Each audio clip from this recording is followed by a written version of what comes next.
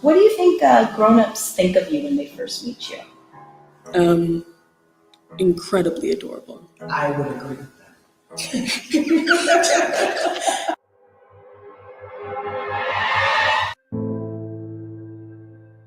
We all clearly love our sons and want to protect them. Mm-hmm. And our biggest fear is that someone will not see them the way that we see them.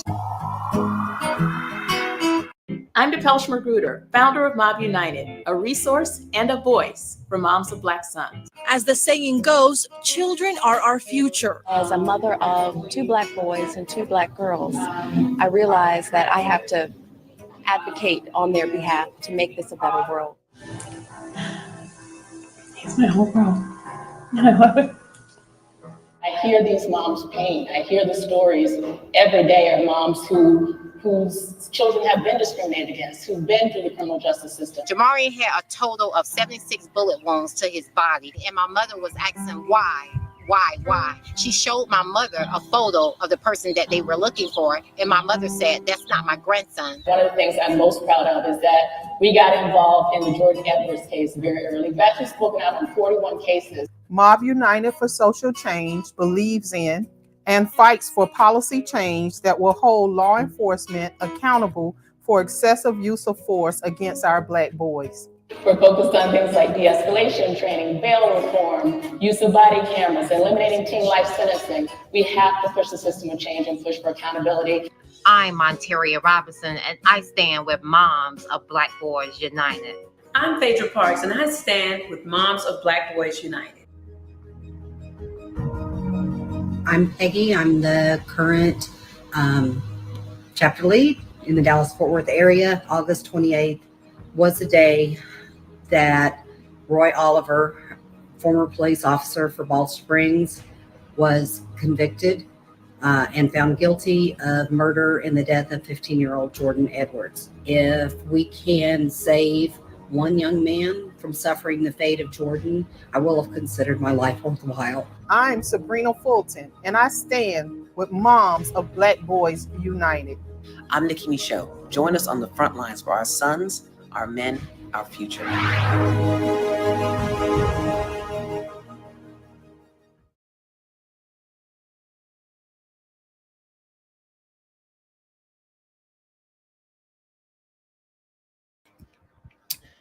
Good morning, and welcome to the first ever Moms of Black Boys United MOBBiversary Telethon. And I just want to thank you for joining us. We will be with you all day long. So if you don't know who I am now, you will by the end of the day. My name is Kimberly Robinson Alexander. I am the Executive Director for Moms of Black Boys United and Mob United for Social Change. I am excited for today. It is an opportunity to reminisce, to look back, to kind of tune into the 8 years that we have been in existence. This is our 8th MOBBiversary. And, a lot has happened. A lot has changed. And then some things have really stayed the same.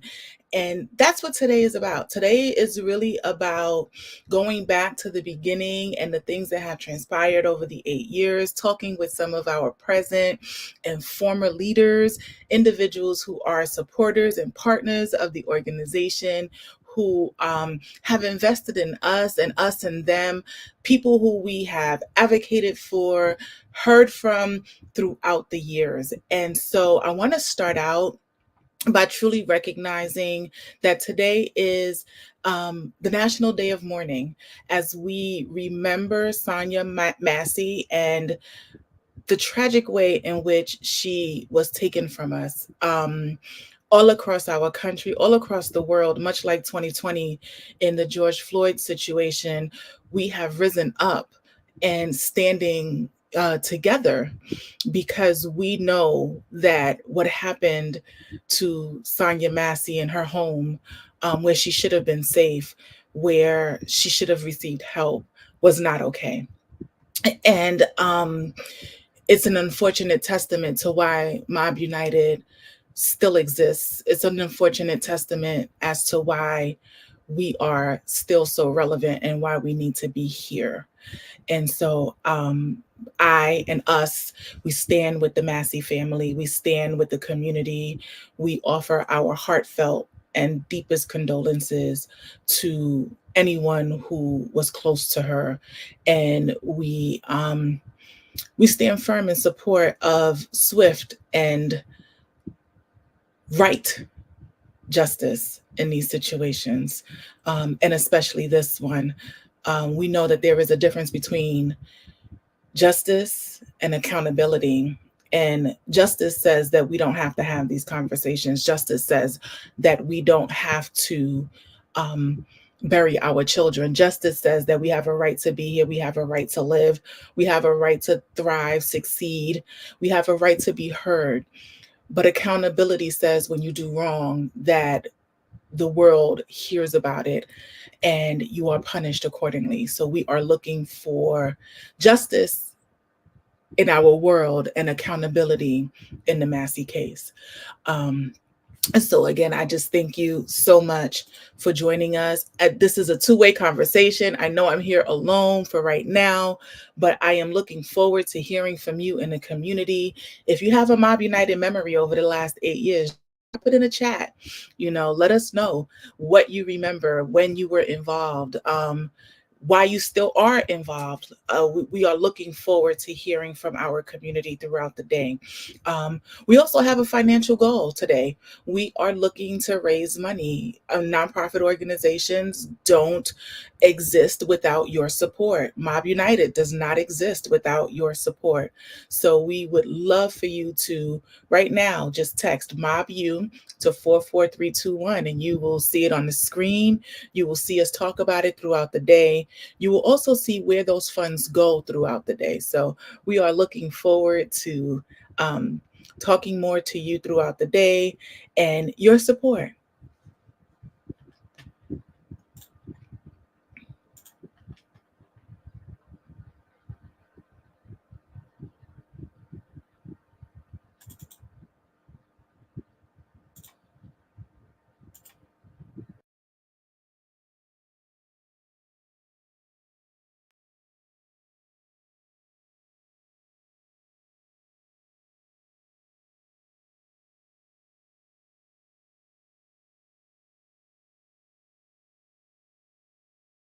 It's all about giving moms the confidence, the empowerment.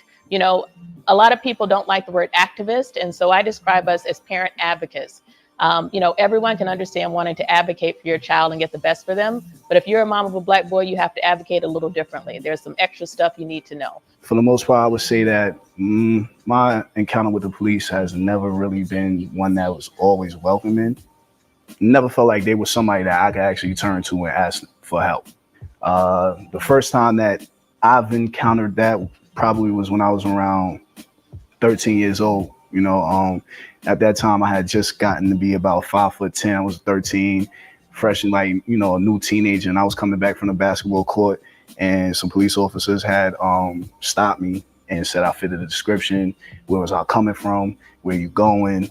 And that was the questioning that they did. They pat me down, said somebody got robbed, something like that. And, for me, I was just, 13. So I was shook. I didn't even know really how to go about, that encounter. I was sitting there like, whoa. Right. And what I hear a lot is that many moms say every time their sons leave home, they're afraid. They're afraid they won't return. They're afraid that there will be mistaken identity, that they'll get pulled over, that someone will target them unfairly and mistreat them. And it's this constant fear and anxiety that we live with that I don't think, parents of other children really can identify with. When I made my very first post on July 7th of 2016, I wasn't trying to start an organization. I was just expressing what I felt. I was just expressing my own confusion and sadness and anger. And that one simple expression of me being vulnerable in that moment connected with so many people that thousands of people felt compelled to join.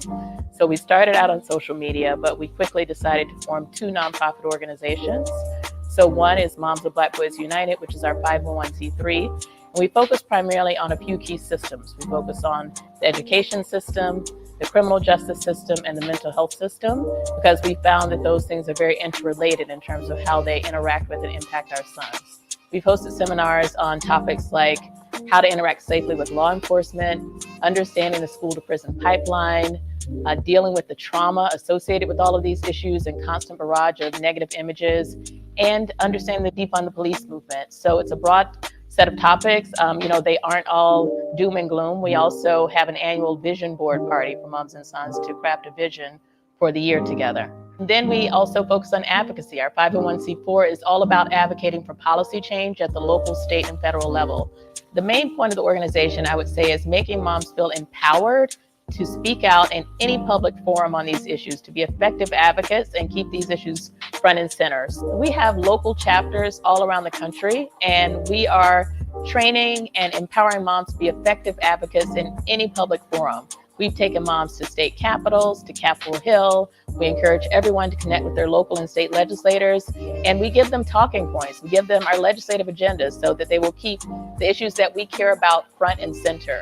I did not intend to start a national organization. It just became that because there was such a groundswell of emotion and support and people feeling like they wanted to do something, because otherwise we're all just sitting here individually thinking about these issues and crying and having this fear and anxiety around it. But what Mob United has provided is a community of empowerment and action so that we come together and feel like we're doing something. I want to live to be old. I want to know me saying that doesn't make me brave, because I deserve the chance to see it happen. I want to be old and gray and love without my wife fearing for my life. You know what it's like to know that if a cop took my life, society won't bat an eye. Media would justify my outline body as thug. Like I ain't have a mother that called me son. Instead, they show a picture of me with a blunt and say I always was a hothead. After all, law isn't about what's right or wrong, but what you can prove. And black men being viewed as human goes against the 13th Amendment. You see, when you're 6'4" and black, you learn a smile is the only difference between Thug and Will Smith, but it still don't matter, because at any given moment, both could be Sean Belled.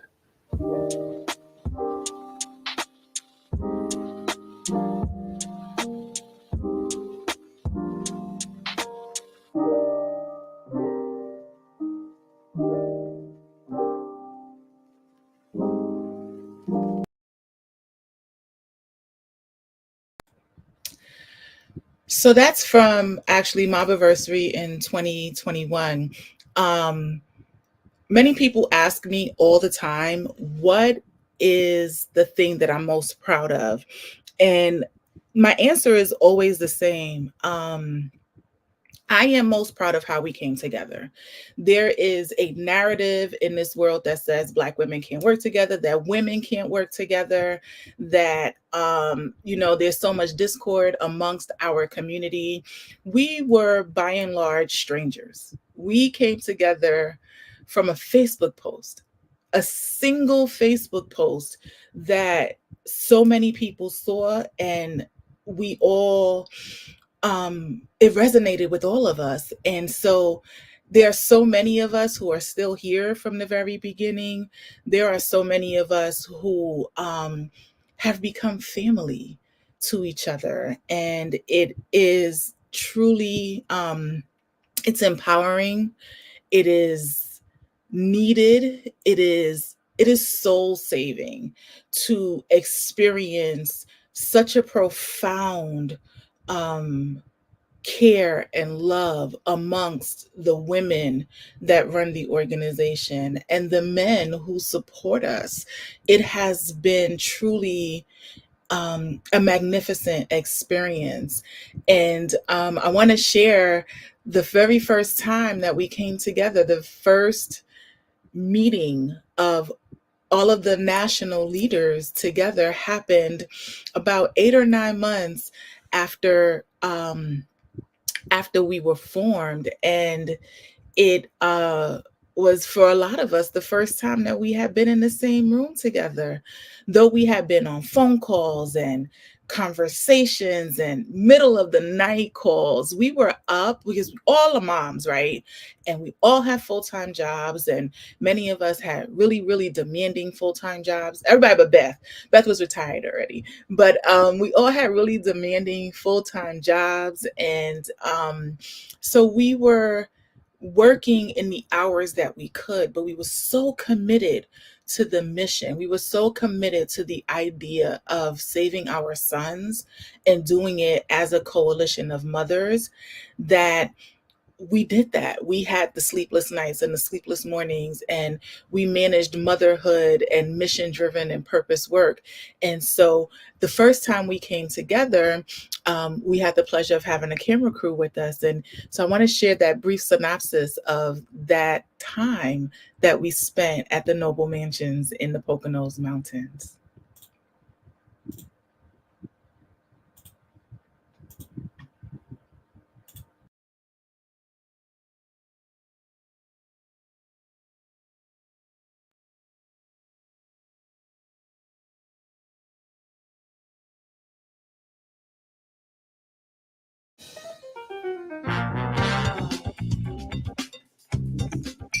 Chicken lollipop. Where are my bartenders? I'm right here. Okay, they're out there. Every single room is booked with an organization called Moms of Black Boys United. Did somebody say, can we eat? Of course we can, please. Hey Enjoy. ladies, would you like to try a fried shrimp and grit? Absolutely. Uh-oh. You gonna make your husband jealous. You better watch out. It's all about Black mothers who are concerned about their sons. So our boys are all different ages, but it's the problems that they face. Similar. This is It's comforting when you get into a group of 170,000 mothers of Black boys, and we all have similar situations. Because we all clearly love our sons and want to protect them. And our biggest fear is that someone will not see them the way that we see them. So what do you tell them? I mean, what advice do you give them if they're out with their friends? I try to explain to him to know your rights, but also be respectful. Absolutely. You know, to also put your ego in check, because our goal is for both our sons and the police to get home safe. Absolutely. We want all of them to come home alive Right. at the end of the night. Oh, that's amazing. That is gorgeous. Oh, yeah. I'm just so happy that they are putting together a platform to really fight against any types of injustices that might come. I know they're going to go far. That makes me extremely proud.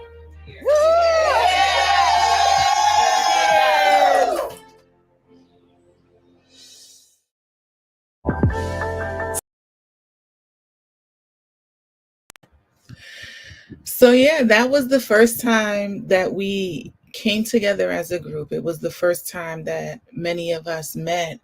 And as you heard in that brief clip, our mission and purpose is not singular in the sense that we only want our sons to come home. We want to live in a community where everybody gets to come home, where our sons are free to navigate the world without fear of being shot down by either vigilante killings or, we know in the Ahmaud Arbery case and the Trayvon Martin case, these were not even officers who killed them.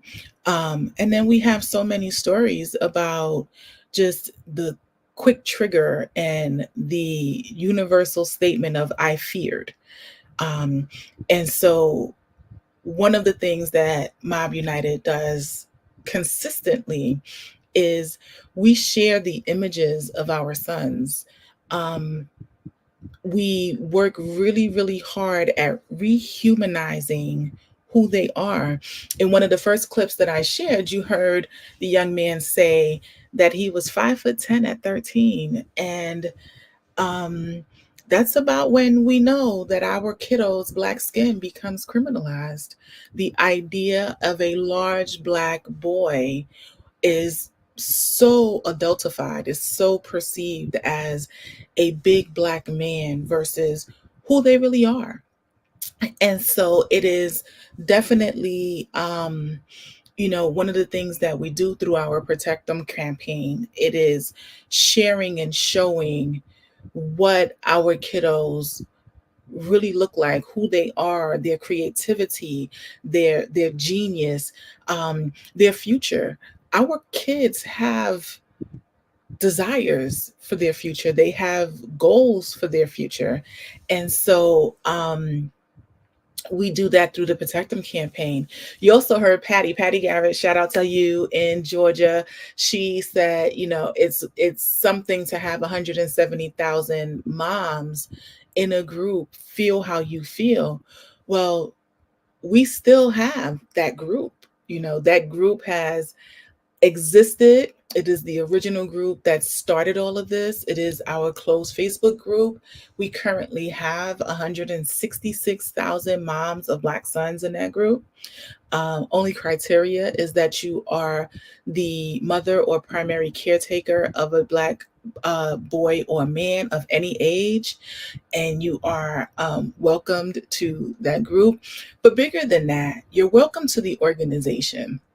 Right. And the 501c3 organization is the resource arm.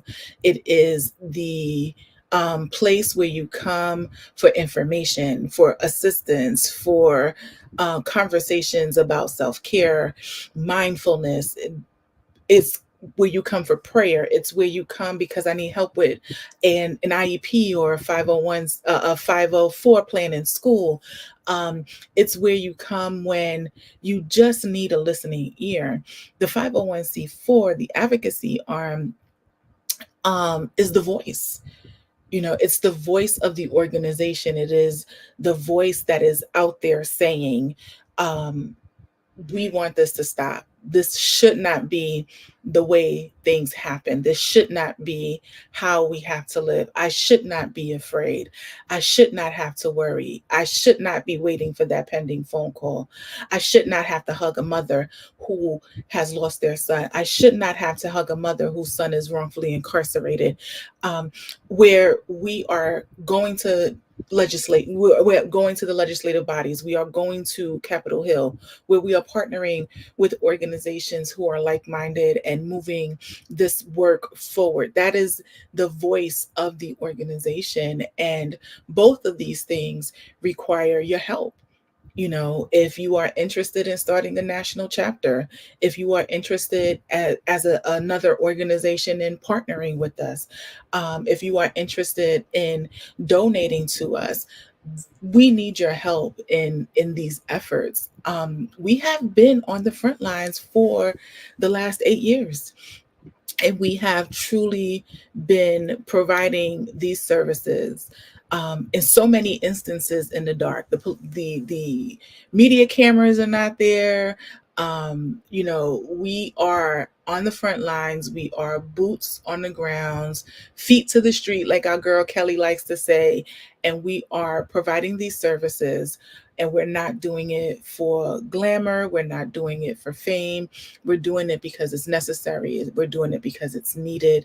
We're doing it because our boys deserve to live, to thrive, to move forward. So if you're watching right now, go to your phone, go to our website, mobbunited.org, or your phone and text MobU to 44321. There is no amount too small. There is no amount for sure that's too large. Again, throughout the day, you will hear more about what it is that your funds go to. If you're interested in volunteering, please email us. You can email specialneeds@mobbunited.org. That will directly come to me, and we can talk about where your gifts and your talents are and what area you want to volunteer. If you're interested in partnering with us, please join us and send an email to specialneeds@mobbunited.org so we can find the synergy within our organizations and continue to move forward. My hope and dream has always been to be able to eradicate this issue, to say that Mob United exists for a different reason. to change the mission and purpose of the organization. I would love to be able to commiserate with moms about how big our sons' feet are, to be able to be a book club and a sisterhood of women who come together because we're empty nesters and all of our children are out of the home. Like, we're looking for opportunities to change why we exist. This work is hard and it's traumatizing. I have watched way too many videos of sons being killed. I've watched way too many videos of sons being hurt. I've stood with way too many families. I've stood in way too many places where people have taken their last breath. And my forever hope and dream is that this doesn't need to happen anymore. And to do that, we need you.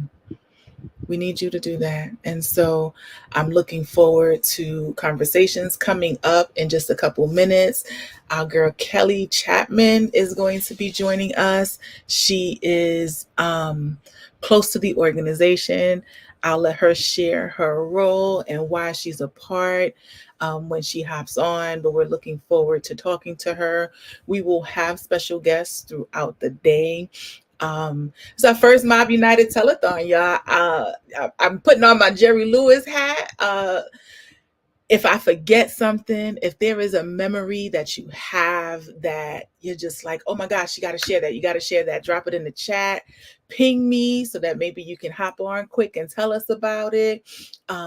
We want to highlight what we do and why we do it, but there have been some remarkable moments that have come out of Mob United and some remarkable moments that have happened throughout the years. There's some glorious moments of friendship and love that have come out of this organization. And I do certainly want to hear about those as well. And so Kelly has joined us. I'm going to have her come on. Hey, girl. Hi. How are you? I'm great. How are you? I'm hanging in there. I'm in the first 30 minutes of this. I got 9 hours to go. Something tells me it's going to go by so fast because I'm sure, that our sistren have so many things that they want to share, and you're just going to chat it up and laugh, maybe cry, lots, inspire. It's going to go by so fast. But yes, keep your coffee. Is that coffee? No, it's tea. It's tea. Yeah, I don't drink coffee either. So yeah, keep that tea, that caffeinated tea nearby. Yes. I wanted to do this because I feel like there's just so much to share. There's so many people to talk to. There's so much important work to highlight.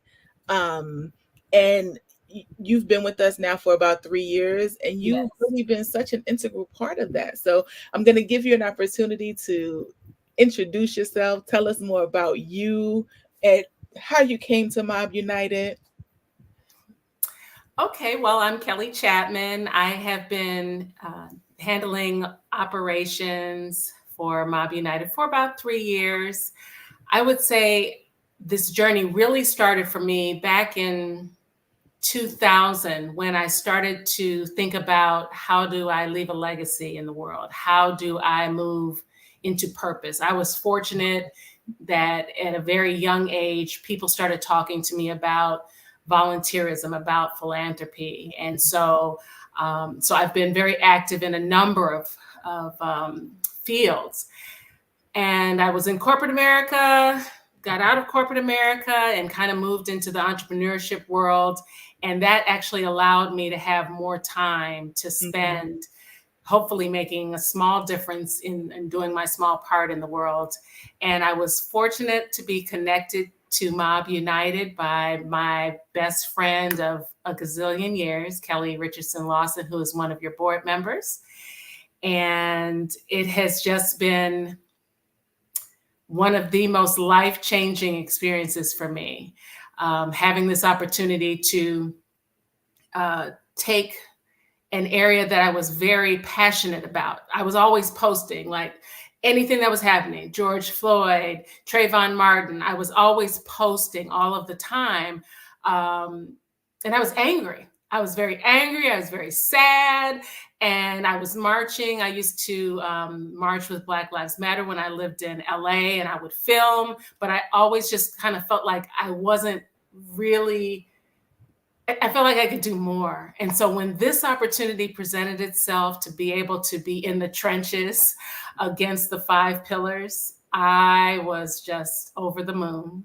And I've seen, you've done, Mob United has done so much even before I joined, but I'm also, since you've been here, I'm just seeing even more, just higher heights and greater reach and just even greater impact. And so I'm really excited and grateful. I'm excited too, but you know, I giggle because you said you marched, and the Pelcher and I share one thing. You know, she and I are really, really different, but we are clear on a couple things. We ain't going out there, you know.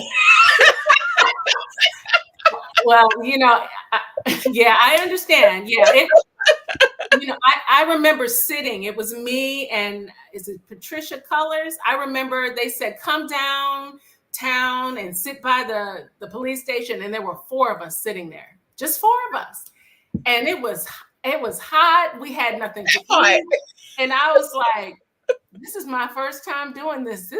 And there's 4 of us." I was just like, you know, but you know, I think there's a place for everybody, and you can do and show up how you want to show up to make a difference. And that's the wonderful thing about what they call actions. So that's right. And it's the wonderful thing that is Mob United, because we have the chapter leaders, we have national leaders, we have volunteers, we have, you know, we have our board members who are part of our board. There are so many facets to Mob United and so many ways to get involved, that you fit, I fit, we all fit, you know, like everybody fits in to the organization, because it is probably one of the most welcoming sisterhoods that exists.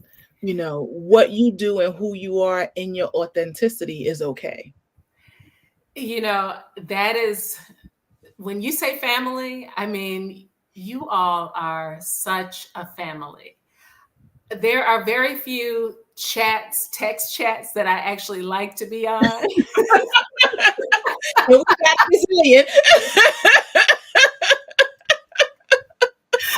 But I love yours because, you know, it's purposeful. Like, you know, if somebody needs prayer, like we're praying. If somebody wants to celebrate something, we're celebrating. And they're usually, you know, what they say, be brief, be bright, and be gone. Like we get in, we get out. Like it's, you know, and, you know, we handle business. And so I really have felt this sisterhood through all of the things that I've been through personally, as well. I know you've been through some things personally, and then us all just kind of collaborating on the mission, which is, you know, ensuring that our boys are protected, our sons are protected. And I don't even have a son, but now I just feel like you got all of ours. Yes. Like you're the auntie extraordinaire.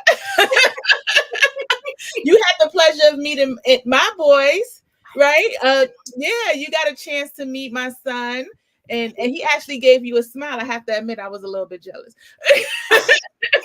He smiled. He was so, he's such a handsome young man and just quite mannerable. And I was like, Kim, you did good. You did good. And I know, you know, we all have our up days and our down days with our kids. I know we do, but yeah, I was so blessed to meet him, and very impressive young man. Very impressive. Thank you. Yeah. You know, it's, you talked a little bit about our experiences, and Pelcher Magruder, our founder, she openly shares how she lost her husband first, and then soon thereafter, her father.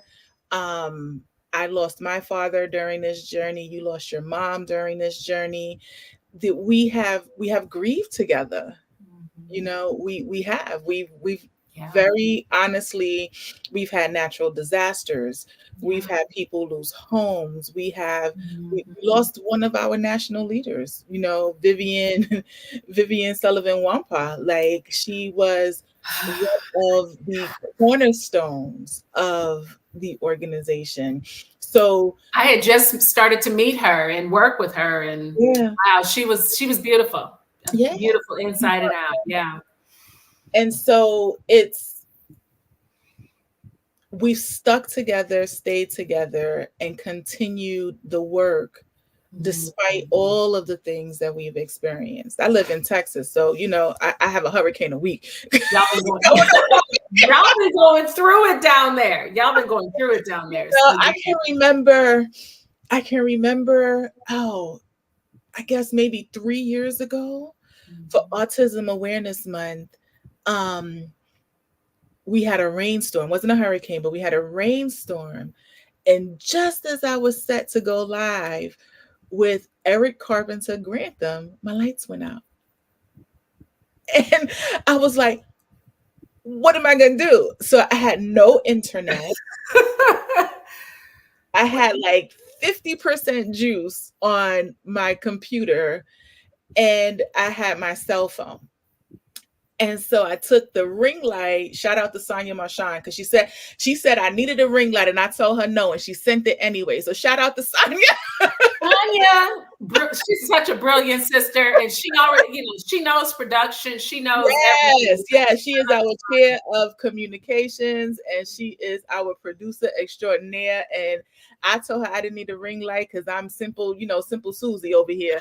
And she said, you need a ring light. That ring light saved my life that day, because I took that little 50% juice I had in my computer, and I plugged that ring light in, and I went live from my cell phone.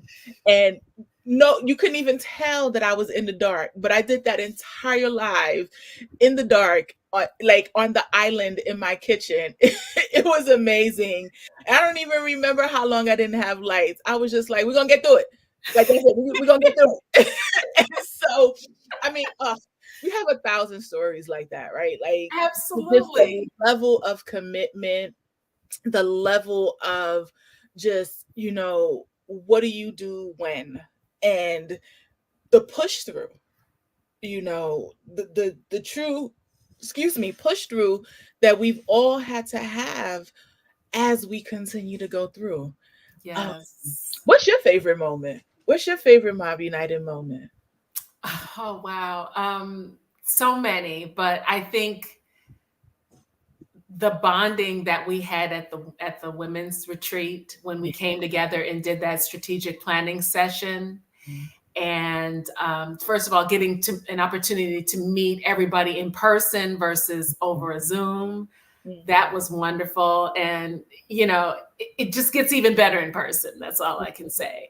And then just having that opportunity to step up a little bit more in terms of the strategic planning work that we did, kind of retooling and refining some of the tactics and strategies behind the mission and the vision, and walking away with, some more true norths with some, specific end goals around them. That, to me, I just felt like, okay, all right, I'm getting my sea legs with the organization, because it was a little overwhelming when I first started. You've got all these state chapters, you've got, different things happening in each state. You've got what's happening from a national standpoint. You've got everything that's happening in the world that you're dealing with. And we've got our podcasts. And so there were so many things and balls in the air that I was trying to not only learn, but try and help manage and support. So to be able to come to that meeting and just really work with us was just, and then just to hang out with y'all, of course. So Kelly's talking about our most recent retreat, which was last year in Georgia.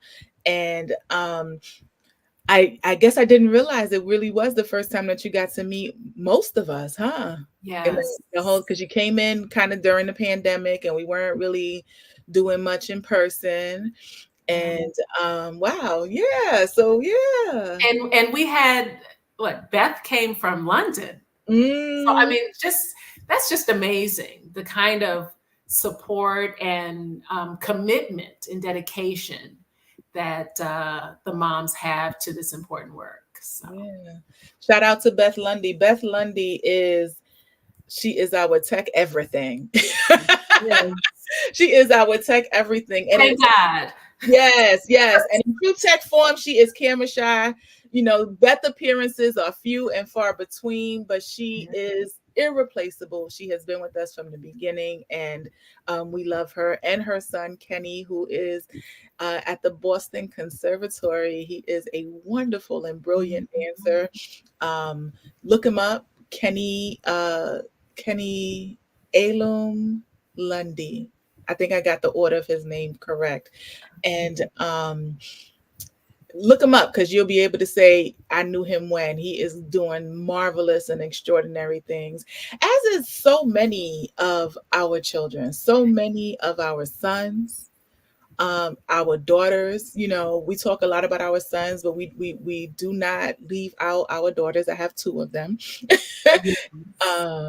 Yeah, you know. And to that end, you know, I mean, like I said, there's so many. Can I just share a couple others that just... Absolutely.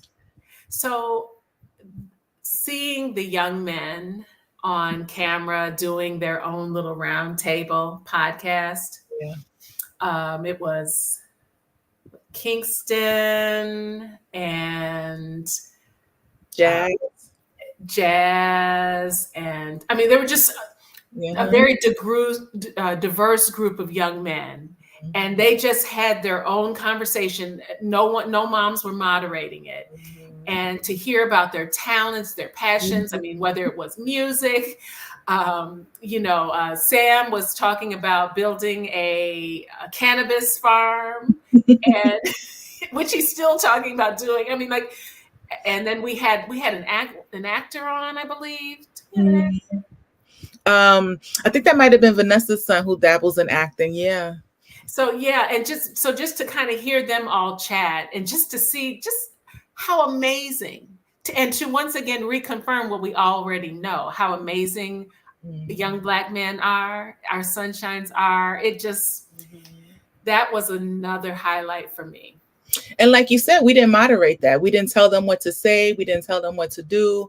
We kind of just gave them the floor, right? And so it speaks to how much is really inside of them, you know, unmitigated just brilliance that just exists within our sons. They have goals and aspirations that the world sometimes just kind of snuffs out. So yeah, I love it when we give them the floor and just kind of let them go with it.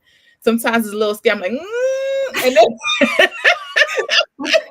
but they never disappoint. They never disappoint. They don't. They certainly don't. They are such a marvelous bunch of, you know, now cousins, right? Like, right.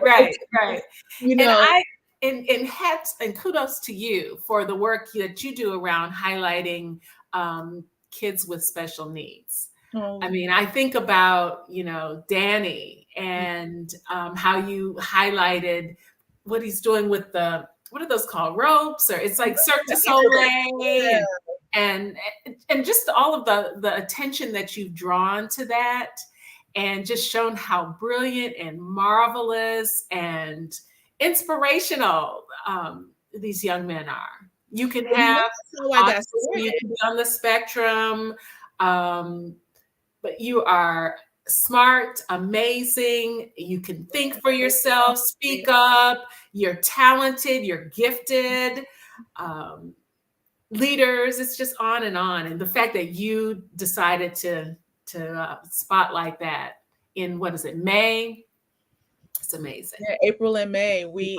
So April, we have our Autism Awareness Acceptance Month programming, and May we have our mental health warrior and information programming.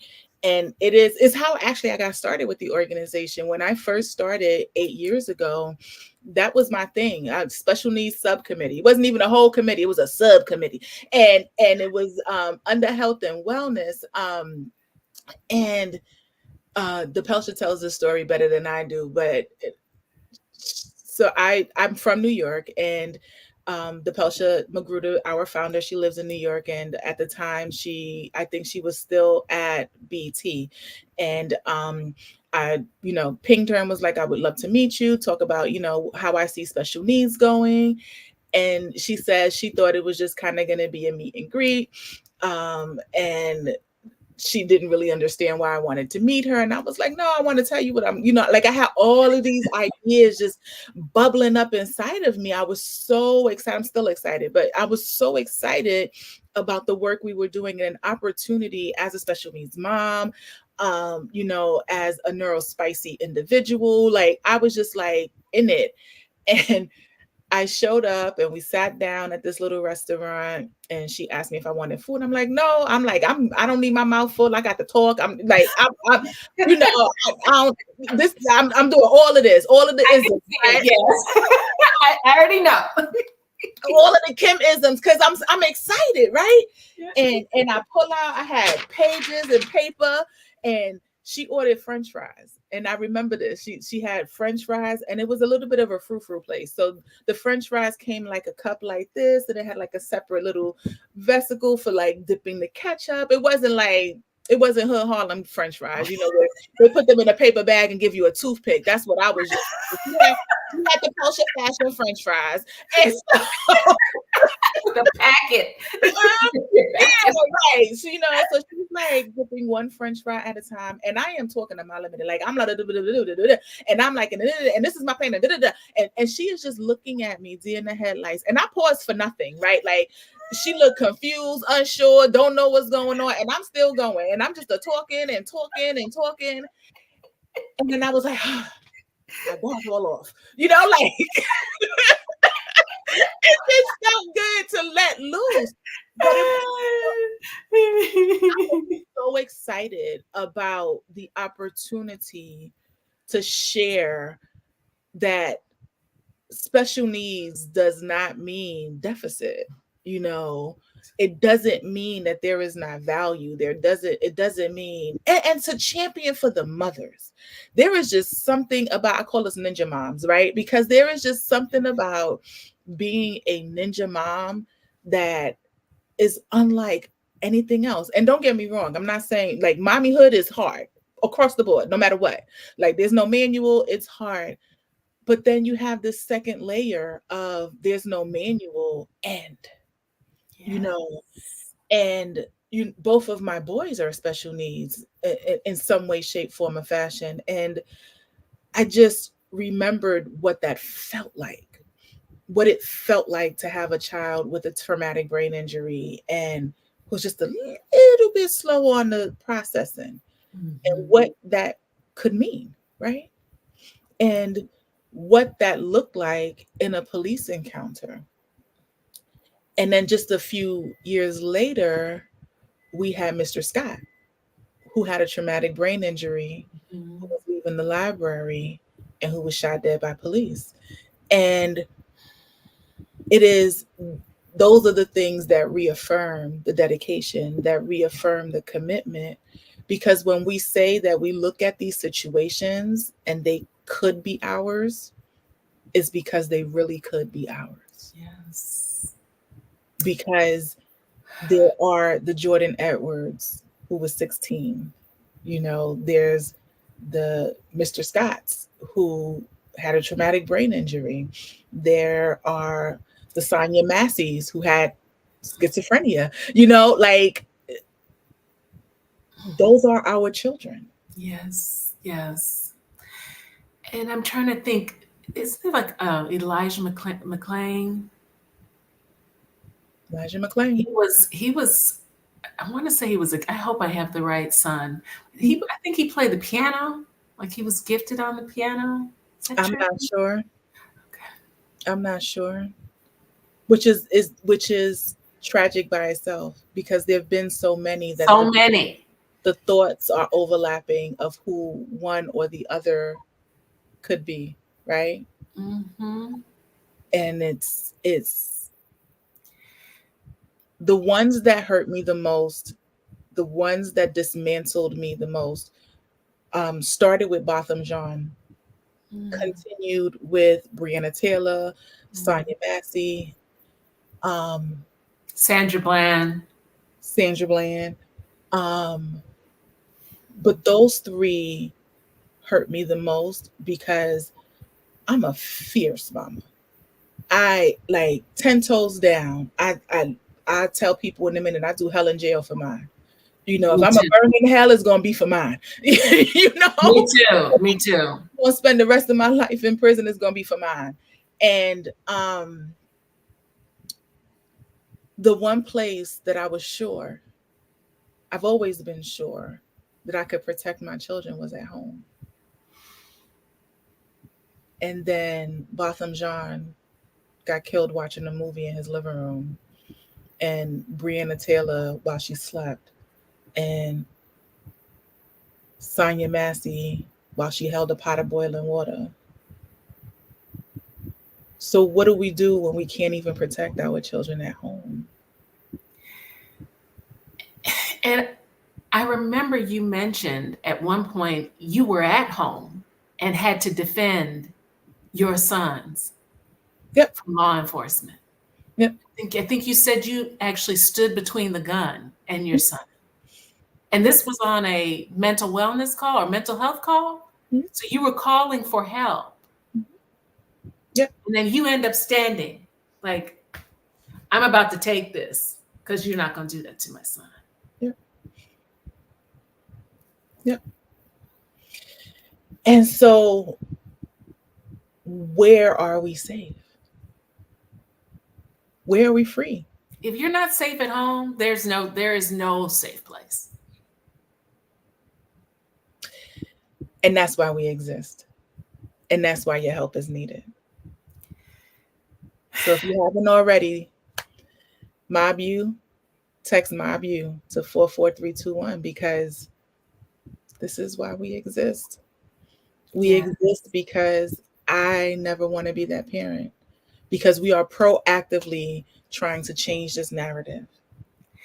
And to that end, the work that we've been doing in partnering to give workshops with police officers to really help them to understand, that everybody has a perspective, and it's not that anybody's perspective is right or wrong, but sometimes you have to shift your paradigm just a little bit. And so to have those opportunities to get in a room with law enforcement and to really talk about it from a mom's point of view, from a son's point of view, to get the law enforcement officers to kind of shift their thinking and shift, how could I do this differently next time? Yeah, I know he was afraid and it's interesting. In the last 24 hours, I've been on Instagram and I've seen police officers actually standing up and saying what happened to Sandra Massey is wrong. Yep. And I think that's a shift that I know we've been hoping for. And all it takes is just a few, and then you can see a ripple. And so hopefully, the few that are starting to talk will cause a ripple. And then the work that Mob United is continuing to do to have these workshops, that's how we protect ourselves. Over those people those officers who are brave enough to stand up, because we've seen that before too, right?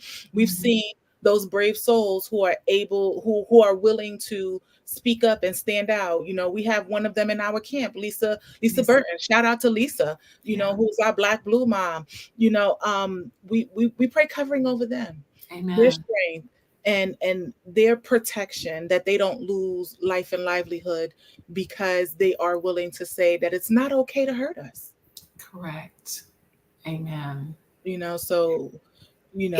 It's such a brave act to step away from the crowd, to take that narrow road. It's very lonely to take that narrow road, but God bless those who are willing to walk that path.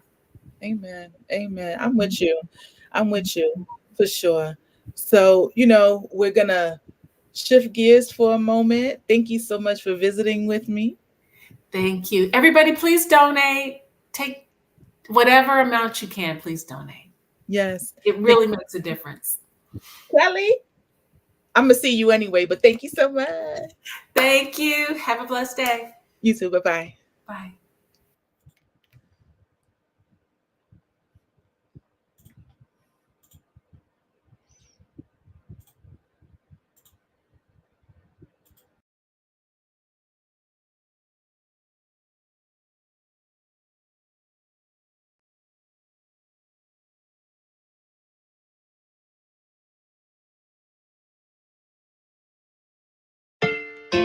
Same as it ever was, but there's gotta be a better way.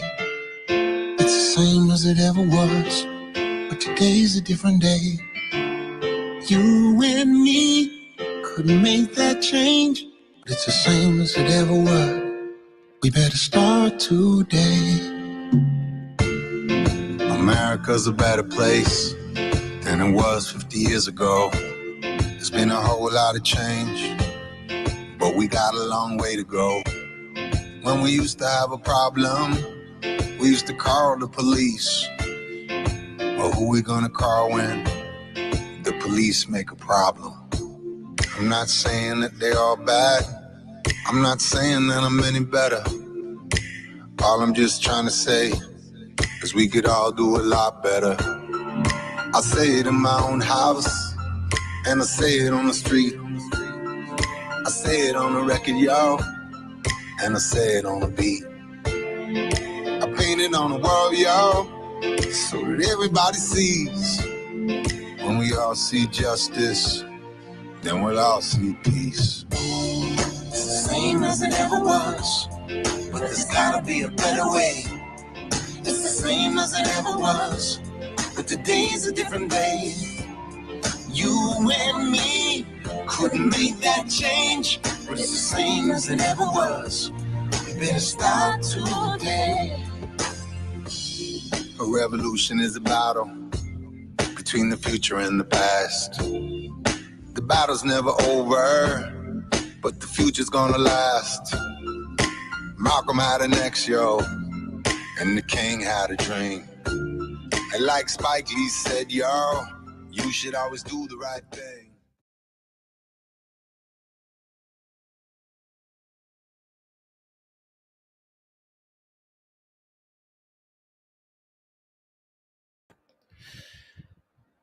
Thank you for the donors who have donated thus far. We are at $401. So thank you so much. If you have sent in your donation, I encourage you to text, like I said, to MOBBU at 44321. Text MOBBU to 44321 or visit our website at www.mobbunited.org, where you can donate there. You know, we are in the first couple of hours of our telethon, so I am encouraged to see that amount. I'm encouraged to see people listening and commenting and sharing.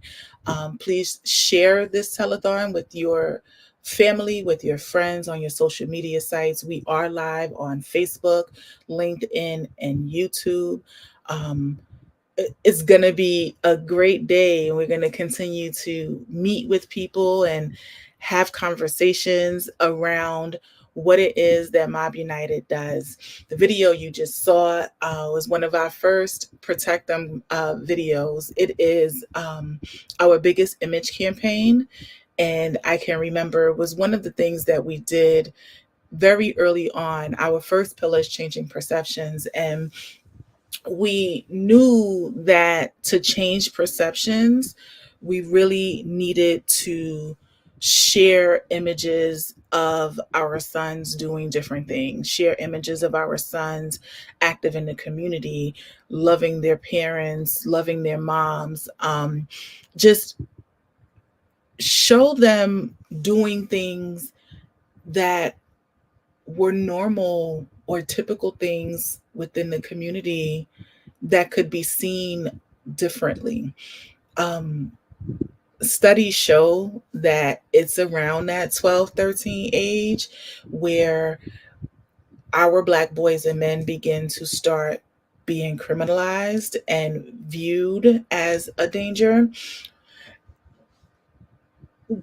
We don't really have an explanation for that, right? Like, other than their height and their Black skin and their difference. We don't have an explanation for that.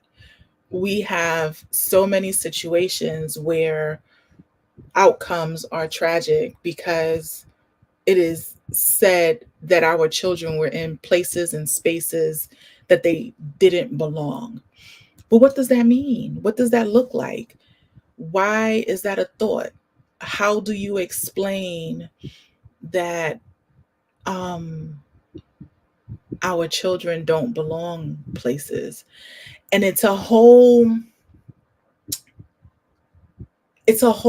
way of thinking, because it then says if our children don't belong there, then Black families don't belong in certain spaces either. And so there's just this larger dynamic that needs to shift and needs to change. I remember watching Origin.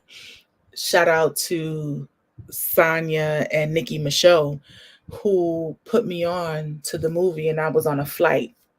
I don't remember to where, but I had enough time to watch the movie, and I watched it. And it is so interesting. If you haven't seen it, you should go out and rent it, do whatever.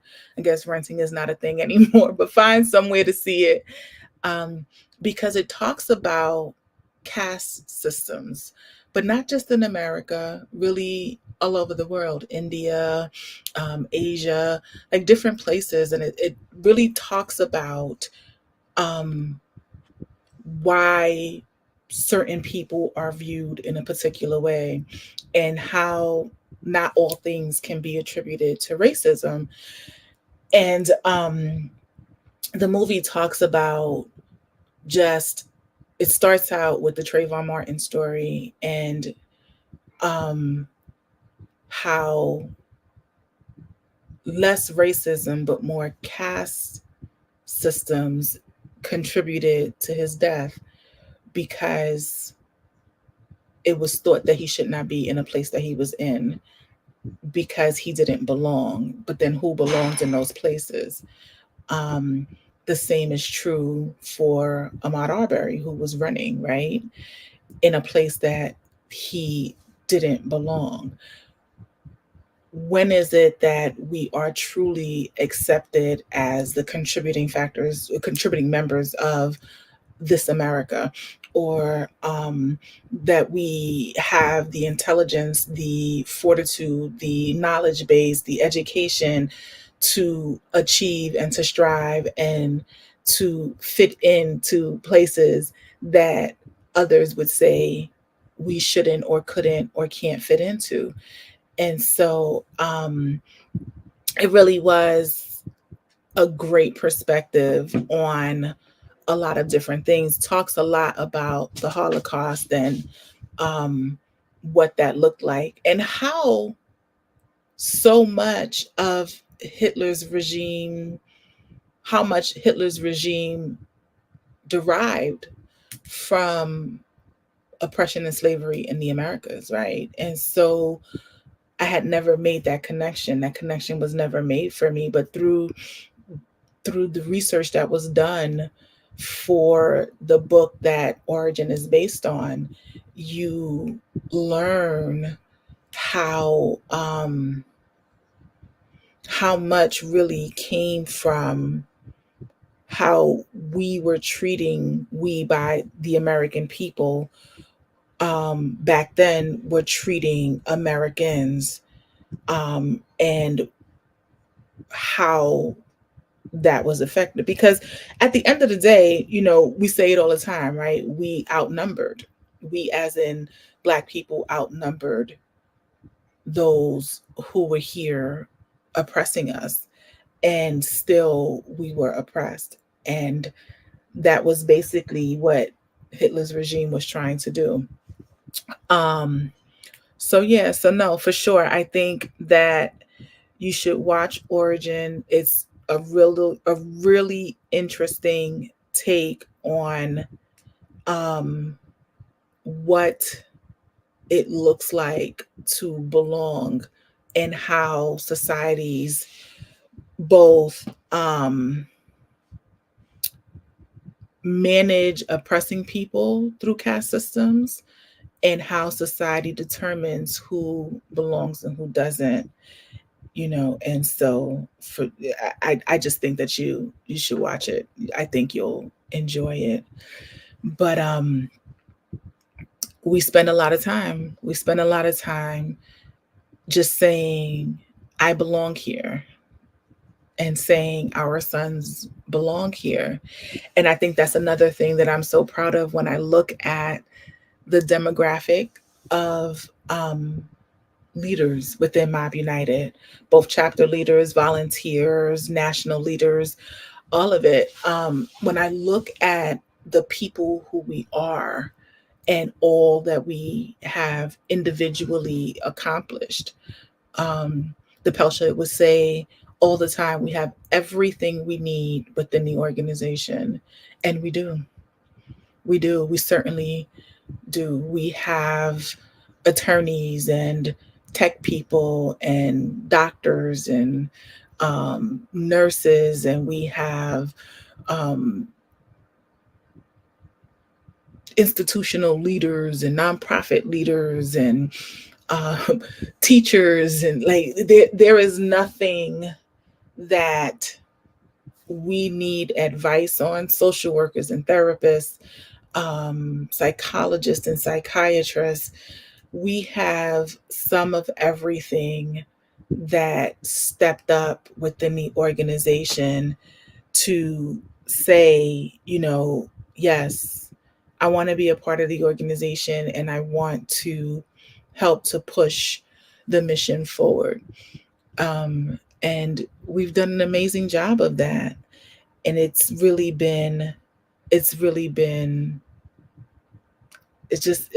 has been everything to so many people. Vivian used to say all the time that when she found Mob United and joined us, that we helped her find her purpose. Her son was an adult by the time Mob United came out, and I believe he was in college at the time. And so she only had one son that she had later in life, and she was an empty nester. And she found a repurpose in her life and a way to continue to protect her son, even though he was not at home with her. A way to do things behind the scenes to make sure that as he continued to grow into adulthood and had dreams and aspirations, that she was still protecting him to that end. And so I always say, 8 to 80, right? Like in my Big Daddy Kane voice, our sons never stop being our boys. They don't. So when you hear Moms of Black Boys United, they will always be our boys. They will always be the child we carried or the child we chose. They will always be the individual who we loved first, and so it is definitely a labor of love. It is a labor of just desire. Nobody wants to bury their child, and nobody should. And way too many families have. And so I remember, I've told the story before, but I'll share it again. I remember when I found Mob United, and I always shout out Autumn Hayes, who's my first friend in life. We've known each other since the womb, and we grew up in the same building, and she invited me to the group when the group was first started. But I found the group in the middle of a time that I was talking to the school board in Katy, Texas, because my then 9-year-old son, who is now 18, had just had his first police contact. And he was 47 pounds. He was getting ready, on the cusp of getting a surgery for a feeding tube because of a condition that he has. And he was in school, had become obsessed with food programs. The condition he had prevented him from eating foods because he has some allergies to food proteins. And so he was getting ready to get a feeding tube where he would no longer be able to eat food.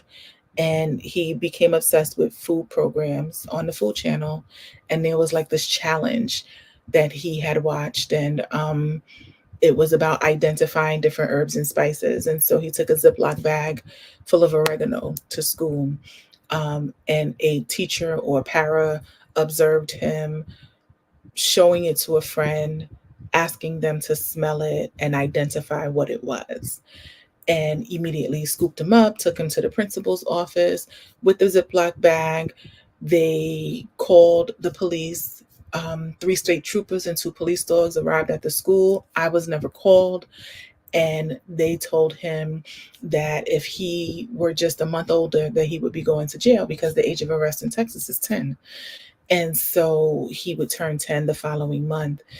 My son was forever traumatized because of that. That was the beginning of the distrust that my son, and to a large extent me, had for police in dealing specifically with my children, right? To be in a situation where my son very innocently brought the Ziploc bag with the oregano to school. They didn't ask why.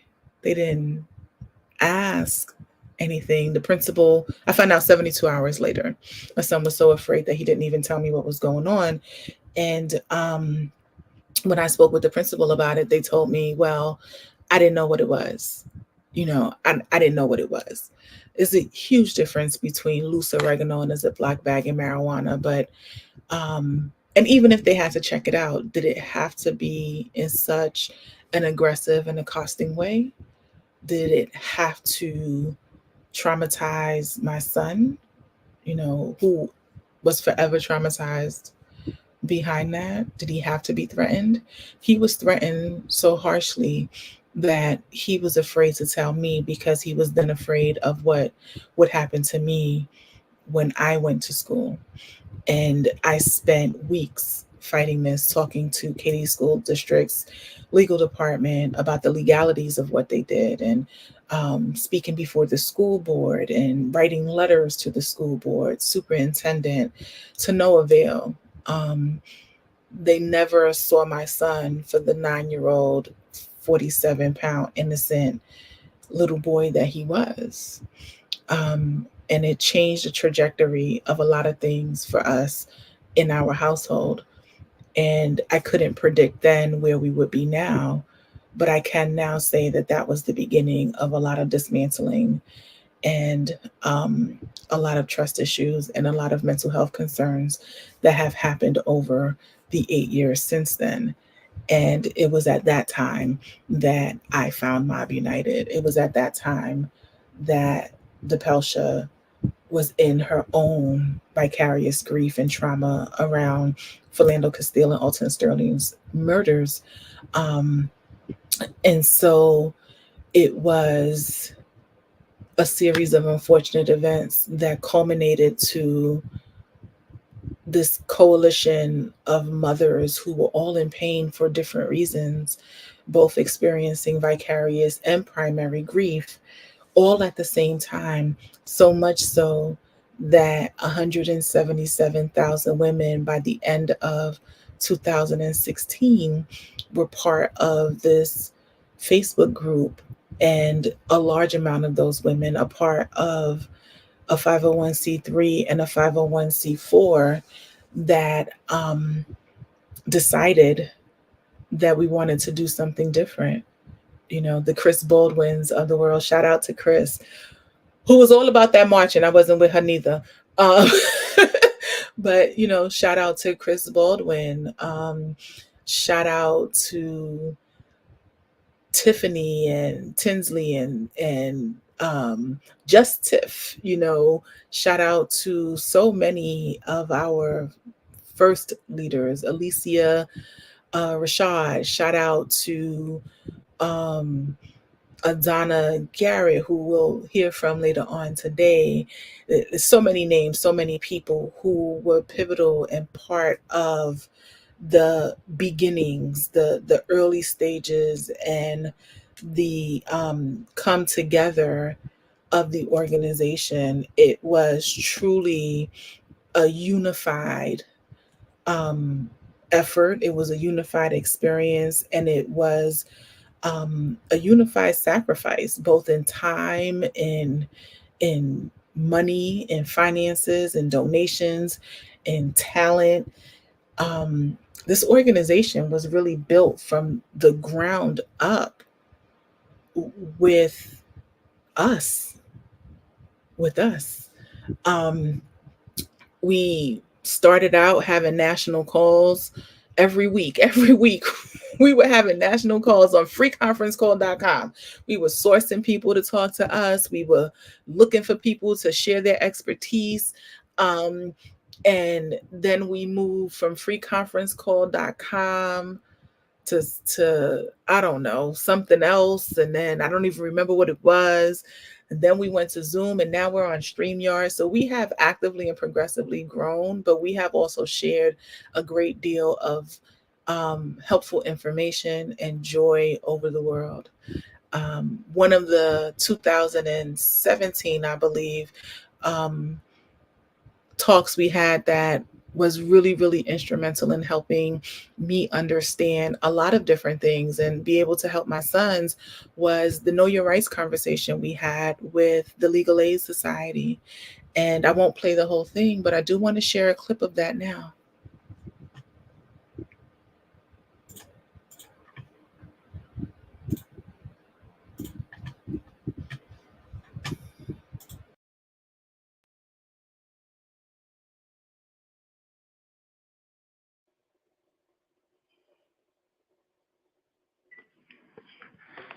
Hi, everyone. This is Tamara Giwa again.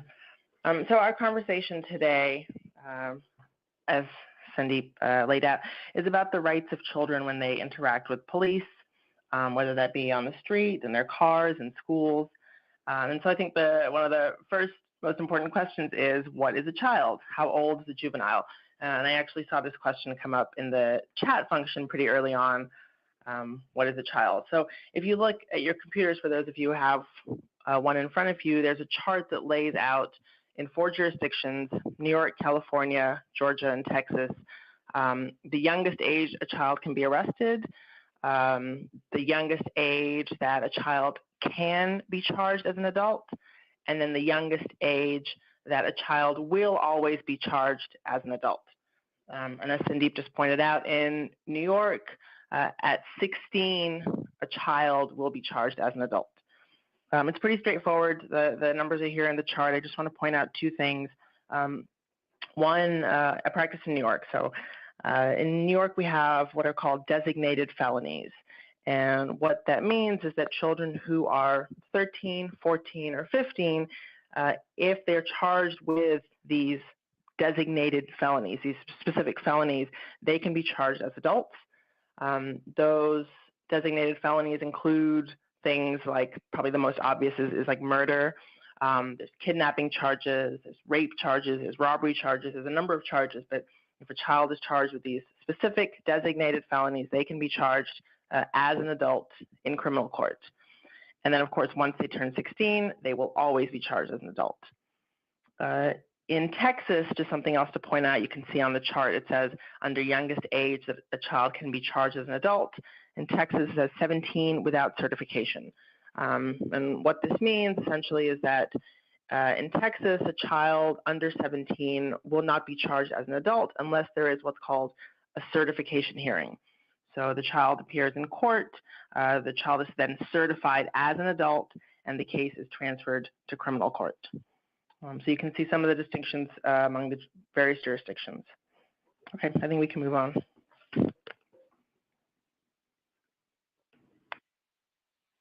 Okay, this is Melissa Shear again from Austin, and we're going to talk a little bit about schools as our next big topic. So let's go to the next slide. Okay, so what should a child do if they're called into the principal's office? It kind of depends on the situation and what jurisdiction you're in, but if it's just the principal or a teacher, then the school does not have to notify a parent. The child should ask for a parent, but the child is not obligated to answer any questions. But if they don't answer questions with just a principal or a teacher, then that may be a violation of the school rules and might have some consequences that way. When it's just a principal or a teacher, then they don't have to be given any Miranda warnings. They don't have to be given a lawyer or anything like that. Now, this all changes if there is a police officer that's in the room or a police officer that is leading the questioning. So anytime there's a school resource officer, police officer, school safety officer, then everything changes and the child has a right to a lawyer and to have their parent there. So that's when they say, I want my parent, I want a lawyer. Even if it's just the principal or the teacher, you still need to ask for a parent, but you won't be entitled to have a lawyer present. So specifically in New York, a school can question a child about a disciplinary incident without the parent present. The child is under no obligation to respond and could ask to have their parent present. In contrast, the New York Police Department is required to immediately notify or make a reasonable effort to have the parent in attendance during any questioning. You should always instruct your child to request their parent when being detained by administrative or school safety personnel, which goes back to what Cindy said at the very beginning. Child needs to definitely say, I want my lawyer and I want my parent.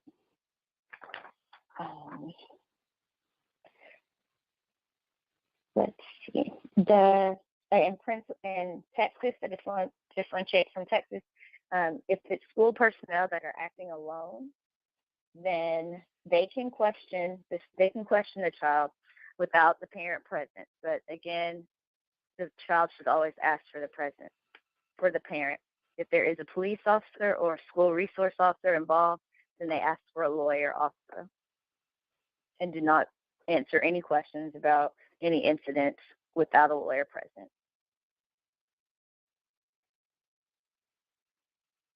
The same is true in California. If it's just a school official, then they can question without a parent, without a lawyer. But if anytime there's an officer involved, then the child has the right to ask for their lawyer and their parent. Next slide. This one addresses if your child has special needs, and if your child has special needs, there are certain protections that the federal government or federal laws have put in place. FERPA prohibits any school entity from sharing with their resource officers and just officers minus your consent any information as it relates to your child's special needs and mental health needs or whatever the needs may be. So in order to make sure that the officers that may have interactions with your children are aware of them, you want to get with the school because you can sign a consent for them to be able to disclose to officers, look, this is what's going on with this particular child. You also want to make sure not only that you have a relationship with the teachers and the administrators and they're aware of all of the needs of your child, you also want to make sure that if there are school resource officers, that you have a conversation with those resource officers and introduce your child and make them familiar with their child. So when they have interactions, they're not totally caught off guard with any situations that may arise. And it helps put it in context if there is a situation that comes up. Next slide.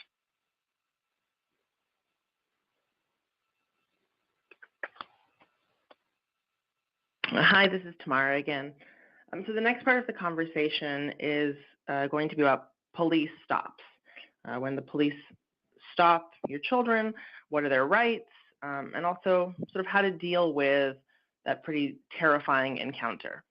Can we move on to the next slide, please? So I'm going to discuss the next 2 slides sort of together. They cover pretty similar information. I think the most important thing you want to remember, and of course, this must be a conversation that every mother here has had or is going to have with their child, but the most important thing is maintaining personal safety. Your goal always is to remind your children that they want to avoid harm coming to themselves in any encounter. They want to remain safe. They want to get out of the situation alive. And of course, to try to remain as calm as possible. So if the police stops your child is allowed to ask the police officer, why am I being stopped? Right? They can ask questions. Why am I being stopped? If they're being held by the police officer, they can say, am I free to leave? Remind your child to ask, very short questions. One way of remembering it maybe is questions no more than 5 words. Why am I being stopped? Am I free to leave? If the police ask your child if they can search them or their property or their car, your child should politely say no. They should say, you can see on the slide on the right in big letters, I do not consent to this search. I am not agreeing to this search. I do not want to be searched, however they want to phrase it. Your child has the right to refuse to be searched.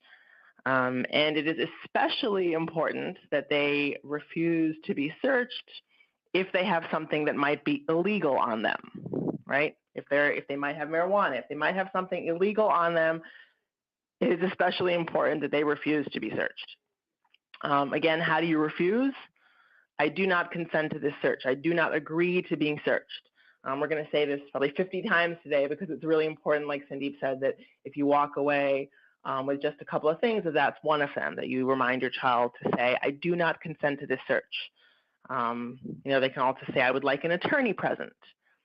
The reason that it's so important to say I do not consent to this search is because if you do consent, if you do agree to being searched, if your child agrees to being searched, they cannot then later challenge the police officer's actions if the police officers do find something illegal in their car or on their person, if they're subsequently arrested, if they consented at the time of the search, they cannot challenge it later. So it's very important for them to say the words, I do not consent to this search.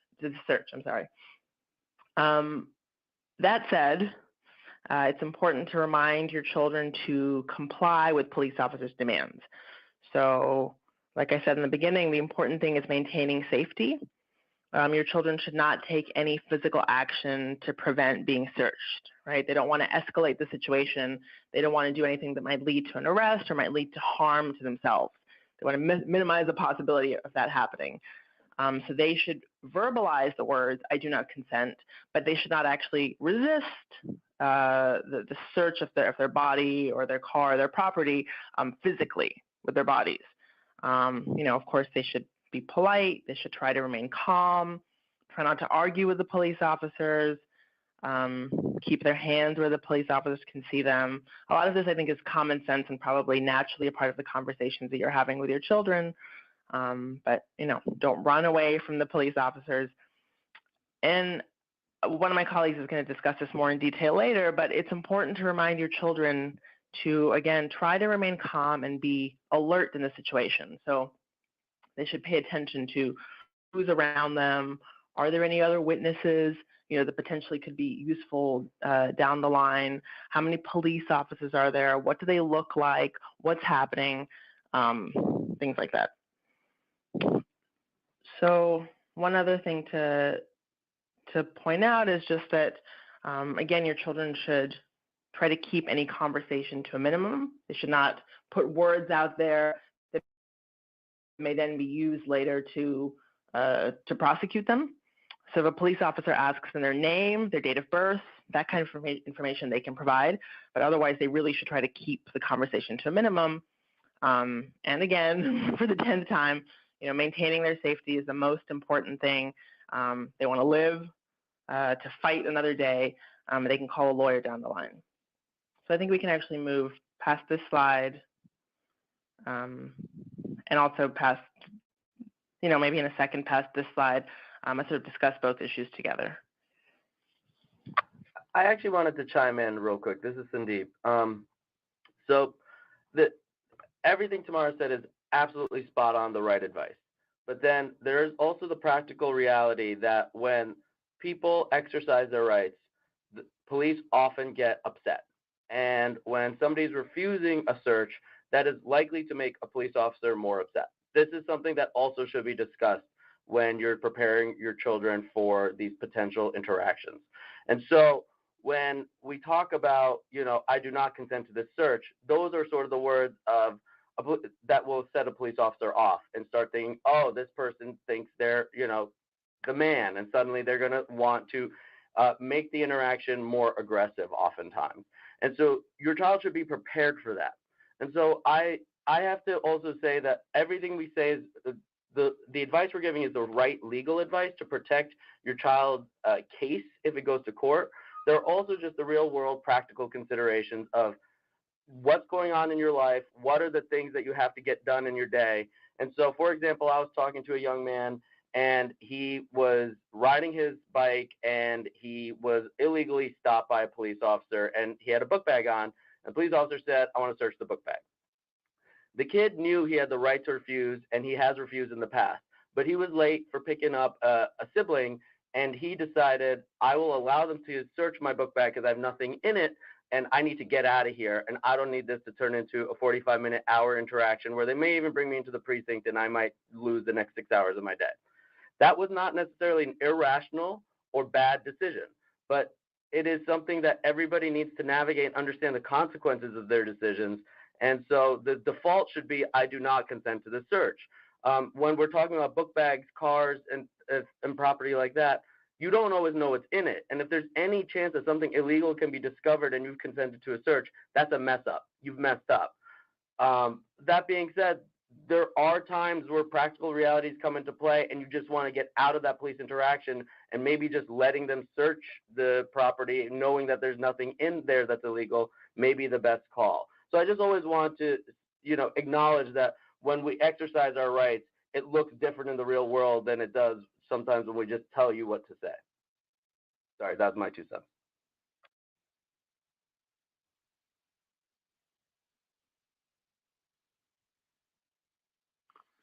One of the things that you have is when you deal with a police officer, you need to be alert and you need to be aware of everything. I'm sorry, could you speak up just a little bit and move a little closer to your phone's microphone? Thank you. One of the things that you need to be alert and active when you interact with police officers, it can be an intense time, and there are a lot of things going on, but you need to make sure that if you're in a spot, you get a badge number. You see who the officer is. Take a visual note of who the people are around. These things come in handy when it comes to litigating your case. A lot of times, you'll have situations where the officer says something happened that did not happen. And if you're just focused on the officer, sometimes you forget to look and see who's around, who was there, who saw it, where the officer was positioned, what his badge number, how many officers were there. All of those things become so important when you get into court because it allows your attorney to subpoena things like any video recordings.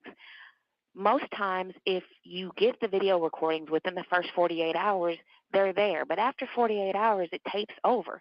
So you want to know, this is where I was, this is around the area, and you relay that information as quickly as possible.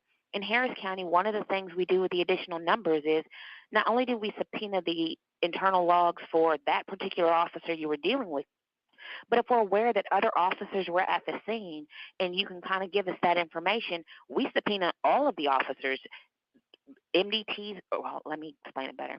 What we subpoena is their radio communications. And we subpoena it between all of the officers that were present. The reason that's important is because sometimes your officer might have whispered something to somebody else and they've relayed it to another officer via their radio logs, and you get good information there. The more you're aware, the better you put yourself in the better position you have to fight against whatever case that you'll have. Next slide. This one is on filming the police. It is crucial. A lot of progress that people have made is because of the tapes that they have of officers. Yes, it's important to know where you are so your attorney can go out and subpoena any of the video footage, but we can also create our own evidence to help fight our cases. Kids are really good at using their phones. There's a way that you have to do it in order to make it safe, and we can handle it stop by stop. If it's just a consensual encounter and the officers are approaching you and your phone is already in your hands as it is with a lot of kids, hit record. You may not have time to go to Facebook Live and click on the live feature and start uploading there, but even if you hit your home button, if you have a Samsung, if you hit the center button twice, that automatically takes you to your camera. You hit record and it starts. Your child, and you don't have to put it up in the officer's face, but what you do want is to memorialize whatever that conversation was and whatever happened. We talked about earlier how you have instances where you'll tell the officer, no, you can't search me, and the officer searches you anyway. We need that information for two reasons. If he searches you after you said no, you don't get that evidence in. It has to go. So we need that in order to get that kicked. If it's an officer that you clearly told no and they searched you anyway, your no is on tape. The officer's violation of your right is on tape, and sometimes we get mad and we forget to do that last part that is crucial. I don't want the officer reprimanded. I want the officer gone. And if we file complaints and we have tapes to back up his lie, especially if he's documented in something like an official record, an offense report or a write-up, that it didn't happen the way it happened, that puts us in a position to better argue to get that officer gone. When you file complaints, at least in our office, one of the first things I request is his jacket. I want to know everybody that's complained on him, because if he has a history of doing this in the community, when he's done it to my client that's 25 to life, I get to call all of those people that said he did that to me too in order to try to get that evidence kicked. We have to go beyond just how do we defend them, but how do we get rid of the ones that are trampling over our rights? And some of the best ways to do it are recording. If you're in a car, I don't want you to pick up an evading charge. And that's when you're driving and they said you didn't pull over for them. So what I advise my clients to do, and what I advise people that we speak to in our communities to do, is grab your phone before you pull over. The first thing you do is you slow down. You put on your flashers. You turn on your phone. You put it in your seat, and you allow it to record the whole incident. You don't need to bring their awareness to the fact that this conversation is being recorded. You want that to stay as evidence. And if you're not using one of the apps that allow you to download it so they can't destroy the evidence later, you definitely want to make sure you lay your phone down, you have a clear conversation. You want to be polite. You want to be respectful. You want to be polite because that's the way that we're raising our kids.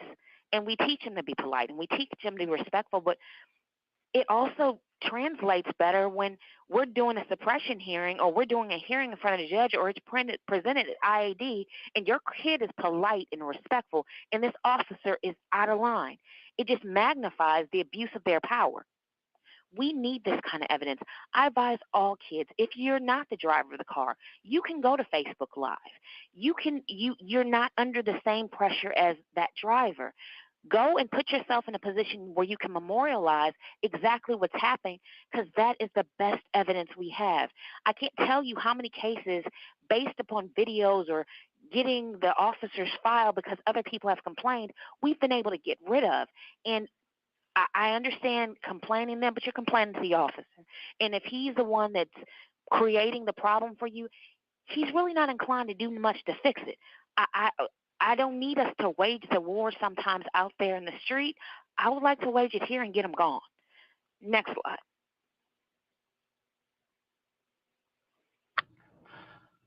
I wanted to also, in terms of the filming the police, I wanted to also mention that in New York, at least, a lot of the police encounters are on the street, and what the police will often do so we have a a group of civilians called Cop Watch who will film police encounters. They'll often arrest the people filming them by saying they're obstructing governmental administration. They got in the way while the police were trying to effectuate an arrest or something. And so one piece of advice we give when training people is to take a step back, take another step back, and go as far back as possible so that the police can't say bogusly that you were obstructing their governmental function, that you got in their way in any way. So if you're 20 feet away, you're across the street, there's no way they can say you were impeding their arrest or ability to arrest. I also want to brag for a second about the Legal Aid Society. We have a program called the Cop Accountability Project, which is gathering all the evidence and data about lawsuits against police, civilian complaints against police, and we put them all into a central database. So anytime somebody's arrested and a case is brought to criminal court or family court, we search that police officer's name and we know their record or history of disciplinary issues. And so what Diave was saying about filing complaints, they're so important because they can help us find a track record of people who have been sued for misconduct, for planting evidence, for excessive force, and things like that. So it's really important to call attention to bad police so we can do something about it, because to date they haven't been held accountable. Okay, so this next slide we're talking about is the level of intrusions that police can have when they stop someone or encounter somebody. So this is a dense topic, and I'm not going to get into too much detail. If we have questions later about this, we're happy to answer them. And this is good. Could vary a little by jurisdiction, but it's mostly the same advice. So the thing you want to think about when a police officer is stopping someone or is questioning someone is, how much does the police officer know? So the rule is, the more a police officer knows, the more suspicion they have, the more intrusive they're allowed to be. So in New York, we have, and there's the federal constitution, that is our baseline of rights. But individual states are allowed to create more protections than the federal government. They can't take away any federal rights, but they can add to your rights. So New York is a little bit more protective in street encounters and police encounters than other states. So we have this prominent case called People v. DeBoer, that's from the 70s, and it created it basically created 4 levels of police intrusion. And all of it's framed on how much does the police officer know when questioning or stopping you. So the lowest level, level 1, is an approach to request information. And so that requires an objective, credible reason, not necessarily indicative of criminality. What that means is a cop comes up to somebody and says, yo, do you know where the party's at? You hear about anything going on? You let me know. What's good, blah, blah, blah. Just fishing for information when they're talking to people. So the normal interaction I see in New York is when a police officer sees a group of black boys, comes up and just is digging for dirt about what's going on in a local NYCHA project or something like that. Level 2 is more pointed questions. So that requires the police officer to have more specific evidence. So they need to have what's called a founded suspicion that criminal activity is afoot. So what this would be is they see a group of 5-10 people running all from one direction. So then they stop them and they're like, what are you running from? Where are you coming from? Where are you going? Why are you running? Because they are now asking specific pointed questions about the individual they're questioning. So this requires them to have more information. And just as I'm talking about this, what's important is this will help everybody understand when you're being confronted by the police, think about what do they know? And if they can tell you, the more they can explain about what they know, the more you can understand how much they're allowed to stop you or intrude upon you. So levels 1 and 2, you're free to leave. You can walk away, okay? However, if you run, flight in New York in and of itself isn't a reason to just stop someone, but it adds a level of greater suspicion. So if there's somebody who's running and the police thinks it's for no reason, they can ask them, why are you running? So they can go straight to a level 2. Now, if a police officer says, why are you running or where are you going from? And they run again, then the police officer might have what's called level 3. And that's an actual stop, a forcible stop, or under federal law, they call this a Terry stop. And at this point, the police need reasonable suspicion that a person is involved in a crime. Okay, now this is when a police officer says, no, you're not free to go. So they are allowed to hold you. And this isn't an arrest. An arrest means they're allowed to hold you and process the arrest. This is allowed to hold you temporarily. A common example of a level 3 stop would be there's a 911 call. Somebody says that black male in his 20s wearing a red hoodie just stole my cell phone and is running eastbound on 42nd Street. Police officer sees somebody in a red hoodie on 43rd Street running eastbound. They pull that person over. They hold them, say, no, you're not free to go. You meet the description of someone who may have committed a crime, and they'll bring over the victim of the case to identify whether or not that is the person. That is what's called an investigative detention temporary seizure. So when the police are doing that, they can also stop and frisk. And in New York, there has been a lot of litigation about stop and frisk, and we can talk more about that.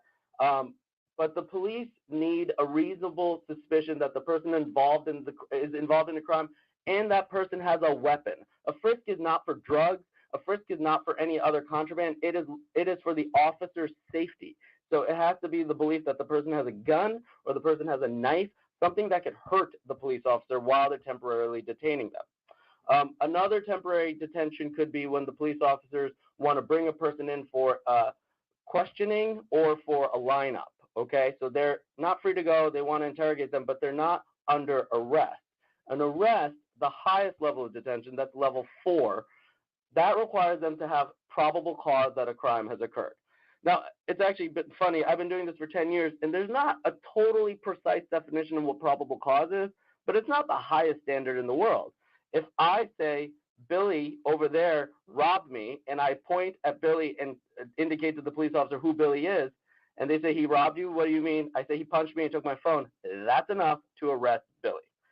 Probable cause doesn't mean that the police have to do any thorough investigation. It doesn't mean that they have to have a high degree of certainty that the person committed a crime. They need a complaint, and they need some level of identification, and that's about it. Now, they don't even have to find the stolen property. A lot of times we have cases where there's weapons involved and the police do not recover any weapons. That doesn't mean they can't arrest you for for a case of armed robbery or something like that. They can arrest you even if you don't have the property, so long as there's a complaint made and somebody's identifying that person as committing a crime. So again, stepping back, when you're talking to your kids and you yourself may be involved in a police interaction, always think, what do they know? And then, are they allowed to hold me right now? And so just always think about that when understanding that if you ask if you're free to leave and the police officer says no, why are they saying no? Are they allowed to tell you no? Now, again, we go back to what Tamara and Tiava have said earlier. You don't necessarily want to run. You don't necessarily want to do anything that can get you hurt. But you should also be conscientious that the police may be acting above and beyond what the law allows them to do. I've been talking for a minute. Does anybody from other jurisdictions want to chime in on just sort of police stops right now before we move to the next slide?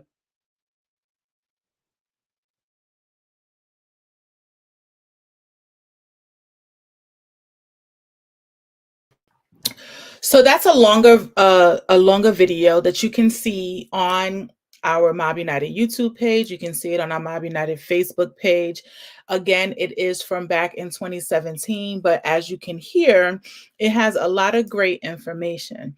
One of the things that Sandeep said that really, really made perfect sense to me is the real world, right? Like, these are the rules. So there's a couple of things that I want to piggyback off of. To be able to speak the law, to be able to speak the rules, then you actually have to know the rules, right? So it is incumbent upon us to know what our rights are in the areas that our children navigate, in the area that we live in. We need to know what those rights are. And Mob United is committed to sharing those things with you. We both do a lot of behind the scenes information sourcing about legislative actions in these areas. We certainly were a part of the Raise Your Age in both Louisiana and in New York for the age of arrest. We were part of that legislation. We have also really try to keep our ear to the ground as it relates to the different actions and the different things that are happening in jurisdictions.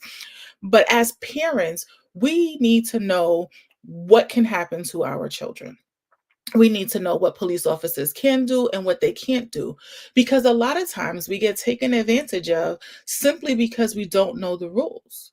And then sometimes, to Sandeep's point during that video clip that I shared, sometimes even though we know the rules and we know we can refuse and we know we don't have to comply, sometimes it's easier to just do so, right? And fight it on the back end. I tell my kids all the time, when you're with an adult, even when they're wrong, I want you to, as long as it's not going to bring hurt or harm to yourself, I want you to do what the adult tells you to do. And then I want you to come home and I want you to get me, because then it becomes an adult to adult conversation. And we want to make sure that our kiddos are remaining safe, that they're not being suspended unduly, that they are not being arrested or detained unduly, and we want to make sure that they come home whole. We talk a lot about our kiddos being killed, but there is more than them just being killed. There is also the effects of these encounters. The effects of these encounters on their mental health, the effects of these encounters on their relationships with community and police officers. And ironically enough, I was in one of these positions while I was doing a podcast with Marvin Anderson and his mom, who Marvin Anderson is an exoneree from the Innocence Project of New York, one of the partner organizations that we work with. And I was in the middle of that podcast talking about the 20 some odd years it took him to free his name and to be exonerated for a crime that he had not committed. And I then found myself having to lean on my Mob United community and having to be transparent in that very moment because my 17-year-old son was detained by police. Check it out.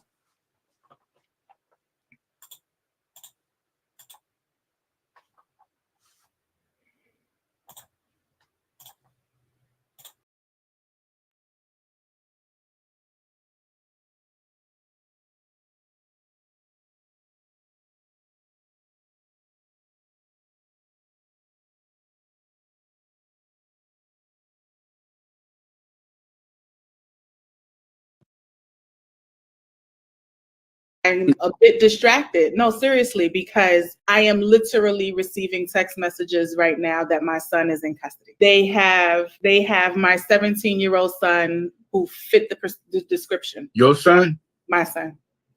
That's why I keep looking down. I am literally receiving text messages right now. And had to text a friend to check on him to find out what is going on. But he is being accused of trespassing at a store, and now an officer is running his background. He's 17. Mm-hmm. But these are the moments, like my heart is in my stomach, because these are the kinds of moments that can go so drastically wrong. So I'm sitting and I'm having a conversation moment, and I'm getting a blow by blow narration of exactly what's happening. You're doing this podcast.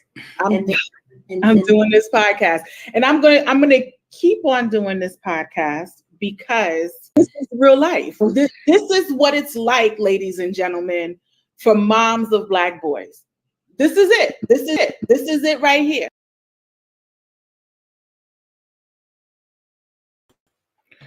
And that was it. That is a testament to exactly what it looks like to be a mom of a Black boy. That is exactly, I was at work for all intent and purposes, right? I was on a job as executive director of Moms of Black Boys United, and I'm in the middle of a podcast. It's not something I can jump up from and excuse myself. I had to make a decision at that moment whether or not I was going to jump up and abandon the podcast, end it, and run out there and see if I could even find where my son was so that I could assist him. 17 years old in the state of Texas. I didn't have to be notified, and I wasn't. He wasn't given permission to call me. He wasn't given permission to do any of that. I received a third-party call from another family member that said that he had reached out to them to say that he was being detained by the police for trespassing. Now, this is all going on in the middle of one of the major storms that we had. I was living in a hotel. I had been displaced for 9 days. And I was trying to complete this podcast so I could meet him at my home where we didn't have any water or electricity. We were gathering some more things to go back to the hotel where we had been staying. And so he was just waiting for me to come and pick him up from outside my home, where he was then picked up by police officers. He was cuffed. He was put in the back of a police car, all unbeknownst to me, until I got, the text message that said that he was being detained. And then it was at that moment that you're paralyzed by, what do you do next? What happens next? And so shout out to Otisa Miles, a board member, friend, and mob auntie, who stepped into auntie role. She called him, and the officer put her on speakerphone, and he was allowed to have her on the phone. But so many times we hear these recordings, and you hear the officer saying, "You can't record me. You can't do that. You can't you can't do this." They make up the rules as they go along about whether or not you can record someone, or whether or not you can have their name and badge number. They often know that there are other things that they should be doing, rather than trying to stop you from recording who they are, and yet they continue to do that. And so it is a what do you do moment. And I'll share that I'm blessed to be in this role with sister friends and mothers who understand exactly what these types of situations are, because it was just about a year and a half ago, 2 years ago, that I was in a similar situation with my son, and had to leave work very abruptly to come home to address a mental health situation where I was terminated by text message. So I was working as the director of nursing for a private organization here in Texas, and left work to take care of my son because he was in crisis at that very moment, and I needed to get home. And he had broken his hand punching a wall, and took him to the emergency room. And as I sat in the emergency room waiting for him to be placed and admitted, I got a text message terminating me from my job. And so, just that quick and just that easy, I was without employment, because I was trying to address in that time what my son needed. Um, and it, it, I know that I'm not the only mother who's been in those types of situations. I know I'm not the only mother who has had to make decisions between whether or not to whether or not I was going to keep a job or take care of my children, whether or not I was going to show up to an event or take care of my children, be present for our children. And so there's so many layers to this, and there's so many reasons why Mob United exists and belongs in this space. So I I am blessed to still have my son, but I want to share a clip from Monteria Robinson, another supporter and friend of the organization, who no longer has her son. Jamarion Robinson was shot 76 times, and the pictures of the holes in his body plastered all over the internet during the attempted arrest of a young man who suffered from mental health challenges. She tells a story.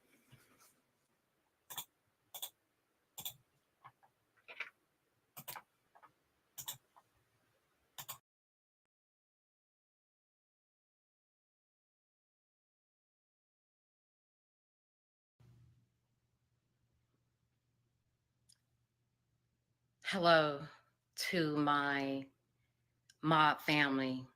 Good afternoon. My name is Monteria Robinson. I am the mother of Jamarian Robinson. First, I would like to take the time to thank you all for being there for me. A little bit about myself. My name is Monteria Robinson. I am the mother of Jamarian Robinson. Jamarian Robinson was killed here in Atlanta, Georgia by a task force of police officers on August the 5th, 2016. My son was shot 76 times. You heard me right. 76 bullets entered my son's body. I've been sitting here for about 15 minutes just trying to go live because I need your help. I need your help. I need my family's help. What I need from each and every one of you, we are 200,000 strong. I need for you all to contact the DA's office here in Atlanta, Georgia, Paul Howard's office, and let him know that we demand accountability, that we are requesting for him to bring charges against these officers. We're also asking him to release to the community their investigation. I need your help by calling them, tweeting them, emailing them. My family and I have been waiting over 2 years with no response, no accountability, and we still have these rogue police officers working in our community. I implore you to reach out to Paul Howard and let him know that we, the community, we demand accountability. For more information, please go to mobbunited.org. Thank you very much for your help.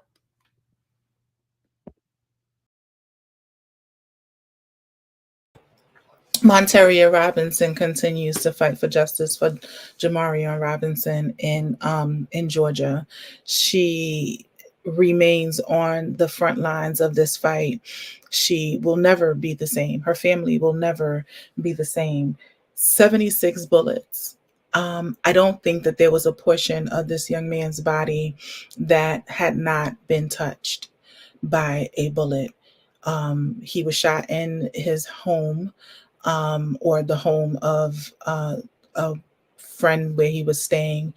And like I said, they plastered the images of Monteria's son, Jamarion, all over the internet. So the internet never forgets. It is a constant reminder of the tragic circumstances in which her son was taken away from her. He was just, I believe it was 2 weeks after being diagnosed with schizophrenia, major depression. I believe that's what it was. I know that he had just recently gotten a mental health diagnosis, and to be working towards trying to get help for your child to just 2 weeks later burying him in this fashion. It is again the reason why we exist. We are a proactive organization that has absolutely no desire to understand to that degree, to this degree, what the Monteria Robinsons of the world and Danielle Browns and Valerie Castiles have experienced and understand about this struggle and this fight. We don't want to be those individuals. And so we continue to stand on the front line. We continue to be the Mob United aunties for all of the Black sons across this country so that we don't have to experience these things. And this is where your donations go, to the support of these families, the ones who make it in front of cameras and the ones who suffer in silence, whose stories are never told, because there have been 98 police shootings of Black people since January 1st, 2024. And I know for myself and for certain that I have not heard the circumstances or seen the pictures or heard the names of those 98 people be televised. And so, and those are the people who were shot. There are also the community of people who are not shot, the Sandra Blands, who die in custody and their voices are never amplified. Their stories are never amplified. No one tells their story. And it reminds me of a quote that Dr. Robin L. Smith shares with us anytime she speaks with us. She says something along the lines of, as long as it's the lion who's telling your story, then your story is never told. So as long as we allow the hunters, as long as we allow the individuals who are not doing right, as long as we allow other people to share and tell our stories, then our true story is never told.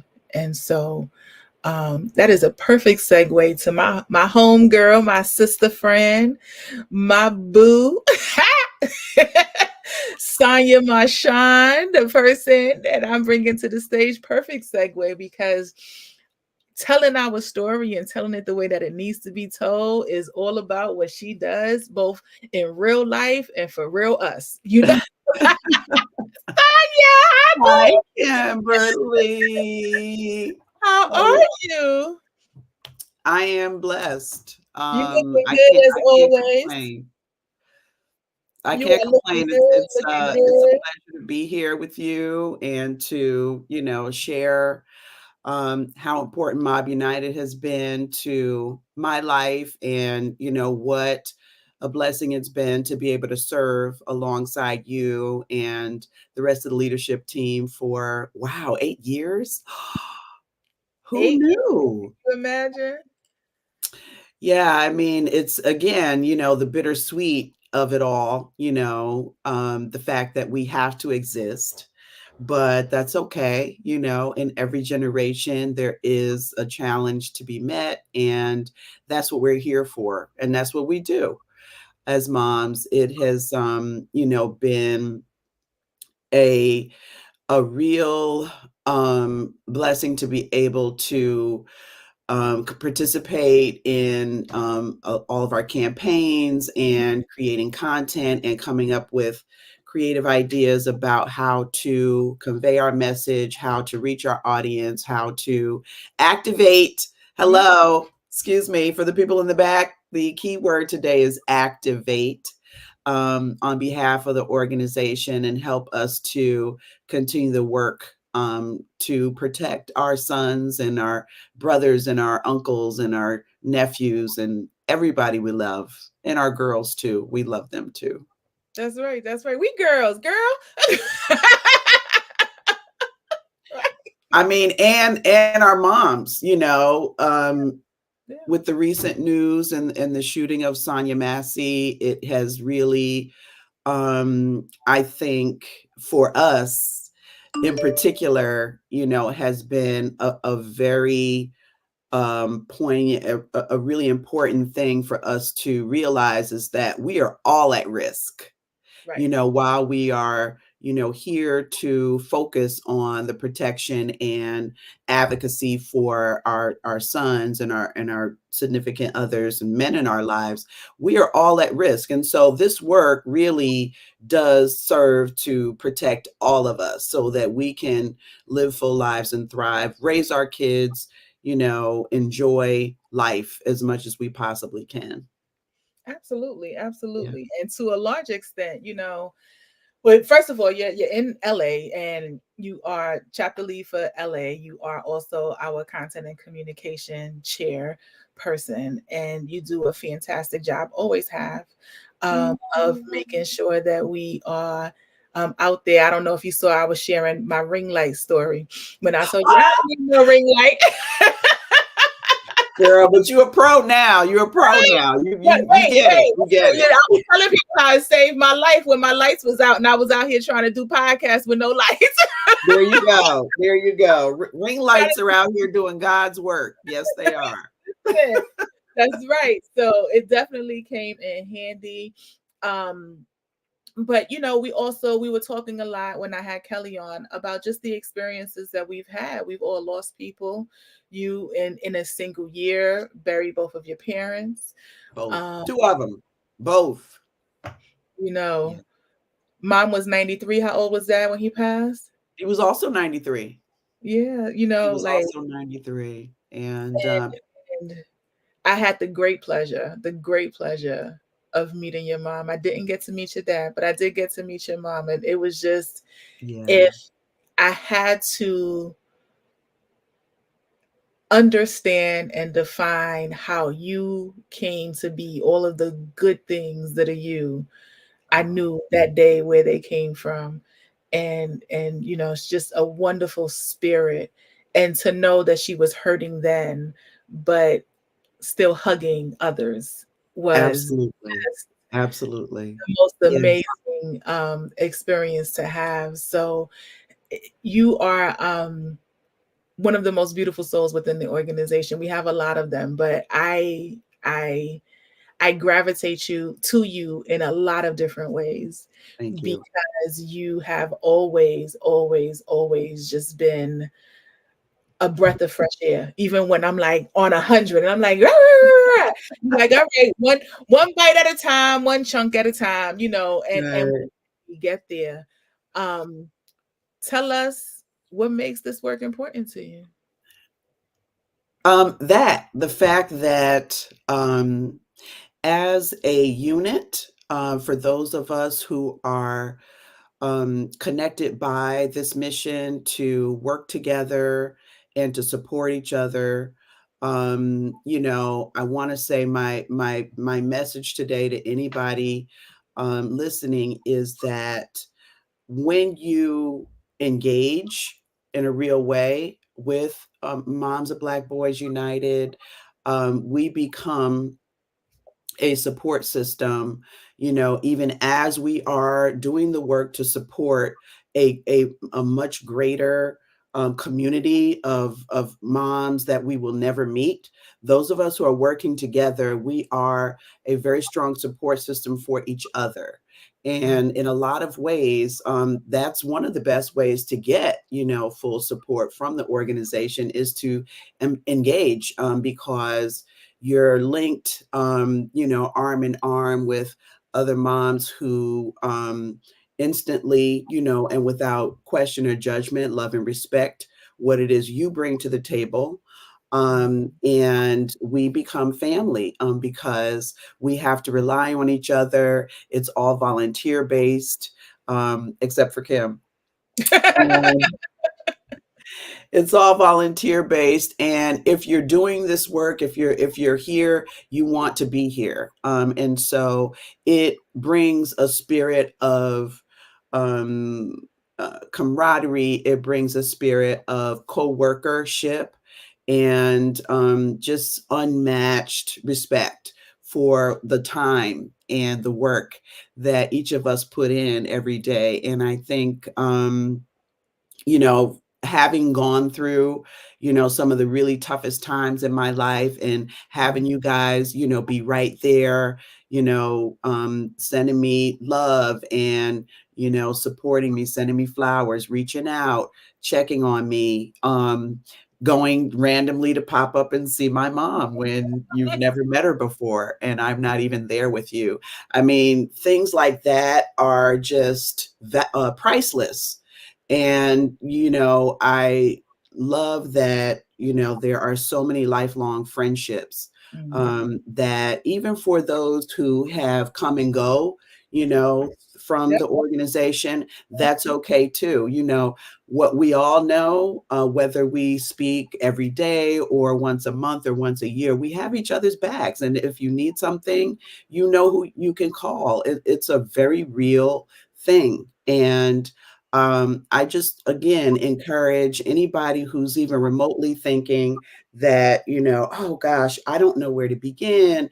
I want to help, but Mob United seems so big, like mob, the word. It's like, it's a big thing. Like, no, there is, it's as big as you want it to be, as you need it to be in your life. And for those on the West Coast, the LA chapter needs you. Yes, you.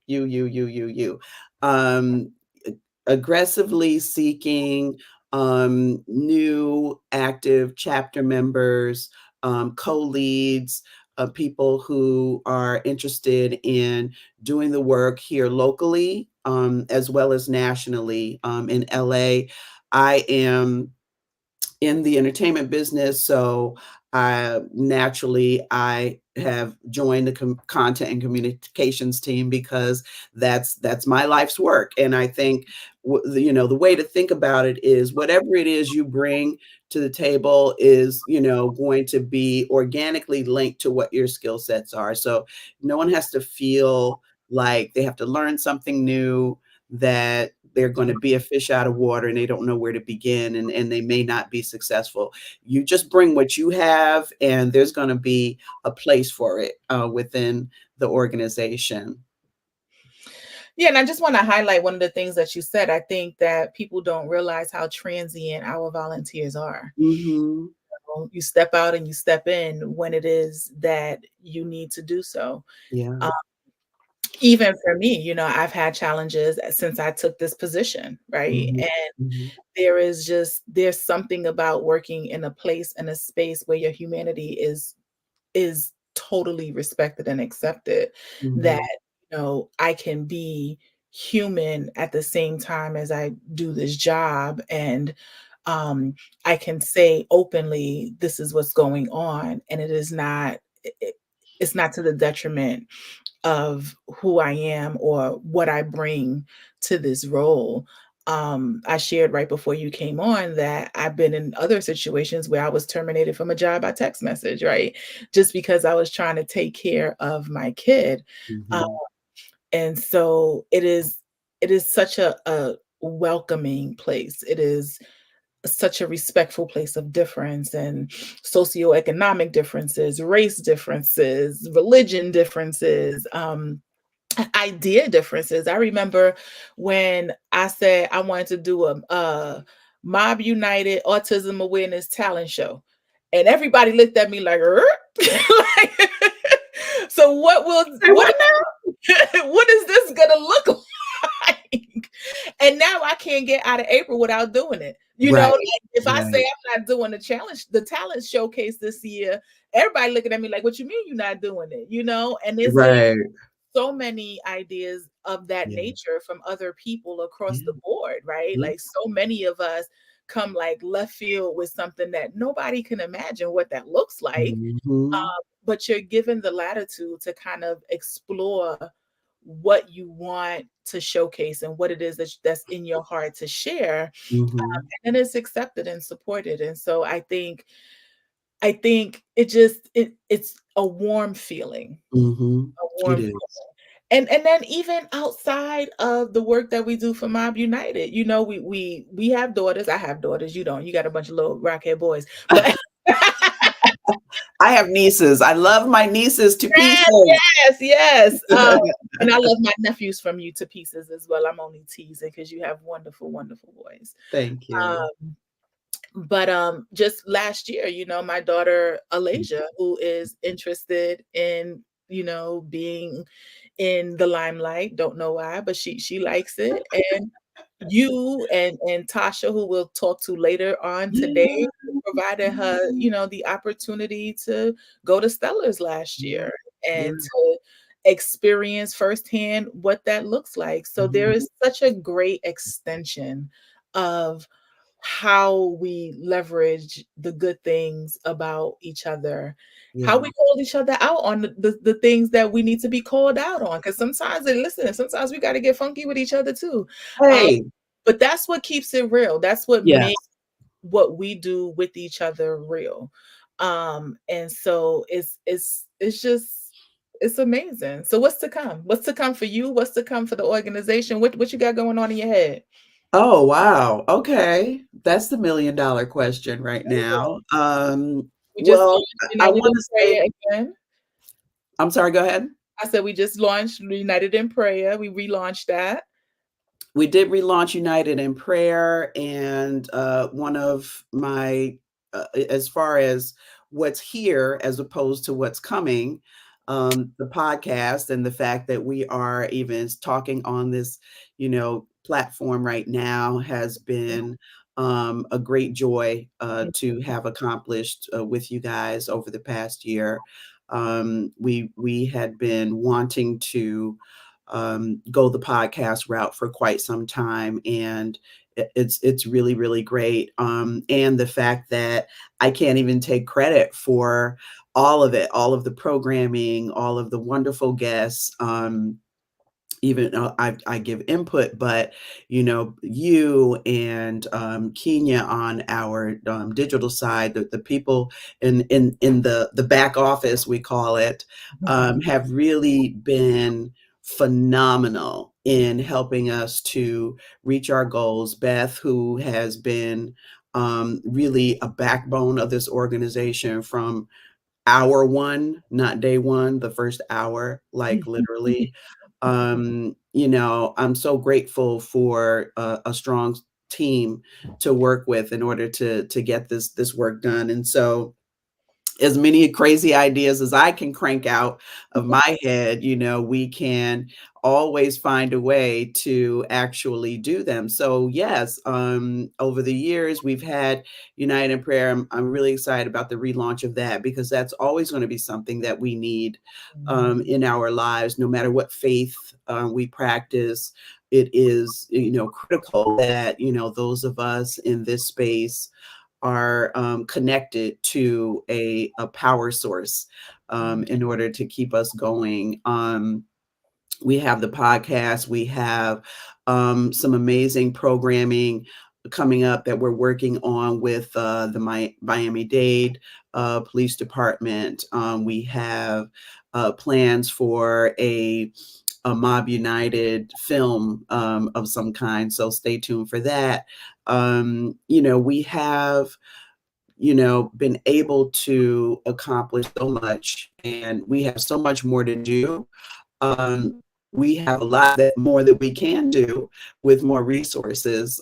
So anyone who is able to donate and to share with your friends and your colleagues to donate and support us as well. Sometimes maybe that's all you can do when you can't actually activate and join meetings and serve on a committee. But your donations really will help us to create messaging and content and important things that really, seem like they may or may not be necessary, when you hold it up against, well, what's the purpose of Mob United? You want to protect young Black boys and men.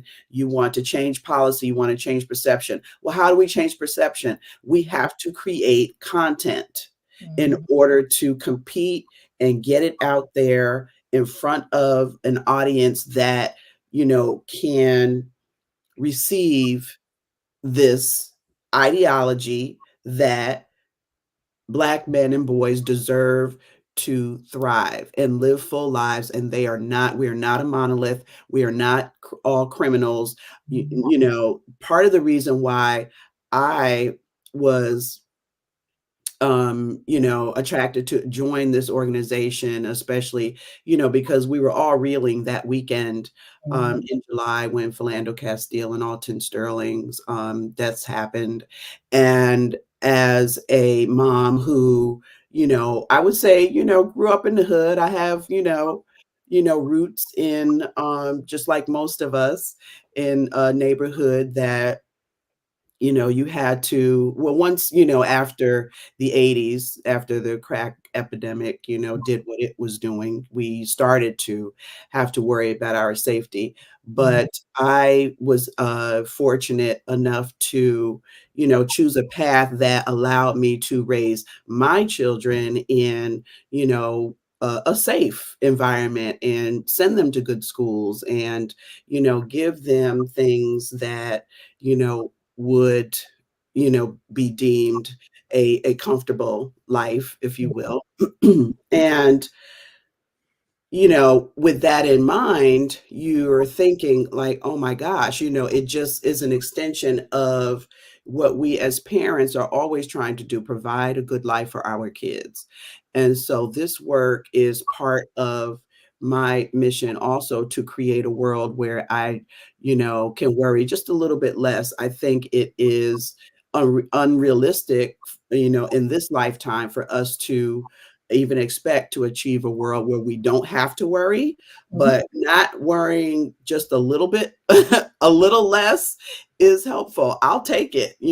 Everybody has to, help to get things pushed forward a few inches and then pass the baton on to the next ones.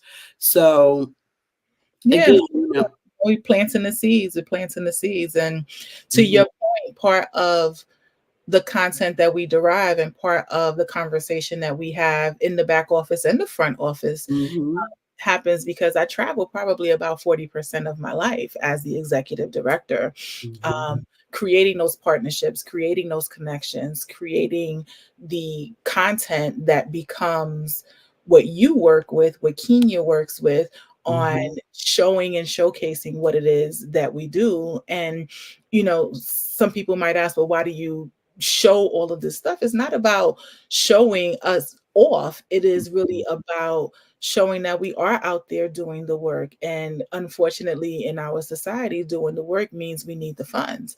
So great time for us to say that we're at $657 raised. Okay. Thank you to everyone who has donated. Our goal for today is $25,000. And so we are looking to get there before the end of this telethon. Okay, let's go. Let's go, y'all. Let's go. Let's go. You can donate at www.mobbunited.org, or you can text MOBBU, MOBBU, to 44321 to donate right off of your phone and quickly. We are looking, like I said, to raise that $25,000. We are looking to be financed to continue the work that we do, to continue to bring you all of the wonderful content that Sonia helps us to create, and really to ultimate goal, like she said, is to plant that seed in the trajectory of being able to change the mission and purpose of Mob United, for sure. Absolutely. Absolutely. And if anyone, watching this also, is interested in joining the content and communications team, whether you're in LA or not, you can connect with me on that level. My email address is Sonya, SONYA .Marchand, just like you see it on the screen, at mobbunited.org. Please reach me, and let's work together on create some amazing things in order to help protect our sons. Please, love to have you. That's right. Thank you so much for joining us, Sonya. It's so good. Hey, Kimberly. You've been gallivanting. I've been out in the streets. I've been in these streets. You have been gallivanting. I'm finally settling down a little bit, though. Congratulations to your family on your Emmy nomination. Thank you. I saw that. Thank you. Thank you. Thank you. So Thank you. congratulations to all Thank of the you. good work and the good content that you and the conglomerate that is the Marshawn family is putting out Thank there. you. Thank So, you, Kim. And yeah. before I go, I have to say, there's been a lot of talk about Mob United having this new first full-time executive director and all these things. And you've been, popping up. You've been in these streets too, popping up here, popping up there. And just the fact that you have come on board and even having been on board since day one, doing this work quietly and just flying stealth and just, pouring your heart and soul into this work, and the fact that you've now come on at a new level and been able to, really, really infuse a new energy, really be able to take this organization to a place where we have wanted it to go for quite some time. You are doing a phenomenal job. And I just am so grateful for your leadership and for your passion for this work. And there's nobody better in this moment. And I just encourage anybody who is paying attention to this to, come on and be a part of this movement that Kim is leading right now, along with DePelsha and the leadership team, because it's working. It's working. We see our little victories along the way, We sure and do. and that's under your leadership. So thank you for that. Thank you for partnering with me. You guys make it easy. All right, Sonia, we'll see you next time. Thank you for tuning in. Let's go. Let's go. Bye. Bye. Mwah. Sonia Marshawn, there is no other. Thank you so much for joining us. Want to go now and kind of shift gears a little bit and talk a little bit about redemption. One of the things that a lot of people don't realize is that our sons don't always feel redeemable.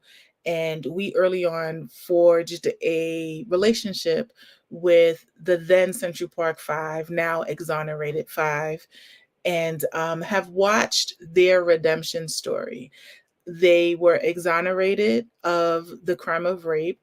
They were released back into society over periods of time and had to reclaim their names, reclaim their joy, reclaim their lives. And I'm just personally so proud of City Councilman Yusef Salam, who has really, really, really done a marvelous job of healing for himself, healing for his wife, his 10 children, his family, but then coming back and giving back to the community, where he is now serving as a city councilman and an advocate for just all of the things that we're talking about. So listen in to the conversation that he had with Jordan Pierre.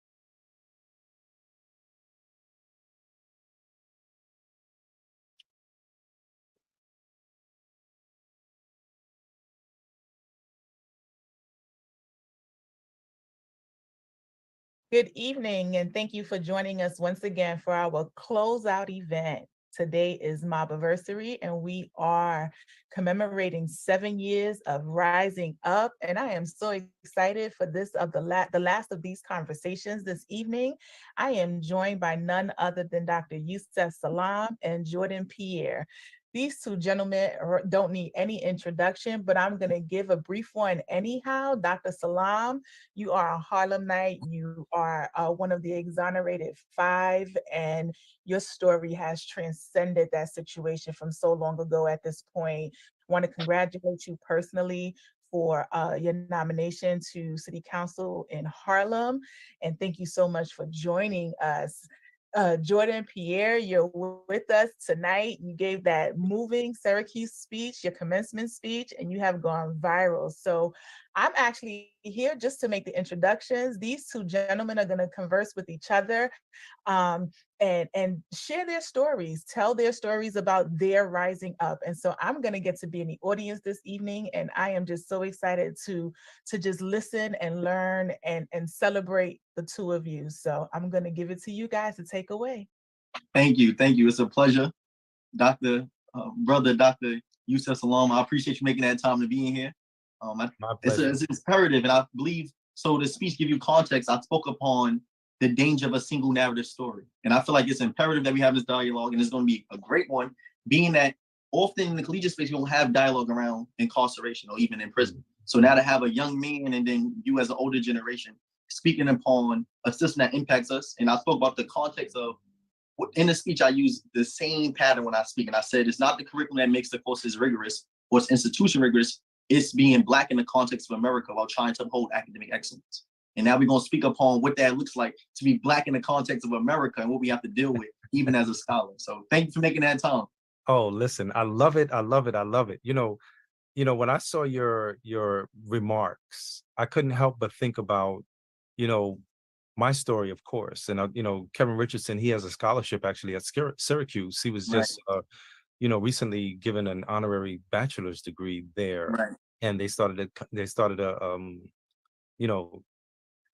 the fund for people who were not necessarily doing the greatest in school in academics, but those who were receiving the most challenges. And I think that part is so important too, And so when I heard your remarks, I was like, who is this guy? I said, I got to tell you that my real first response was like, yes, the future is alive and well, out of the mouth of our children, out of the mouth of the younger generation. The next generation has gotten it. They have received all that they need to break generational curses. Right. So, in my mind, I kind of just want to start from that perspective, and, it was such a powerful voice coming out of your voice, right? Coming out of your mouth as a young Black man, right, in America, in the context of a university. But the other part that I want to kind of give note to is the fact that I don't know if it was the president of the university, the dean, that when the dean came back on, you could tell that something special was happening, right, and is happening at Syracuse. Right. He didn't come back on shocked. He didn't say, "Oh my goodness, I'm so sorry." Nobody turned your mic down, as we see sometimes happen. The voice just completely goes out, and people got to yell the rest of the speech that they want. And the other part I think that was really impressive too was that it appeared that you were well acquainted with what you wanted to say. Yeah. It wasn't like you were looking down, even though you may have had notes. And I thought that was pretty impressive. So, I guess my first question is, where did all of your knowledge and wisdom and insights come from? What's your story? Okay, we can start with me, and then I'm gonna ask you about your story. So, yeah, that's funny. I actually started writing that speech. It was 2 years ago during my junior year of my fall semester, and it's because that spring semester I had seen the Black graduation, right? So at Syracuse, we have a Black graduation outside of the biggest commencement. We have a Black graduation that caters towards us. And I seen that speech as a sophomore during the spring semester. And I wrote down my goals during my junior semester. One of the goals was to speak at the Black graduation. Because I often said, even in the speech, that it's hard to aspire to become something that you never seen someone that looks like you in that space occupying. So when I seen a Black graduation, that's what motivated me to say, that's what I want to do. I want to speak there. So I wrote that speech during my full semester of my junior year with the intention to speak at the Black graduation during my senior year. So this is like in advance. I'm like, by default, I know I'm going to speak here. So I wrote that speech during that time period, and I made some adjustments as the time progressed, because as you can see, I started speaking upon different events without a span of 2 years, right? From Roe v. Wade, critical race theory, right? And things like that, the mass shooting that happened in Buffalo at Top Supermarket. And as time progressed, even with Jordan Neely dying, so I made it more timely as time progressed. But the student that I am is, I look to certain people like that, like Louis Farrakhan, Malcolm X. I'm watching their speeches. I firmly believe that my ancestors still live through me, right? And that's what my positionality is, to bring that hope and to show that we need to bring back this sense of Black joy, this sense of Black pride, and understanding who we are and our identity. So many parts of like who I am also come from church. I am a pastor's son, and most of our oratorical speakers did come from church. So that's where it's grounded at. That's where my oratorical ability started from. But that speech definitely was encompassing just experiences that I was speaking on. And then it came back to fruition. And as I was on that stage, I was ready. I was ready. That's just what was on the agenda. And it's wild because in my mind, I kept saying to myself, this young man obviously has a grasp of not necessarily the language, and but it was more than that. To me, it was the grasp of being in front of your peers, speaking truth to power. All of the things that you would hope that the future receives in a really, really profound way. I'm a motivational speaker, and I've been traveling the globe. Right. And I'll never forget, there was a time where I started hearing young people say YOLO. And I'm trying to be cool and hip. And I'm like, yeah, YOLO. And then I was like, wait, hold on. Maybe I shouldn't say YOLO because I don't really know what YOLO means. You know what I'm saying? And, I have 10 children. My eldest is 27 and the youngest is 7 years old. But there's 7 daughters that are in the middle, right? And so I remember at one point coming to one of my daughters saying, hey, I hear a lot of young people say YOLO. Like, what is YOLO? And my daughter looked at me and was like, Dad, you only live once. Right. And it was around the time that George Floyd was murdered. And I instantaneously realized that in the terminology that young people were codifying their reality, they were basically saying, tomorrow's not promised. Right. So therefore, why am I planning for the future? Like I should spend all my money now. I should drink it all. I should smoke it all. I should live recklessly because I might as well live it up, because tomorrow's not promised. Right. And so I was in pain when I heard that, of course, but then the joy quickly came back, although it was years later, hearing you espouse the way that you talked about your experience and what it means. I want to know too, like, what was your reaction when you found out that you were going to give the commencement speech?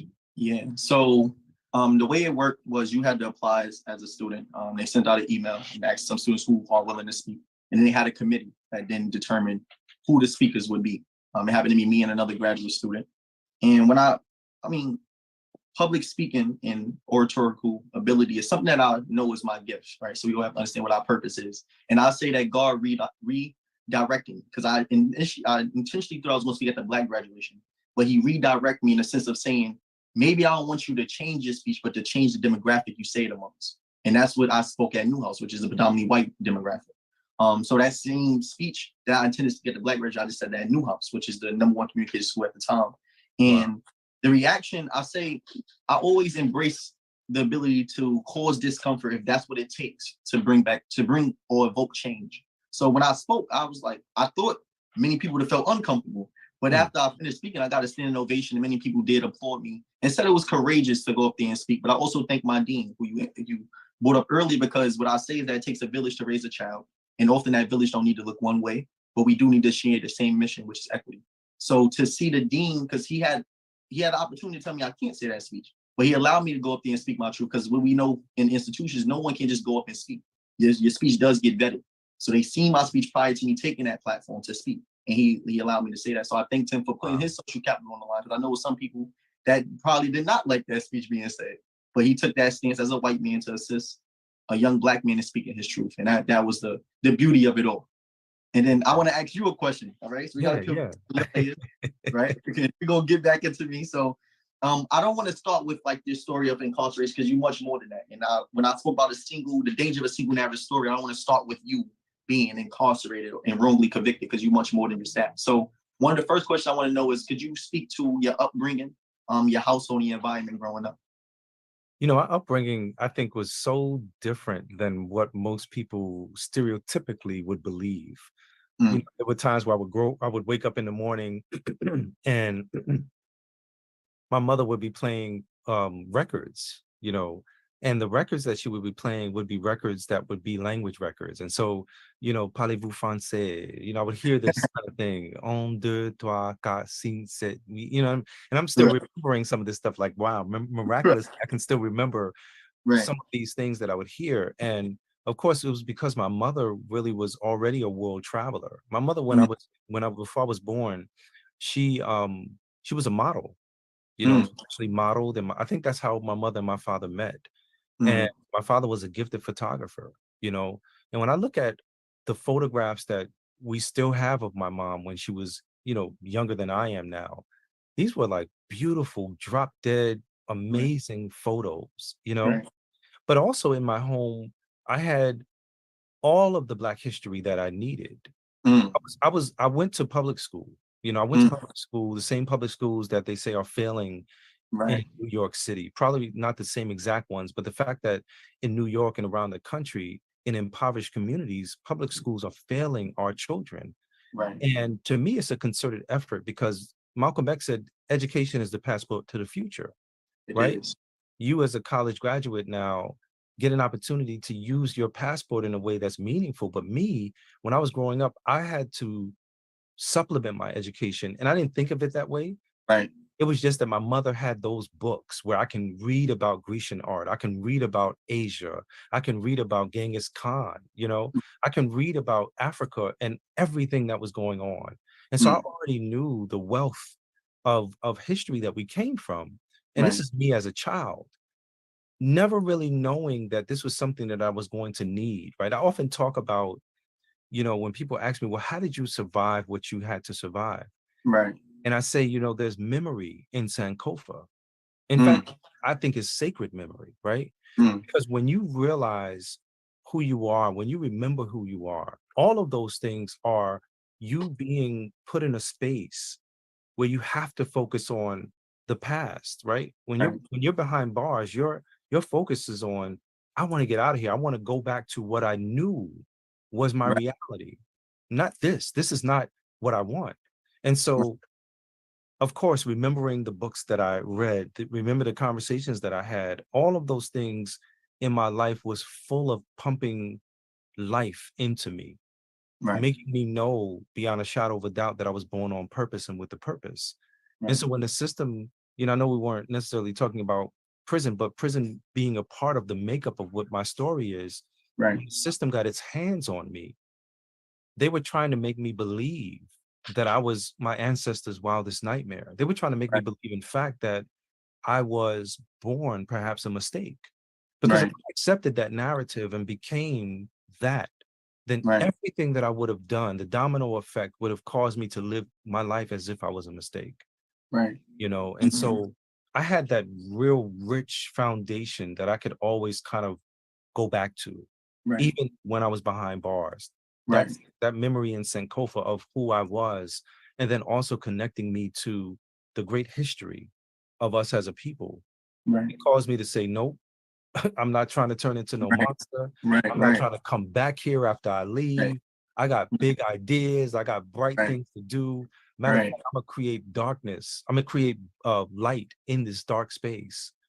Reflect that light, Yeah. And that's imperative. I'm glad you said that, because I knew from hearing your story, watching, when they see us and seeing that you had a firm sense of self. And I want to know, where did that come from? That's why I want to start from the roots in the beginning stages. Like, I even want to ask, what were some of the morals that your parents instilled in you? What was those conversations and dialogue like when you was growing up? Because as a child, you a sponge, and it's a certain age where it's like all the information that's put in you, and then it's like a time for you to branch out. But like, what was those morals that was instilled in you growing up? It's so beautiful because I think we come from a very intercultural, interfaith kind of family mix, no matter where we are in this country. That's just who we are. Like, there's Muslims in our family, there's Christians in our family, there may be some Jews in our family, there may be some Buddhists in our family, right? There's a whole mix of things going on.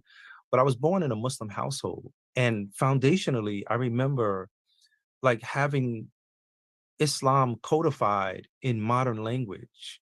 And so even though I would hear, my grandmother, my elders, definitely my mother say, God doesn't place more on you than you can bear.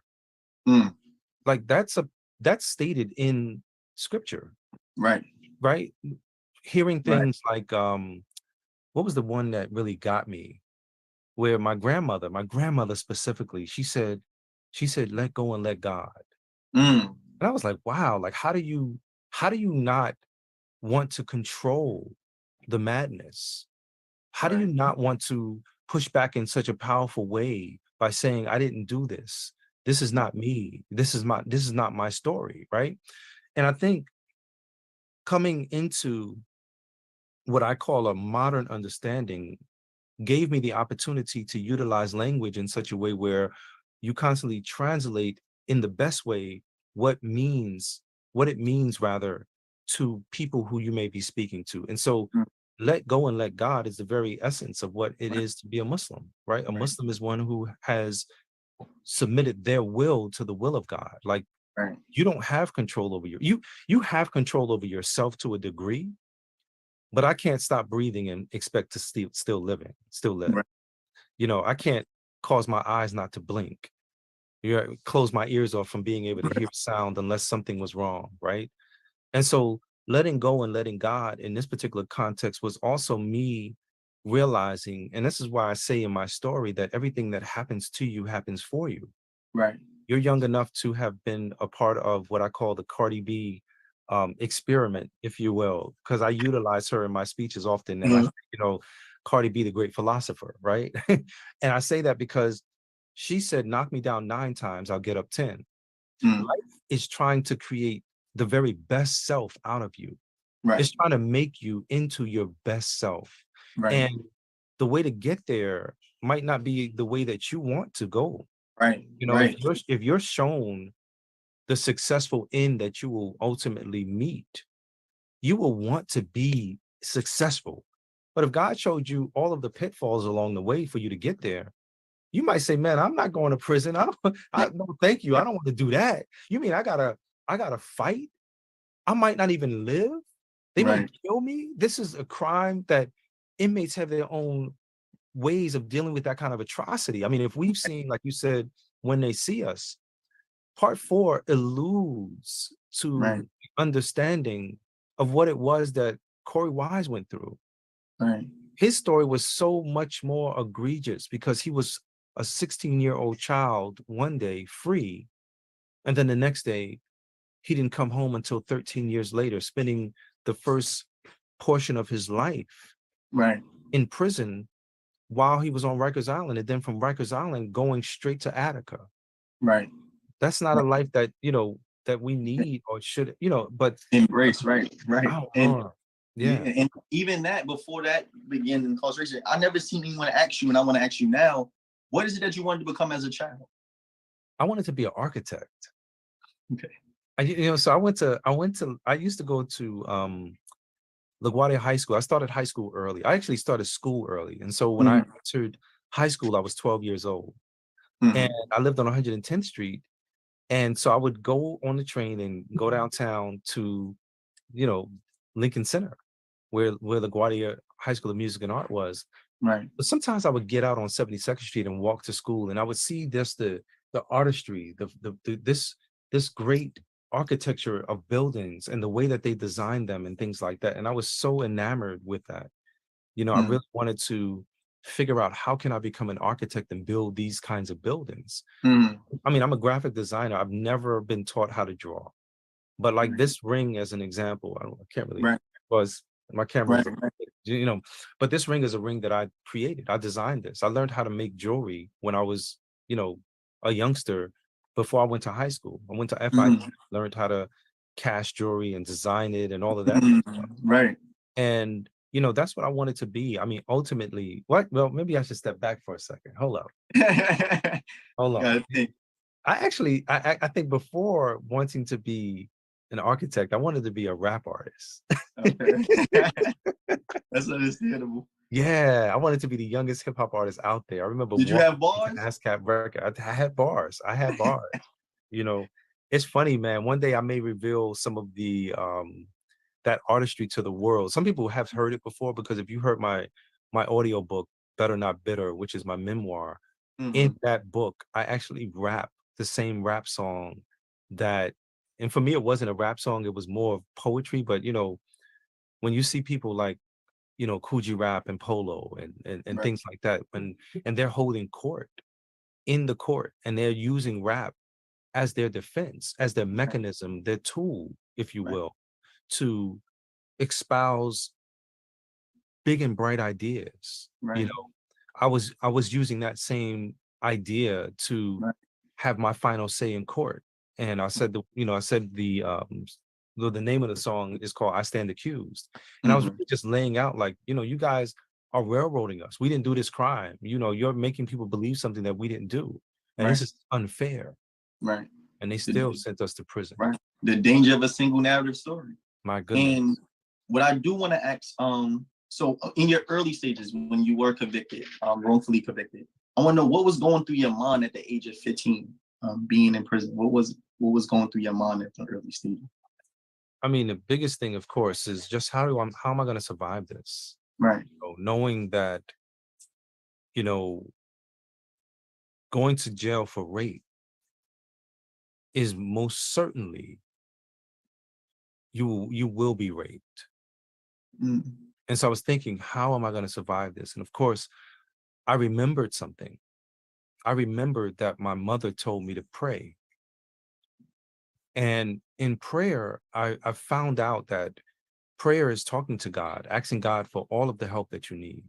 Right. Then I found out also through a friend of my mother to meditate. I found out how to meditate. Although meditation was something that, I mean, I love meditation now because now I it's like effortlessly, right? I learned how to walk and meditate with my eyes wide open in the prison. But it was those things, those tools, I think, that helped me really to survive. And really more than that, it helped me to keep my mind intact. Right. My friend, I can call him a friend now because we've actually become friends, and he's actually a mentor of mine. And he taught me some really, really profound things. But my friend Les Brown, he said, if you can't see it, you can't be it. And so in your mind's eye, if you hold the idea, the vision of success long enough, then everywhere you look, you will find it. It's almost like the law of attraction. Right.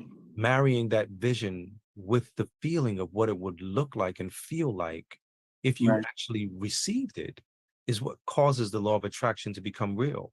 Right. And so that was a lot. That was a lot of it all. That is like the secret of it all. Like it's almost really just that simple, but at the same time, just that difficult. Right. You got to drown the noise out. You got to basically like quiet the noise that's going on around you. Right. And that's not an easy thing to be in an environment that's not necessarily reaffirming your vision. Not at all. Yeah, and it's similar to like in The Alchemist when they said the world will conspire to make it happen and manifest it if that's what you firmly believe. Absolutely. One of the questions I did have when I was thinking and I was learning about your story, I want to know, how did you find a sense of agency and then stay firm in your identity in the midst of incarceration? So it's like, how do you stay mentally liberated while being physically captive? I got to tell you, first question that ever really sparked that kind of consciousness back into my mind was an officer that walked up to me and asked me a question, really simple question. He said, "Who are you?" He didn't say, "What's your name?" which is the answer that I gave him. He said, "Who are you?" I said, "I'm Yusuf Salam, one of the guys they accused of raping the Central Park jogger, but I didn't do it." And then he said to me, I know you didn't do it. I've been watching you. You're not supposed to be here. Why are you here? Who are you?"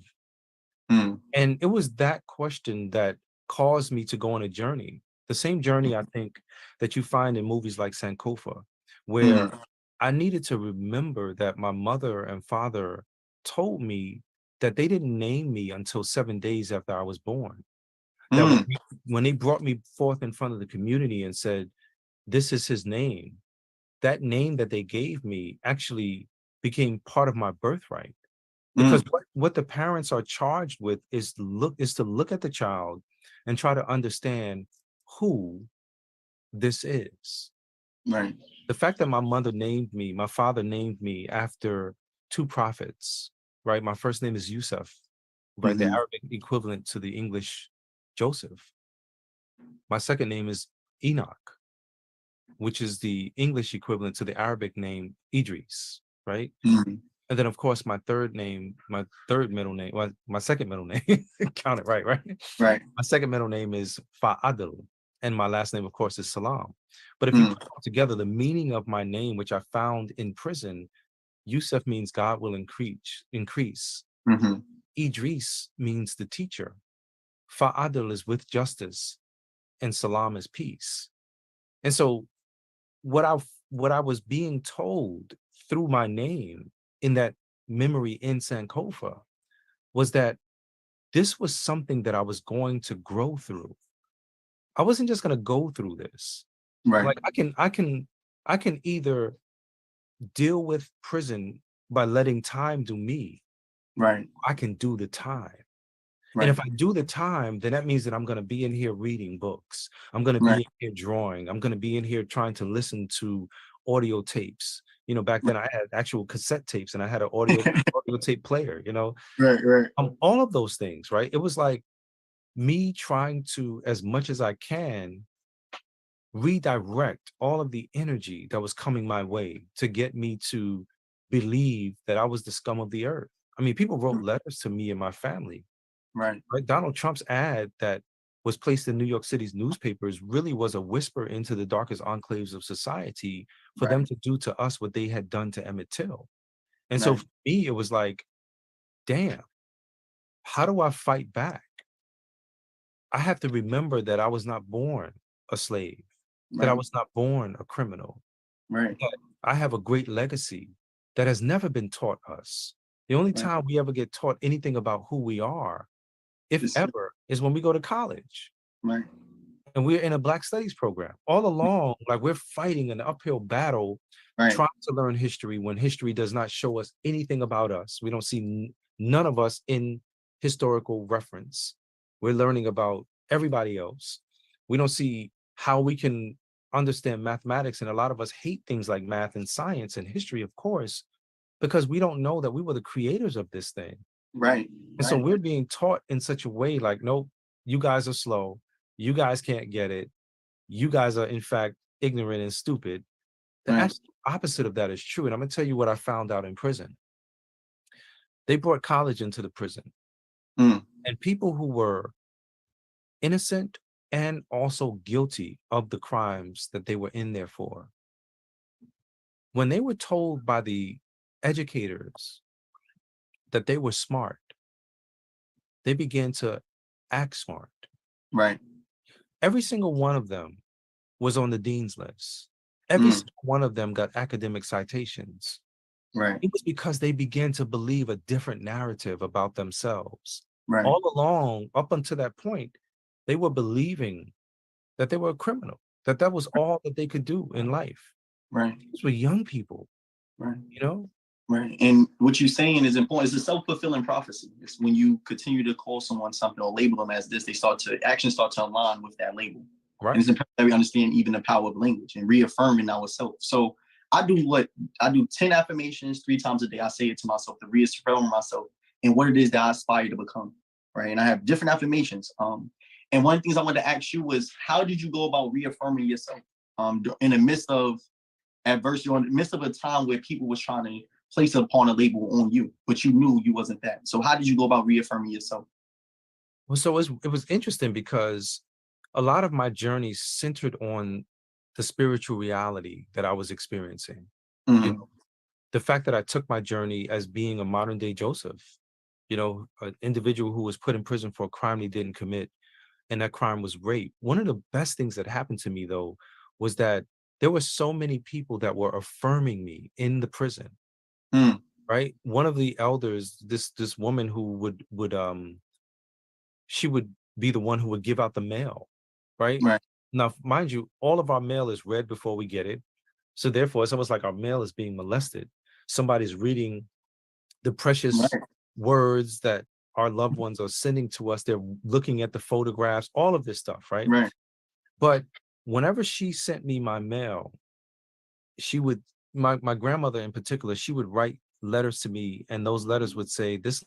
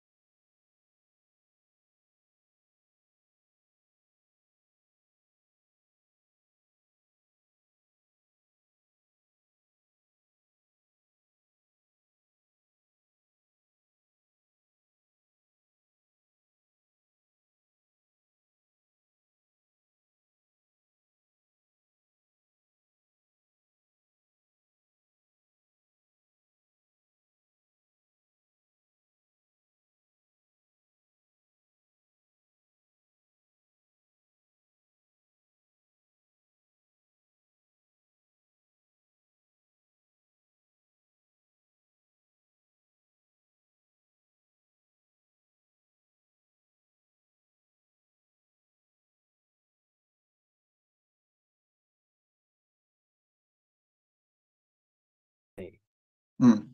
Go to see yourself in the mirror Mm. immediately. It could be at work, it could be in the college dorm, it could be anywhere. Right. You might pull out your phone and look Right. at yourself, Look turn at the this. camera on Right. and flip the camera around and look at yourself. And you may not even have to mouth it out so others can hear, but tell yourself 21 times the exact opposite, which is the positive.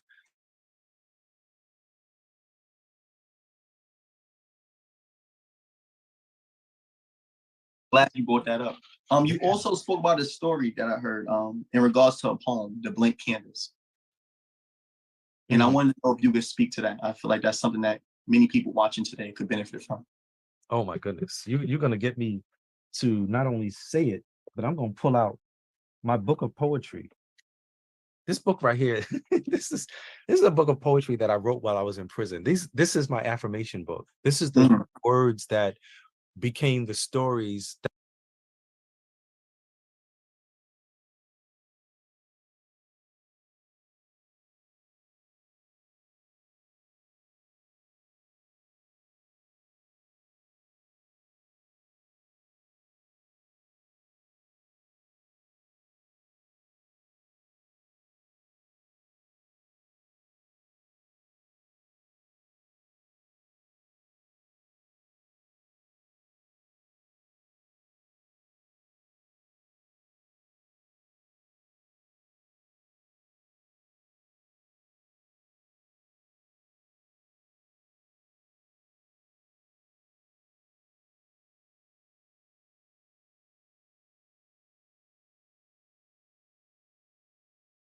that spoke life back into me, right? And so this particular poem that you're asking about, Blank Canvas, I was able to open it right up to that page. And I want to read it to everyone. As first of all, this is not a poem that I wrote. This is a poem that was gifted to me by a brother named Shabaka while I was in Clinton Dannemora prison. And he says, each of us are born into this world like a blank canvas. And everyone that comes across our path leaves a mark on our surface, and thus we grow. But there comes a time we have to pick up our own brush and determine who and what we will be. Just another painting or a masterpiece. It's such a beautiful piece that was gifted to me. And he told me, listen, I want you to share this with the world when you get out of here. And I knew when I read it how impactful it was, how all of us are literally a blank canvas. Like we are literally being inundated if we're living in impoverished communities with all kinds of negativity that's making us believe that we are not worthy of even our own lives. And so those things are paintbrushes that are painting on our surface. But at the same time, that last part, there comes a time that you have to determine who and what you will be. Just another painting or a masterpiece. You got to pick up your own brush. You got to paint your story. You got to use your words, right? In the context of where I am right now in the political space, I know very much that if you don't use your voice will be used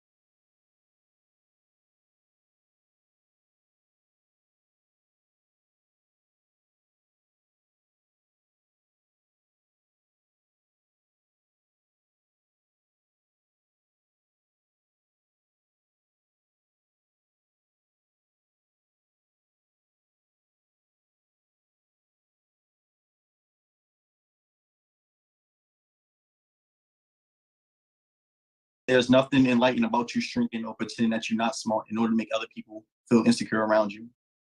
As you let your own light shine, you unconsciously give other people permission to do the same. As you liberate from your own fears, your presence automatically liberates others. And that's something I often remind myself of is there's nothing enlightening about you shrinking or pretending that you're not smart in order to make other people feel secure around you. Like, don't dim your light in who you are. You got to find that sense of self. And most times, being born in environments that don't necessarily reaffirm us in our vision, it's hard because you have to have a firm sense of self-efficacy and a belief in your capability so that you don't succumb to the environment. And you got to be mindful that I say that the hardest part about life is not necessarily planning out your goals and the steps to achieving them. Most times it's just convincing yourself that it's possible. And life comes down to self-perception. So that's one of the biggest things that I usually would say is our deepest fear. That's one of the poems that I often say to myself to reaffirm myself and saying like it's capable. It's possible. You know, you got to convince yourself sometimes that it's possible to make it happen. Man, I love that. I just want to say something about that poem, right? I love that poem so much because I remember when I first heard that poem, it was in a movie, right? Yeah, And Coach Carter. I was like, oh, this is crazy. And I was literally like pausing, writing it down, pausing, writing it down. I was like, literally like, I got to get this down. And I tell you, Les Brown said something to me also, and I want to just share this with you and the audience. Les Brown said, every single one of us was born on purpose, and every single one of us has a purpose. Right. And I can prove it to you, right? And I was like, oh, this is deep. What is he about to say? And he said, you know, Yusef, I tell people this all the time, but it's the story of the birds and the bees cleaned up for all audiences. When your mother and father were in the process of making you, you were one of over 400 million options. And God chose you to be. Right. Listen, so if you think about that in and of itself, the fact that you were chosen, that you're here, there's so many people that are literally waiting to jump into life. Right. God already gave us permission to live life. Right. There's so many people that are being told, turn down your light, you know, dim it down a little bit. You know, right. You can't dim down what God gave you. Embrace it. Turn it up. You know what I'm saying? Right. And that's the beauty of that poem and all of that, right? Knowing and understanding that God gave you the God-given right to live life, and we're waiting for permission.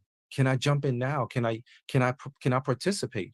We've been literally, and I love this other part too. We've been literally sat in the window when others get the opportunity to look in the mirror of life.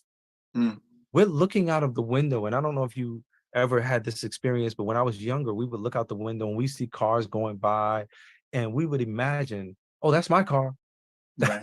That's my car, you know. Right. And it was that thing that I couldn't participate at that level. Right. Because I was a Black person. Right. Right. I'm part of the people who have been forgotten. And the absolute opposite of that is the truest. Right. Because shops are being set up in our community, and we see them, they're still here. Right. COVID came and went, and they are still flourishing. Right. Therefore, that means that the dollar that is circulating out of our pockets into their community, into their pockets, shows that we are a wealthy nation. Right. We just have to wake up. Yeah. And it's imperative that you think, because even when I spoke about that, it's like media has an agenda. The world has an agenda. We naive to think that people are not intentional through the messages and images that they have a pattern of showing us, because they're trying to condition us to have a monster of captivity. And I often say that, like, one of the biggest single narratives that have been told is history. We know nothing of America or the world before the white man arrived in many places. Like, something existed before the Pilgrims, before Christopher Columbus discovered these lands. People lived there, but what is their history? And that's one of the biggest single narratives that has been impacting us as people. And one of the questions I do want to ask, removing yourself outside of the state of incarceration physically, I want to know, what work was needed to get you back acclimated in society? Like, I see you always in suits. You know, a big part of prison is trying to strip you of your identity and your agency. Yeah. Now you're able to put on what clothing you want to wear. You get to restore your sense of agency. I ain't going to say like it's like you had to restore your sense of agency, bring back your Black pride. Like, what was those steps to getting it? I mean, the thing about it is that just knowing, wait, hold on, I could do this, right? How many of us, whenever we got in a haircut as a child, you know, of course, all of our loved ones are like, wow, you look so nice and handsome as a young boy, right? Wow, look at you, you look great, you know, and the smile that is put on your face because of that, right? me, and it's funny because I'm going to say something, but I'm quite aware that there was a huge backlash some years ago on Twitter, when I think it was the RZA or somebody from the Wu-Tang Clan was saying like, everybody got to start wearing suits, man. Come on, it's going to change our outlook or something like that. But it was completely, I think, misunderstood what he was saying, because people began to like produce these pictures or post these photos, and in these photos it was photos of people who were actually dressed in suits, and they were being lynched, or they were lynched hanging from a bridge or hanging from a tree. Tell so and so I was wearing a suit was the hashtag. And the truth of the matter, though, is that wearing a suit doesn't do anything to change anyone's perception of you. Right. It does everything for you and changes your perception of your own self.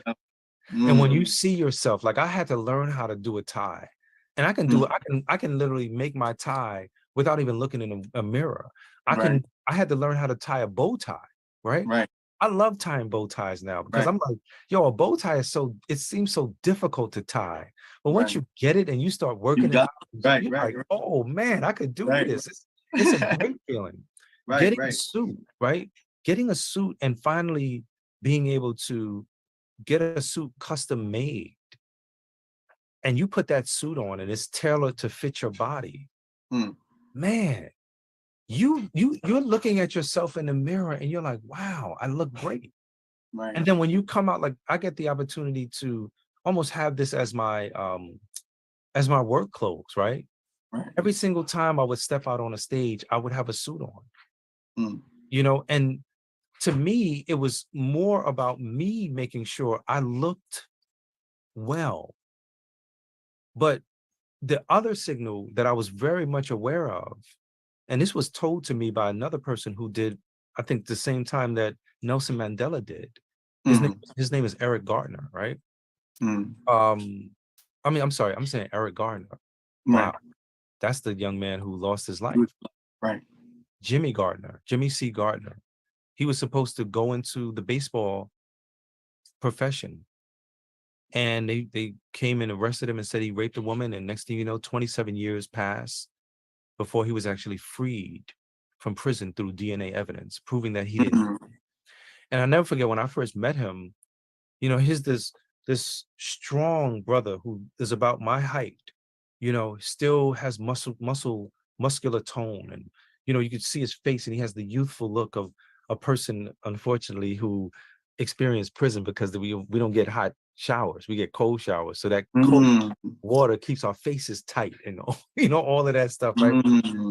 And he said to me, I never forget, he said, thank God I don't look like what I've been through. And that's true for all of us. When we clean up, nobody would ever know that just yesterday we were having tremendous challenges trying to get up off the ground, trying to remove ourselves out of the cracks and the margins in life. We weren't supposed to be there. That's not our life. That's not the plan we have for our life.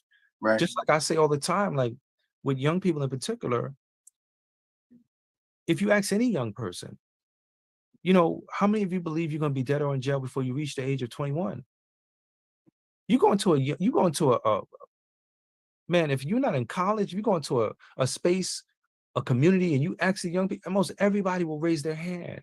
And the question I have is like, well, who gave you that vision? Right. Did you write that for yourself? Like, did you physically write out a plan for your life and say, you know what, I want to get the best cars, I want to eat the best food, but you know what? I think I want to check out. Maybe by the time I'm 21, I want to be either dead or in jail. And if you didn't write that for your plan, you most certainly can push back against that false narrative that has been provided to thrive in our communities. You know what I'm saying? Yeah, and that's because when I go and speak to children, often I tell them, like, I want to see you live. You know what I mean? Like, there's a beauty of seeing old age. And I think where we come from, we celebrate when somebody make it to see 18 or 21. We think that's an accomplishment. And it's sad to say because we haven't been able to see a certain age. And there's a beauty of getting to see a certain age. So when I see all these podcasts about financial freedom and all those things, I'd be like, the first thing we need to speak about is being able to live, because you can't establish anything for generations. Generation wealth, you ain't living for generations. Yes, you know, that's one thing that I usually think of. And you spoke upon a lot. And one of the questions that did come to mind, I wanted to know, how did it feel to have your story being told through the documentary series When They See Us? And did you ever feel like, well, I want to ask you, do you feel seen? Man, I feel so seen now. I can't walk to the grocery store without a whole host of folks stopping me, wanting to take pictures, congratulating me, thanking me. I mean, it's the same vibe that happened when we released the Netflix series When They See Us.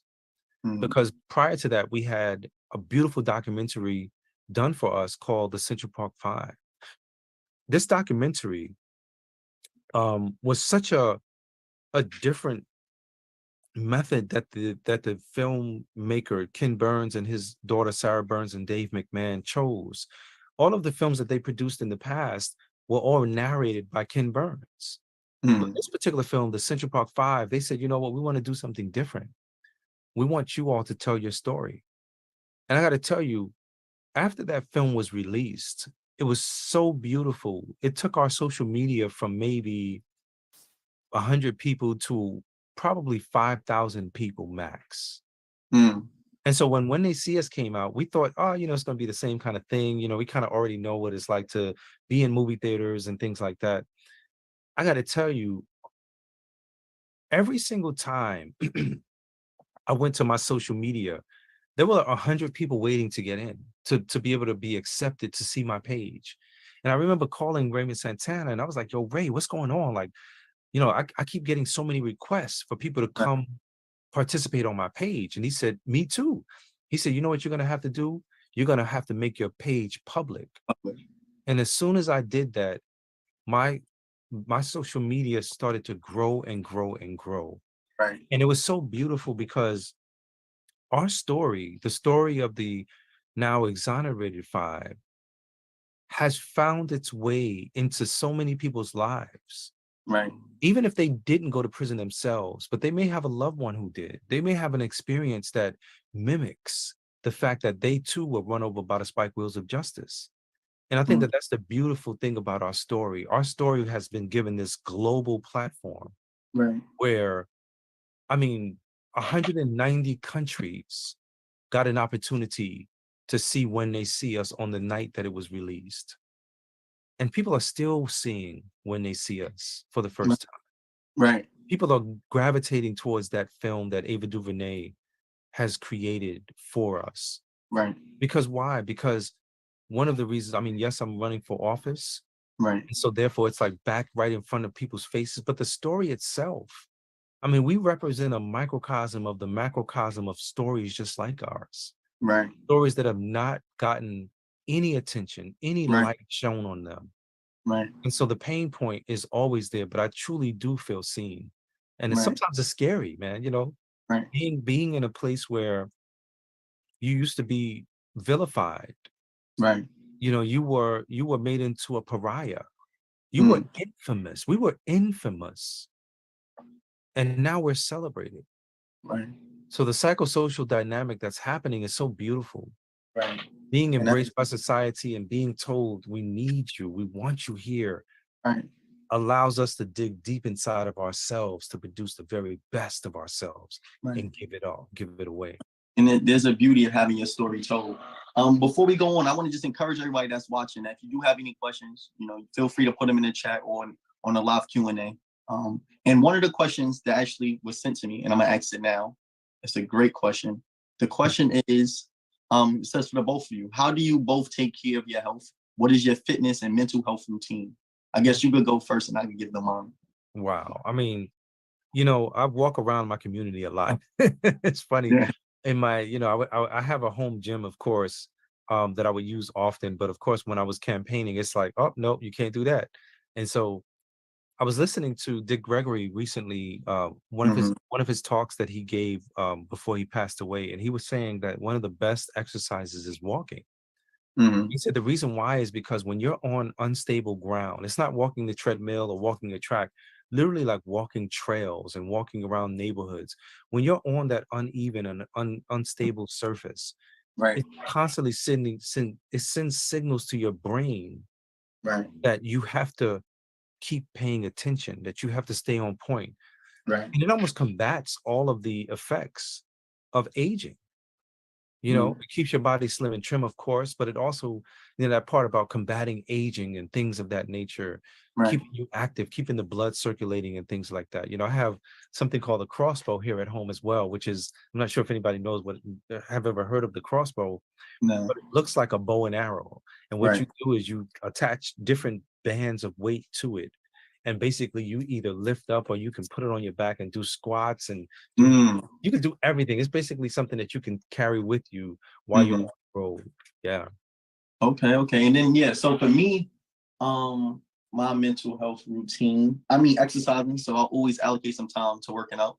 I feel like if I don't do that, it throws off my day. And I had to learn how to prioritize time for self-care. That's something I was big on. I know I'm saying like I'm old, but at a young age, like I feel like we never had dialogue conversation around mental health or self-care. And often we would treat self-care time as something that's like fluid. Like we could just move it around. If somebody else wanted to meet, you just throw your self-care out the window. But you got to treat that time just like we would treat class, in my sense, or as time that's mandated and that's mandatory for you to set aside for yourself. Because you got to find time for you. Because at every stage, everybody is going to want your attention, and you got to find time because we have things that we do to keep us sane.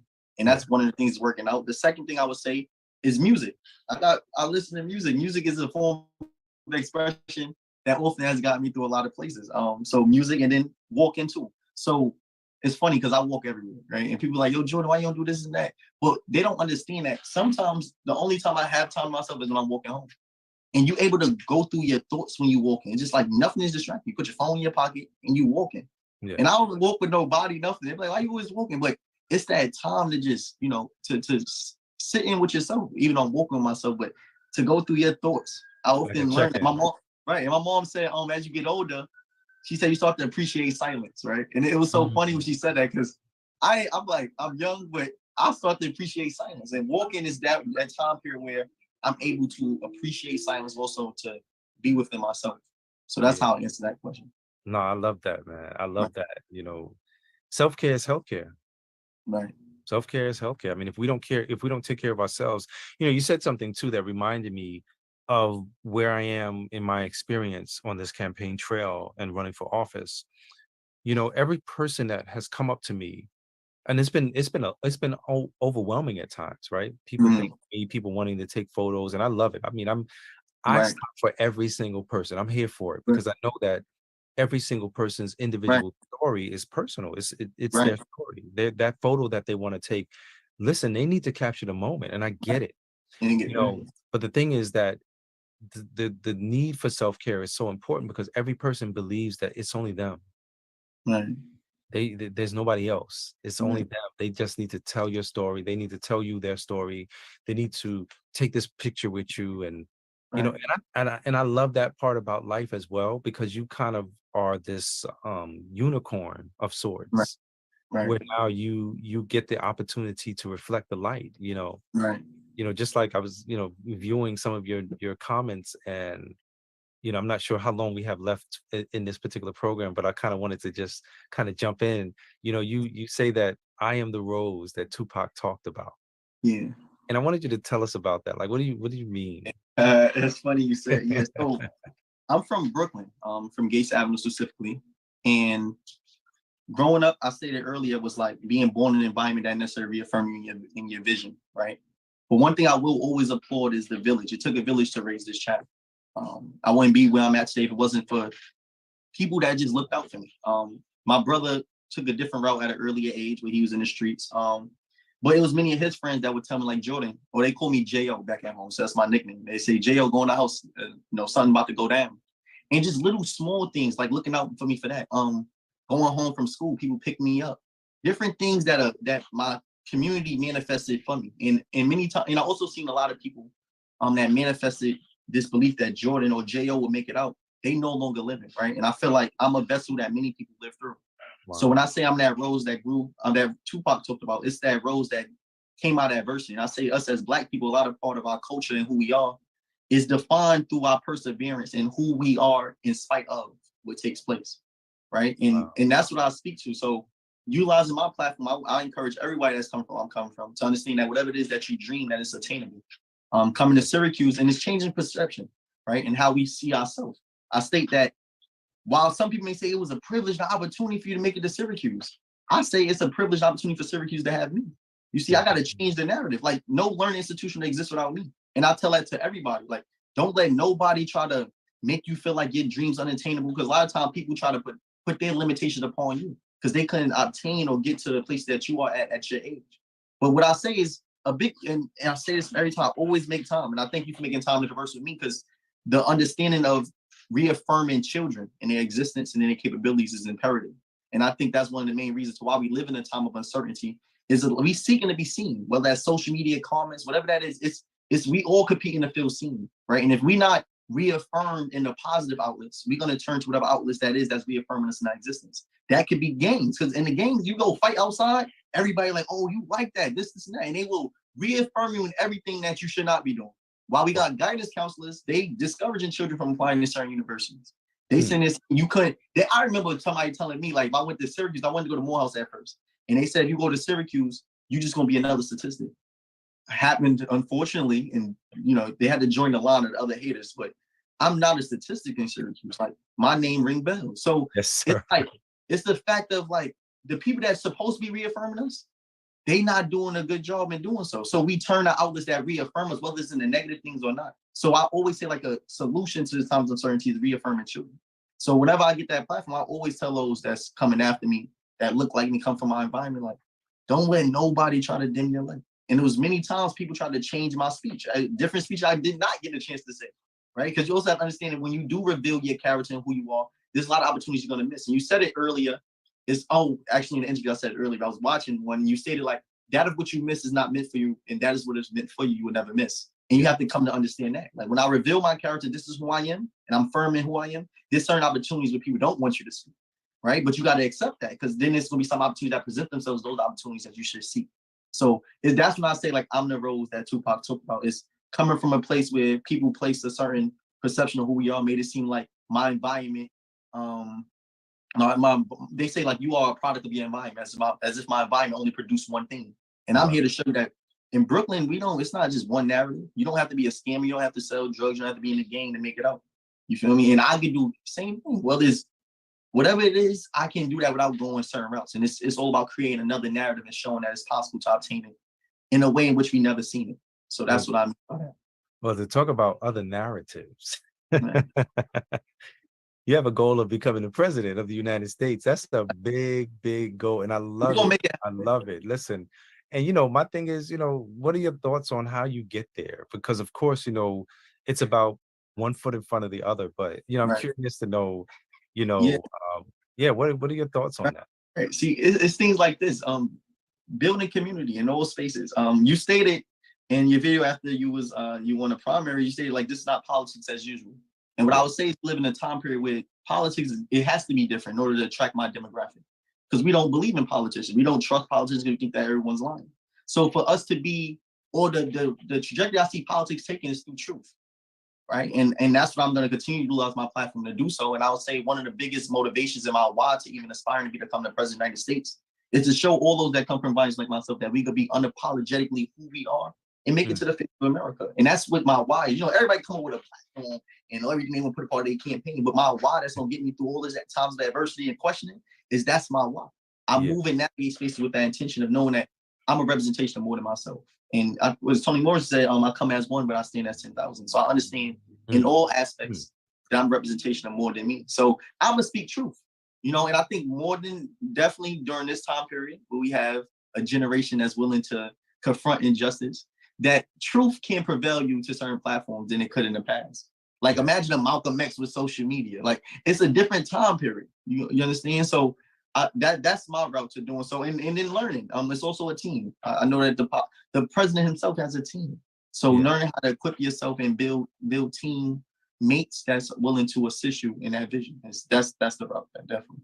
No, that's powerful. That's powerful. You know, I'm kind of gonna go up a little bit on you. You know, what insights would you share with mothers of Black boys who might be listening today or who might be listening in the future? Our mothers, man, for a Black boy and a Black man in America, that's really, we say our heart, right? But meaning that's the person that we do much of the things that we aspire to become, is really put a smile on our mother's face. So like for me, I'll acknowledge that parents in general, especially mothers, have put aside a lot of their dreams in order for us to be in the position that we are in today. And that's one of the things that I acknowledge, that my mom had to put some of her youth aside to raise a child. So for me, I always thank her for that. And what I would say for mothers is to, stop and applaud yourself. This is the time we also have the highest population or rate of single Black mothers in the household. So there's a lot of mothers that have to take on the responsibility, not just being a mother, but trying to instill certain morals within the men, because there's certain things you only can learn from a father, but they're doing a great job in bridging that gap. So I'll first say stop and give them applause. And the second one for the children, that, for our moms, is keep prevailing. I think that one of the challenges for us as youth is we feel like time is an enemy in a way, only because it's a lot of things that I want to bring to fruition during the time in which my mom is still alive, right? And I did write a poem and everything. I could actually read it. I got it. But what I was saying is that feeling like time is your enemy, being that when I become the president, I want my mom to be alive to see that. I want her to see her child make it to that platform. But I know that we also have an expiration date, that everybody's not going to always be around for a certain time. And I can't tell when that time may be for my mom. So that's one of the things I feel like I'd be competing with time, because we all got 24 hours, but I don't have the same 24 hours to have leisure with. Like, I got people counting on me, a community. And I'm going to read the poem. I wrote this for my mom. I meant to give it to her, because when I graduated, it was also her birthday. Oh man, that's what I meant to give this to her. I've got it engraved on the heart, but it wasn't engraved the right way. That's why I never gave it to her. But I'm gonna read it to y'all. So I said, dear mama, I first want to say happy birthday to my queen. I know God blessed me with a purpose, but no matter how big I become and what I go on to accomplish, the greatest gift God has and ever will give me is you. I know there will come a time where you will no longer be here. So I'm trying to become the person I'm destined to become while you still are. I said, you are my first example of what a woman should be. And you set the bar so high of a standard that I'm still single. I said, I can't wait to meet a woman that will stay by my side as you have. No matter how old I get, I will always be your baby. Love you, mom. So like, that's my message to my mother. You feel me? Like my mom, I cried when I was writing. I can say it now because I got the tears out before, but like, that's my mom. I want my mom to see it all come to fruition. I want her to be in the White House with me. I want her to see her son amount to more than statistics and show that, all the narratives they portrayed of us was based on a system that wasn't meant for us to succeed in anyway. So I want that's like, so for mothers, I want y'all to continue to do what it is that you're doing. And definitely our Black mothers, because what I will say is that y'all deserve much more than applause for the work that you do, because it's hard being a woman in America, but to be a Black woman in America is even harder. And to get to where you are now deserves much more than applause. So that's what I'll say to mother, and definitely my mom. Man, that's what's up. I know a few people are clapping right now, snapping, all of that good stuff. Damn, that's definitely what's up. Yeah. And I have a question for you, because as a parent, and I was thinking, like, at the age of 15, you were stripped of part of your childhood. Yeah. Right. But you also are a father of 10, And I wanted to know, like, what were your concerns, or what are your concerns raising Black children in America? And what are some of the lessons you go about teaching them to help them understand their agency? The thing about it is just letting them know that they were born on purpose, for me, is the most impactful thing that I can do. Letting them know also that it's okay to make mistakes. I'm not trying to, bash you down and not be caring and loving if you do make mistakes. Do I want you to be perfect? Absolutely. Like, we have legacy that we're building here, but at the same time, don't beat yourself up if you don't get it right all the time. Keep trying, keep going. Having 7 daughters is a tremendous fearful thing for me, right?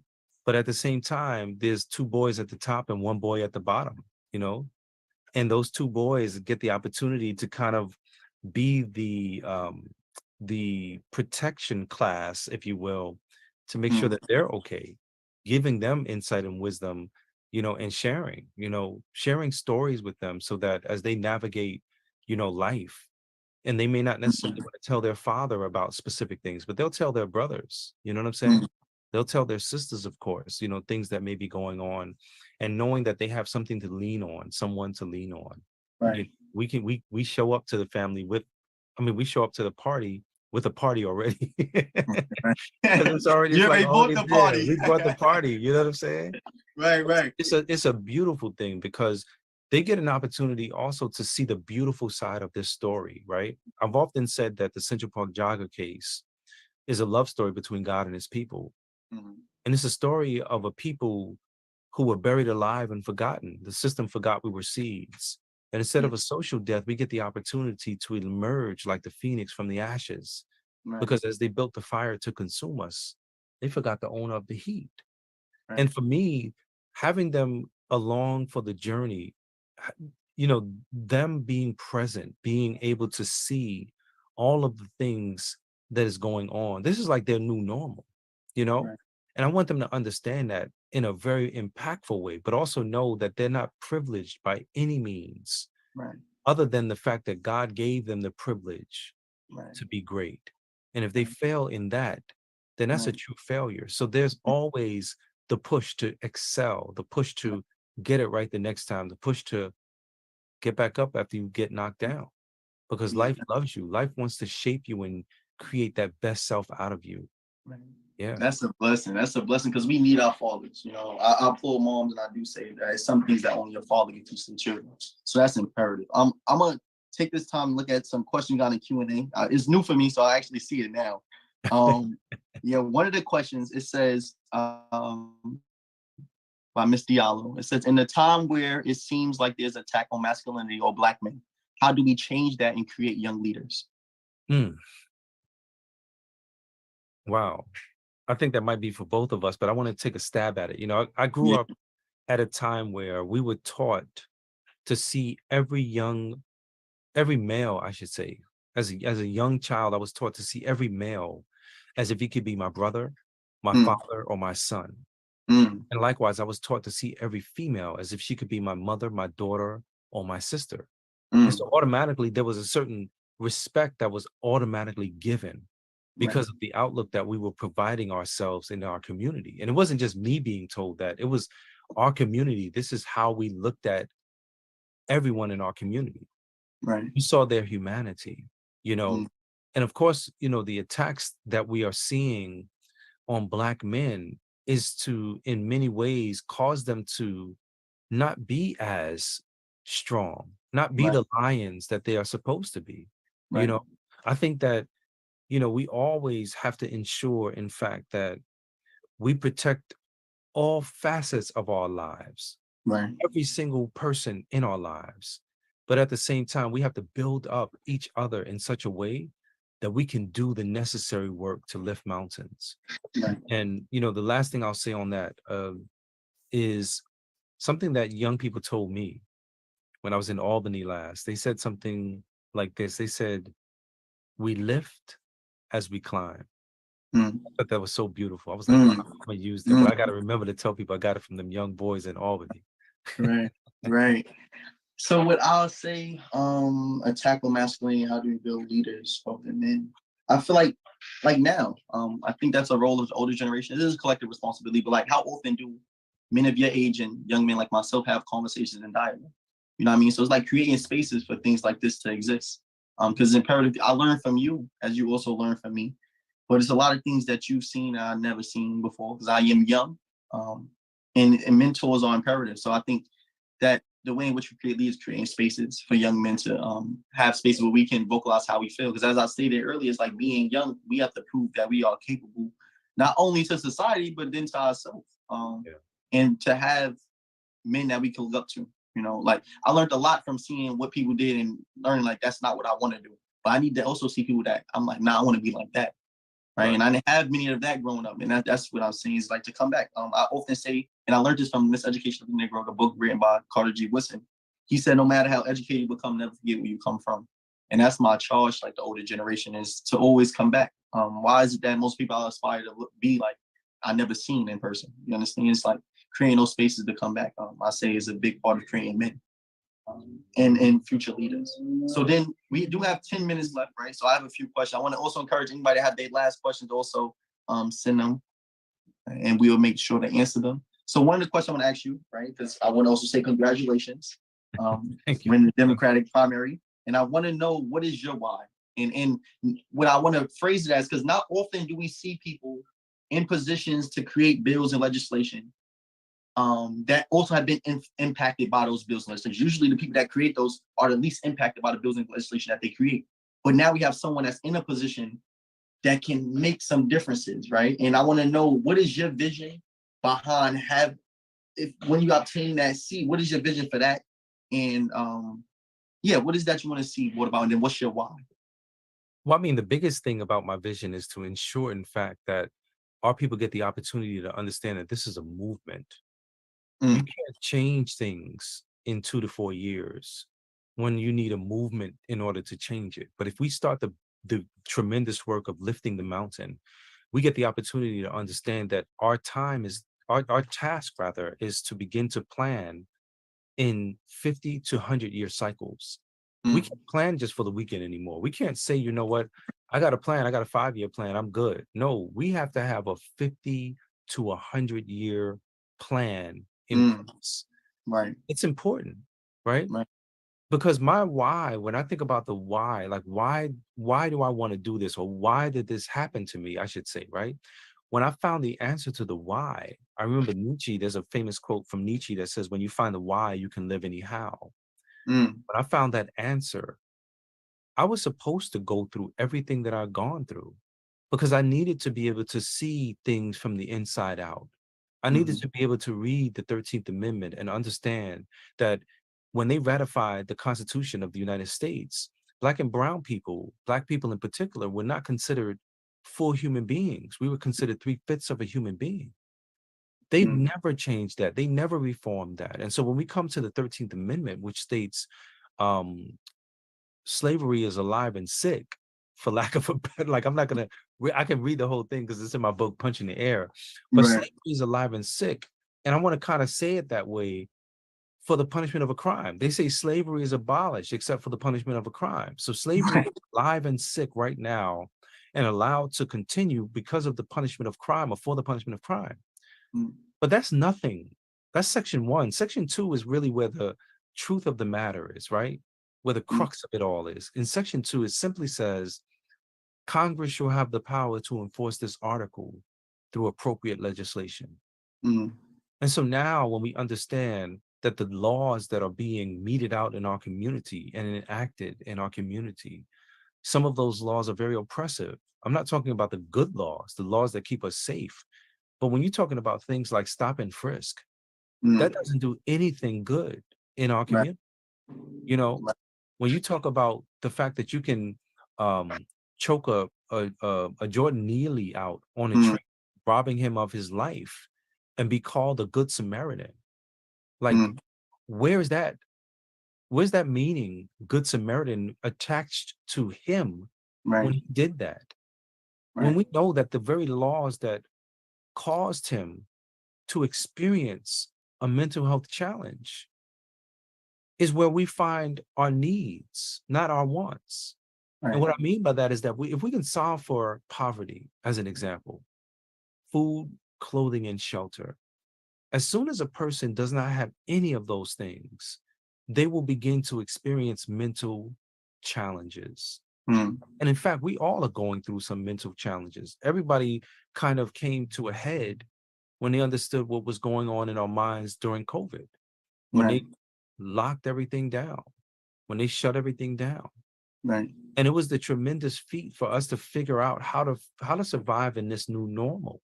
What do we do when we can't go to the gym? What do we do when we, can't go for a walk or whatever it is that we normally would have done? Now we got to sit and be with each other or be within the confines of our four walls, And so the why for me is knowing that there's so many people that would have been in pain had I not stood up and said, I'm going to take my platform and do something about the conditions of our people. Because I'm old enough to do something about it and young enough to still get the great counseling that I need from the great legends that are still in our community. Legends like Keith Wright, legends like C. Virginia Fields, legends like the grandmothers and the grandfathers that tell me all of the plans that we need to continue to implement. This is what's necessary, having community again. That why allowed me to live the how. because the how is lifting as we climb. The how is going to be, sometimes you might have to hold a person's hand through the process. You know, when I think about alternatives to the very nature of society and what it has gifted us in a way that is negative, right? I tell you, it's okay for you to be given Section 8 vouchers. I don't want our people to be comfortably poor. I want us to solve for that, but I don't want us to remain there, because remaining there is a condition of your mind. It will literally take hold of your mind and cause you to be comfortably poor. We don't, we need better for ourselves. And I thank you for that. I want to, so we got to end the day because we do got 2 more minutes, but I want to thank you for setting aside the time to converse with me. It's a privilege and honor to have this conversation and to have us both here. My pleasure. Also want to thank, Kimberly and the mothers of Black boys for assisting in bringing this program together, because there's a dialogue conversation that needs to be had definitely today.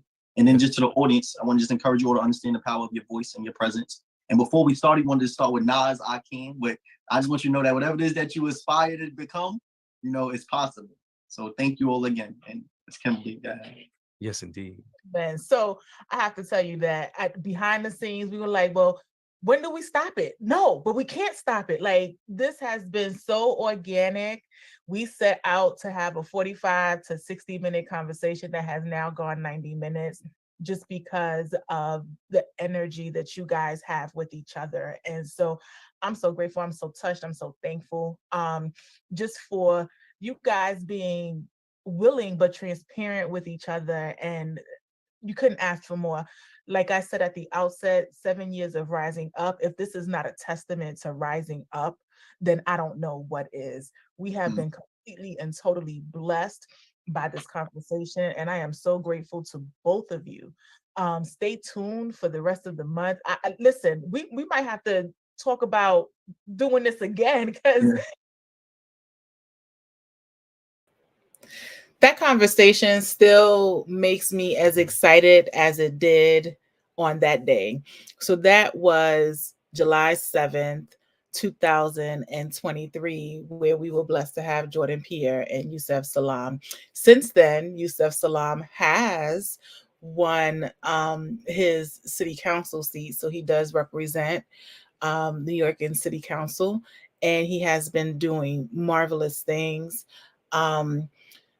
Again, I'll say I'm just so proud that he returned to the space. He could have been so hurt by the space, right? By the PTSD of just being in his environment and not had been able to shake that. But he not only has stepped away from that trauma, but he is also thriving in that environment and helping others to thrive. So we are so grateful to have him as a friend of the organization. I am so grateful for all of our friends who have helped us raise a total of $807. Thus far, we are about halfway through with this telethon. Text MOBBU to 44321 or visit www.mobbunited.org to donate. We have some more guests who will be coming up, some really exciting conversations to have. In just a few minutes, we will be joined by Dr. Nicole Anthony, who has been a partner of the organization for a long time in the special needs space.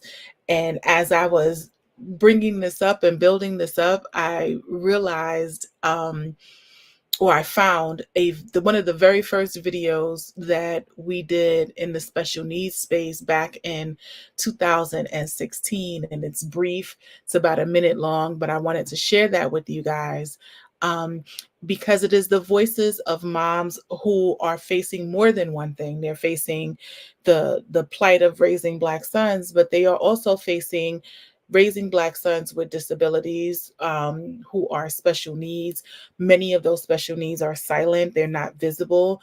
And we have some quotes from them on what it feels like to be in that space.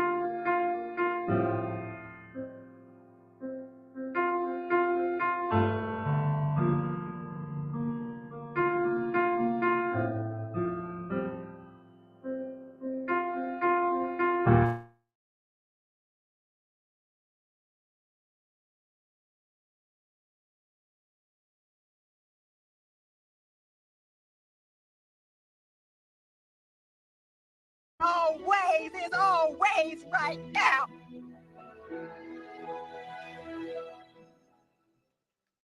Wix gives you the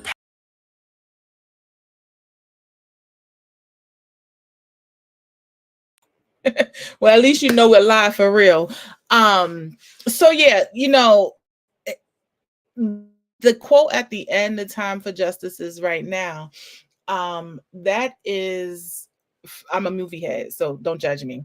That's from The Great Debaters. And I've always been touched by that scene. It is when the first Black female debater is speaking for Wiley College, and she's talking about integrating schools in Oklahoma. Her goal is to become one of the first Black women litigators. And that's from the 1950s, 1960s, but it's still so it's so relevant now, right? The time is now. The time is now to not have a Sonia Massey, excuse me. The time is now to not have a George Floyd or an Alton Sterling or a Philando Castile. The time is now not to have any of these situations, a Sandra Bland, right? The time is now to end illegal search and seizure. The time is now that our children get to thrive. The time is now that we get fair wages and adequate food and adequate housing, that we don't have these insecurities. The time is now that the same books that are in Black schools are in white schools, right? The time is now that we can talk about critical race theory and not have that be an issue. The time is now to end white fragility, that we can't have open and honest conversations about what's going on. The time is now for us to exercise the best Black job we have, and that is to go out there and vote in this election and every subsequent election that is to come. The time is now for us to continue to make differences, to stand up. The time is now for police officers to stand up on their truths, to know that they contribute to the issues that we have if they're not speaking up. The time is now to end those micro and macro aggressions in schools and in the workplaces. The time is now for children like the young man here in Texas who's been expelled from school because of his dreadlocks. The time is now for all of these things to end. And so our time is now. Our time for Moms of Black Boys United, for Mob United, that time is now. It is now, right? And it is now that we have the baton in our hands, and we have the strength, we have the education, we have the fortitude, we have the fight, we have the advocacy in ourselves, we have the ideas that we want to push forward, we have all of the things it is that we need. We have been set forth in this space right now because our time is now. It is your time. It is your time to support organizations like ours. It is your time to partner with organizations like ours. It is your time to come together with us and other organizations, with police departments, with schools, with higher education entities, with all of those things, so that we can stand straight face and flat foot for what it is that we believe in, for the things that we know that are true and the things that we know that are right. We should not be burying anyone because of these things at all. We should not be grieving right now. We should not be watching videos over and over and over again of the bullet holes that have suffocated life out of our children. We should not. The time is now for this to end, but the time is now for you to support us in that. And so I'll say again, text MOBBiU to 44321 right now, because our time is now. And if all you have are the dollars in your bank account to support us, then do that. But if you have a voice that you want to uplift, if you have a voice that you want to share, if you have something that you want to say, if you have a child that you want to protect, if you have a nephew you want to protect, if you have a daughter that you want to protect, if you have your own sanity that you want to protect, then join us on the front lines. It is time. It is time. It is time. This is a pivotal year in our government. This is a pivotal year in elections. This is a pivotal year to say that we will not go back to when, right? We have all of these slogans, make America great again. When was America great for us? Explain it to me. Tell me when America was great for us. If you've seen any of my pop-ups, you've seen me have conversations about free-ish. When we're talking about July 4th and we're talking about Juneteenth and we're talking about these times and these things that are put in place. Why is it that we have to reach legislation? Why is it that we have to be in a place that we have to litigate being Black and free? Why are we in a space that we have to litigate being Black and free? Why are we in a space where we have to talk about being Black and free as if human beings don't deserve to be free? Why don't I deserve to thrive? Why don't I deserve to achieve? Why don't my children deserve to be free and thrive and to achieve? So the time is now. The time is now. And it is one of the reasons why I love that moment in that movie, because we're saying the time is now. It is now. So, this is your now moment. Whatever it is that you have to offer, this is your now moment right now. So we are preparing to continue the conversation with Nicole Anthony, but it is definitely a now moment. It is a now time, and it is your now opportunity to share what it is that you need to share. If you got something to share, share it in the chat. Tell me about it. Tell me about your experiences. Tell me why Mob United resonates with you, what it means to you, what it means to be a part of the organization. Help us understand your why. Why are you a member of the group? Why did you like the page? Why are you on our LinkedIn? What is it that we have done or said that makes us relevant to you? This is our 8-year Mobbiversary. We are on the new talk for moms of Black boys. I don't think that I don't think I said that. I've been on now for a little over 4 hours, and I don't think that I plugged the new talk. So the new talk for moms of Black boys is centered around changing the narrative, changing how we talk about our community. But if you are in tune with the Black community or a part of the Black community, then you know what it is to actually have the talk. And we have the talk with boys and we have the talk with girls. And it is really, it is the first traumatizing event in Black households that we ourselves bring into Black households. And I describe it that way because I feel like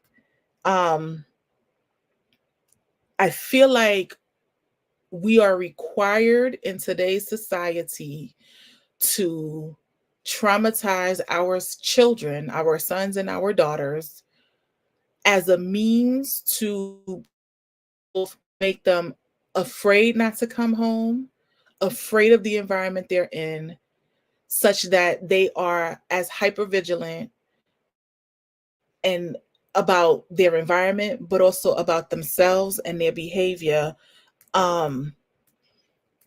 so that I know that my child will pass my threshold again. And I just personally think that's one of the saddest things that happens in our environment, to have that talk, to have to be the people, the parent, to be the person to introduce that level of trauma within our own households. And when you're doing it with special needs children, especially those who have invisible disabilities, it is even harder.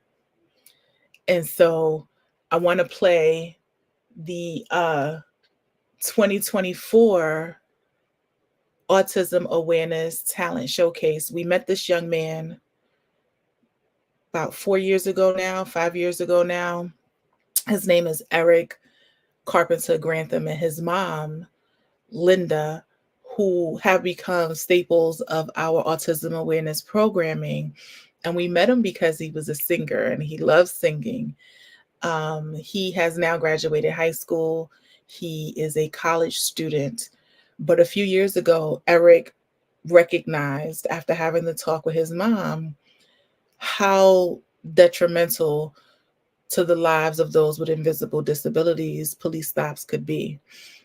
And so he has embarked on a 2 or 3 year long quest to changing those outcomes using a decal on IDs. So listen in as Linda and Eric share their experience there.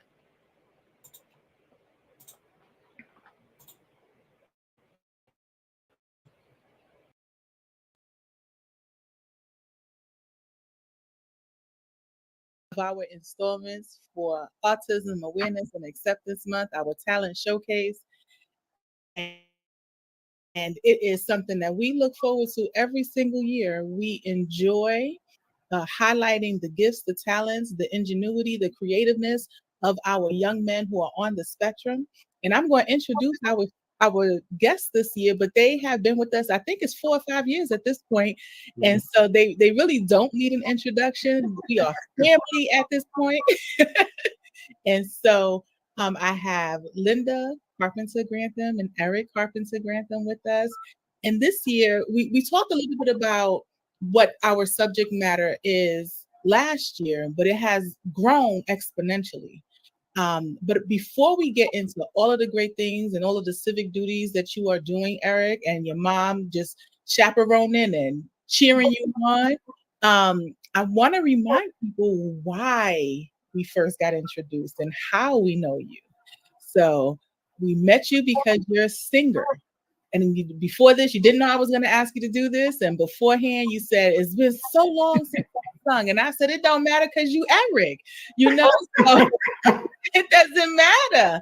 So I'm going to let you take it away. And I want you to give us a little snippet of that beautiful voice of yours. Thank you for having us, Kimberly. Thank you for having us again. Yes, of course. You ready? Yeah. Okay.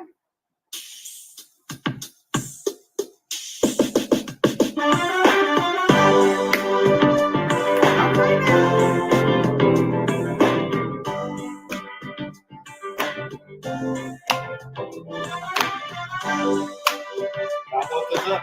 We're here to see another day, another month, another year. Yep.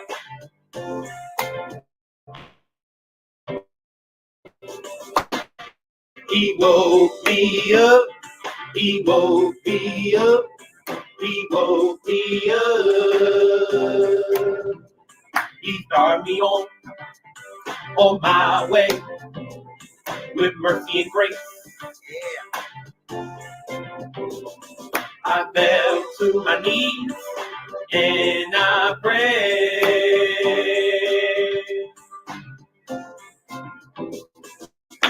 Thank you, Lord, for another day.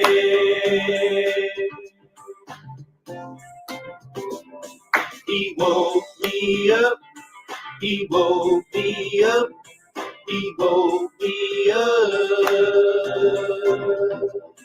Your mercy and grace, you let me see another day. Woo! He woke me up. He woke me up.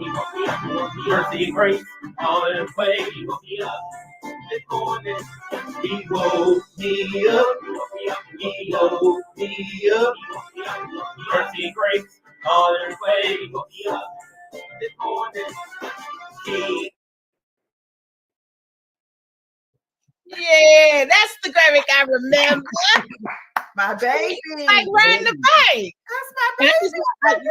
Yes, that's right. And I want everybody to know that you wrote that song, you produced that song. There's a music video to that song where your whole congregation supported you. And we had the opportunity a couple years ago to share that and show it. And you have just been an amazing delight to Mob United. It is always so great to have you. The last couple years, you have been our featured flyer person on there as well. And so that is the face that everyone sees when we talk about how we enjoy showcasing the lives, the talents of our young men on the spectrum. We had a brief moment yesterday where I was talking to your mom and I saw you pass and the face you hear and the voice and tell me yesterday, man. So what's been going on? She said, "What's going on, Eric?" Well, since growing up and growing the beard, my mom was like, "You need to grow a beard." So I was like, "Let me grow me a beard." Okay.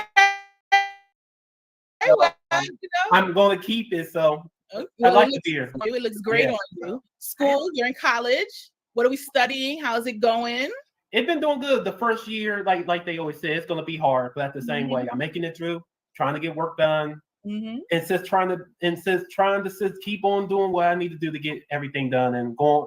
And I'm going to Montgomery College over here near my home. I'm not that far from my home, and going for business in media production. Because I'm going for media production is because I dream of having my own reality show someday to inspire others like me with available disabilities and autism, and welcome them and talk about their life with autism or available disabilities. And that's my dream, hopefully, to have someday.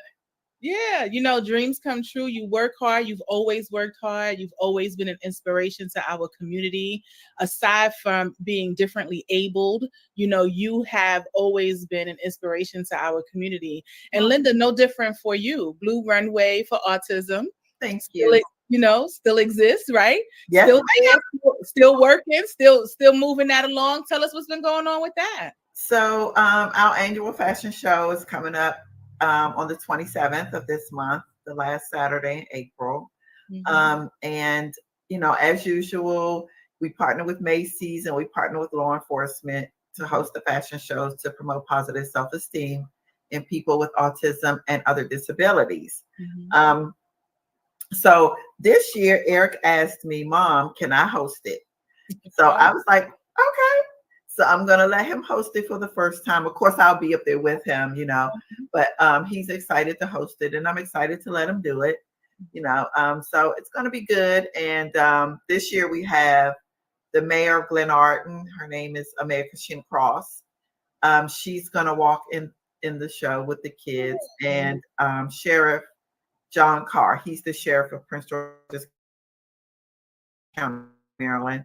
They're going to be in the show with the kids. I keep calling them kids, but Eric is clearly 19 years old, about to be 20. He's never going to stop being your baby. It's going to be a kid today. Well, no matter how old I am, you're always going to be like, you're still a child. Still my baby. Still your baby. Always. Yeah. Always.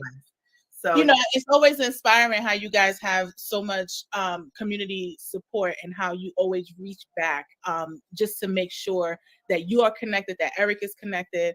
And I just love the messaging, the support, making sure that everybody is seen and heard. And it builds those bridges, right? Moms of Black Boys United is about building bridges, and you guys are doing it in a different way, or in a different way, but it's all for the same reasons. Absolutely.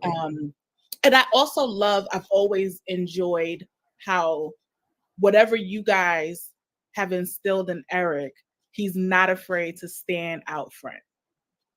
You don't have to say, "Eric, host this year." He's going to come to you and say, "Host this year." And that leads us to what we're talking about today, because like I said, he's never been afraid to stand out front, and it's no different with this. So tell us what you've been working on, Eric. Been working on a law for the state of Maryland, where I live at, for a whole year now, called Eric's ID law. And so the law is about putting something on a driver's ID and putting a disability on it, like non-parent disability or a logo to show that you have a visible disability.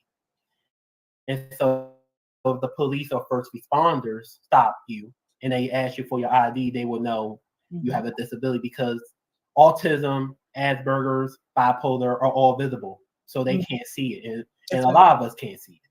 I can see it, but a lot of people can't see it. And so if they see your ID and you have a visible disability, they will know in the instinct how to communicate with you in a different way instead of like tackling you or hurting you and stuff like that. What made you want to do this? Since George Floyd was killed, my mom sat down with me and had to talk with me. If I ever get stopped by the police, put my hands up, don't reach for my phone, because that's the number one thing I would do.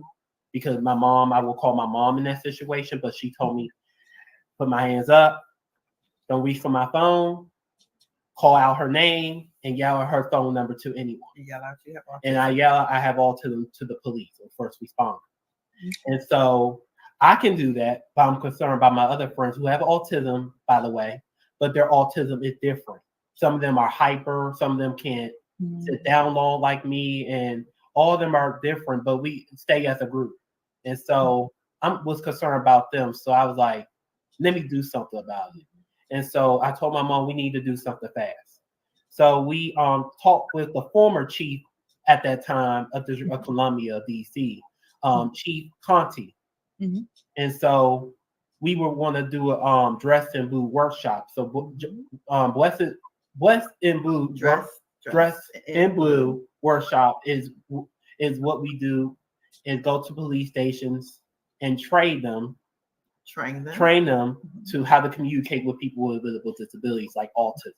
And so what we do is we bring my friends and a couple other people who have a disability, and we don't tell them that we have a disability, but we do it, and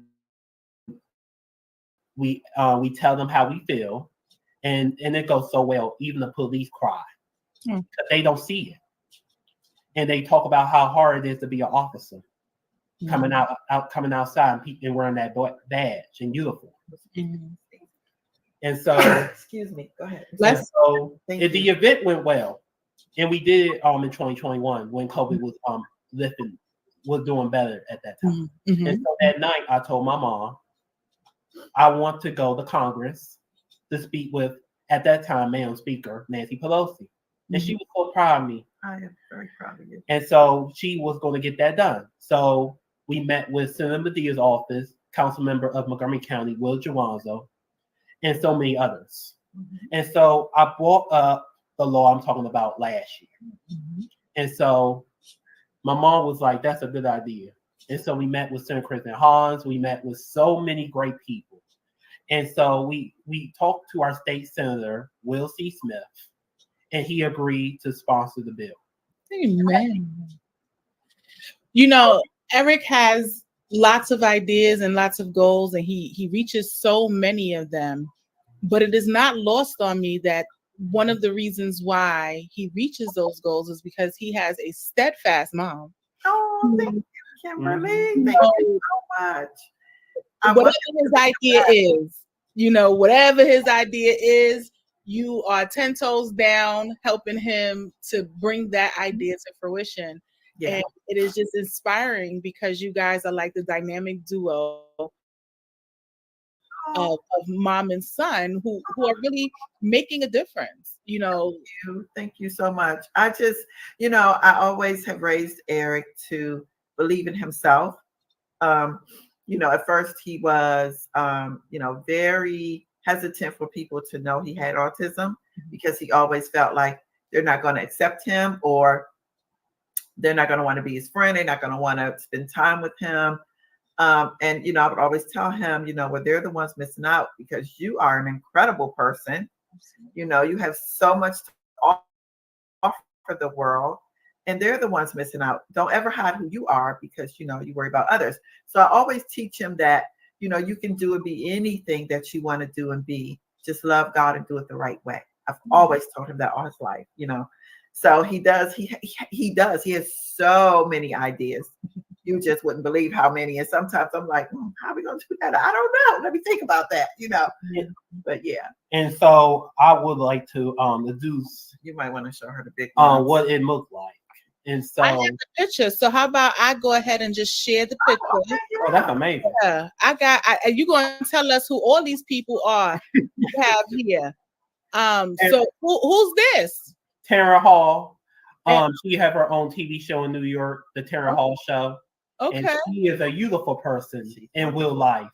She is wonderful. And so that day, she told the audience, because she was doing a book signing that day. It wasn't a book signing. She was talking about her book. Her new book. And so we didn't even ask her to do this, but it was a question the person was asking her, and she said we told her about the bill and everything, and she said, I would love to introduce Linda and Eric. And we were shocked and we were emotional and we couldn't believe it. And actually blessings came out that day. And so this woman want us to come back to the library where Tara Hall was at and talk about our law and talk about it's a mental health event. And it's going to be some big DMV celebrities there. And they want us to talk about our bill and why it's so important for mental health. Amen. I got some more pictures. Okay, who's this? Councilmember Will Jawanzo. He gave me that proclamation on Tuesday. Yeah. And what is the proclamation for? What is it about? Tell me about it. It's about Montgomery County making Autism Day accepted Autism Month. Yes. All right. Who else we got here? Tell us about this picture. That is the day of the testimony. Actually, was last month, March the 5th. That is everybody who came to show up to the testimony to support the law. And God is good. And some of those people actually spoke about the law. A lot of them testified. And half of in the back where I'm at is the picture of Thurgood Marshall and the senator with me. Two senators actually, Senator Nick Charles and Senator Will Smith, who was making the bill. And and my friends came too in that picture, if you can see. Amen. Grateful for everybody who came. It's a beautiful picture. Evan Glass, the council member of Montgomery County, he was the vice president, who was at the president at the time. Okay. And who do we have here? The assistant state attorney, Robert Hill, who spoke about the law. And who's this? Sheriff Wee of Montgomery County. And he spoke about the bill too. Okay. And Sheriff Carr of PG County of Maryland. Okay. And he spoke about the bill too. Kim Whitley. Kim Whitley. Kim Whitley. How you get up with her? I'm a little bit jealous. She is so funny. She is crazy. Funny. She is crazy. It's a lot of fun. Yes, she is. She loved Eric so much. Oh my gosh. Who's this? Sherry Shepherd. And she loved the bill, actually. And she said she would love to have this for her son, Jeffrey. Jeffrey has autism as well. Yeah. Who we got here? Senator Will Smith and Aaron from Fox 5. Aaron from Fox 5 News. I actually did an interview with them last year. Wow. So that's the senator that actually wrote the bill. And that's the senator who's actually writing the bill. And who's this here? An amazing person who's been there for us throughout this whole thing. President who is the president? He is now the president now of council. Council member Andrew Friesen of Montgomery County. Okay. Senator Nick Charles. Oh, that was the best Tell her moment about ever. that moment. Tell her about that moment. I've been dreaming of meeting this man for a long time, Governor Westmore, and he already knew who I was. Wow. And he was so proud of all the work I have done, and I was so emotional that day. Eric was. His eyes started filling up because he's been wanting to meet the governor for a long time. And when the governor came in, he came to Eric and he said, Eric, and he grabbed him like you see him holding him in a picture. He said, I'm so very proud of you. So proud of what you're doing. Oh my gosh. And he gave Eric a hug. I could see Eric was about to cry. And I was about to cry too because I knew that it was something that Eric had really wanted for a long time, but he was just amazing to Eric, the things that he told him. And oh my gosh, it was just an amazing moment for Eric. It was. Yeah, I mean, it's a wonderful picture. You can tell that, there's true emotion there. Councilman, That's Congressman David Trump. Trump, Senator Michael Jackson, and that is the president of University of Maryland, President Pines. And what he is putting on me is it's a scarf, right, Mom? Yeah, but tell her about the scarf. And so the scarf is a portrait because he only have a few of those, and I didn't know he was going to give it to me because not only I met him because I want to put the logos into colleges since you have to show an ID in college and you have public safety there, and so if they see it, they will know you have a disability. And so he loved the law, and so that scarf represents of when he was sworn in as president of the college. And it was a beautiful moment for me and my mom. Yeah. And that was an awesome moment. It goes right there. Mm-hmm. It's a beautiful scarf. My graduation. That's right. And I actually forgot the scarf represent all the colors of the Maryland flag. Okay. All right. And they made it at Afrocentric, right? Afrocentric. And that's my graduation last year. All right. And now? And now those are the logos for the driver's IDs. You're gonna explain that one? And so actually this is a portrait. So 17 other states, while we've been doing this, are doing this too. New Jersey was just a new one that says do it. And shout out to Autism New Jersey for making that happening. They are the 17th state to ever do this, and they are the newest one. They are still looking for a logo, but they came together to get it done. So shout out to them. And so the logo is a butterfly because other states are using one logo on their driver's ID. And so I chose the butterfly is because butterflies represent hope, peace, change, and freedom. And so what inside of the butterfly, you can see the butterfly colors represent all hidden disabilities. It's beautiful. For people who don't want to show their disabilities. And this one? That's for hearing impaired, for deaf people. And this one? Mental health logo. And we did the heart inside because even though mental health is an important thing, but they still have a heart. Absolutely. I love that. And autism, and inside of the logo of the autism logo is the puzzles pieces. This is it for autism. And since letting everybody know, this is a voluntary selection. It is a choice. You are allowed to not to get it or not. But let the people who want this, let them have it. Because it's so important for people who want this like me. And my friends and the mothers who want this for their child or parents or anybody. You always warm my heart, Eric. I don't know. You're just so amazing. You are. You're just so amazing. The way that you just come up with the different logos and all of that stuff and just continue to push forward and work.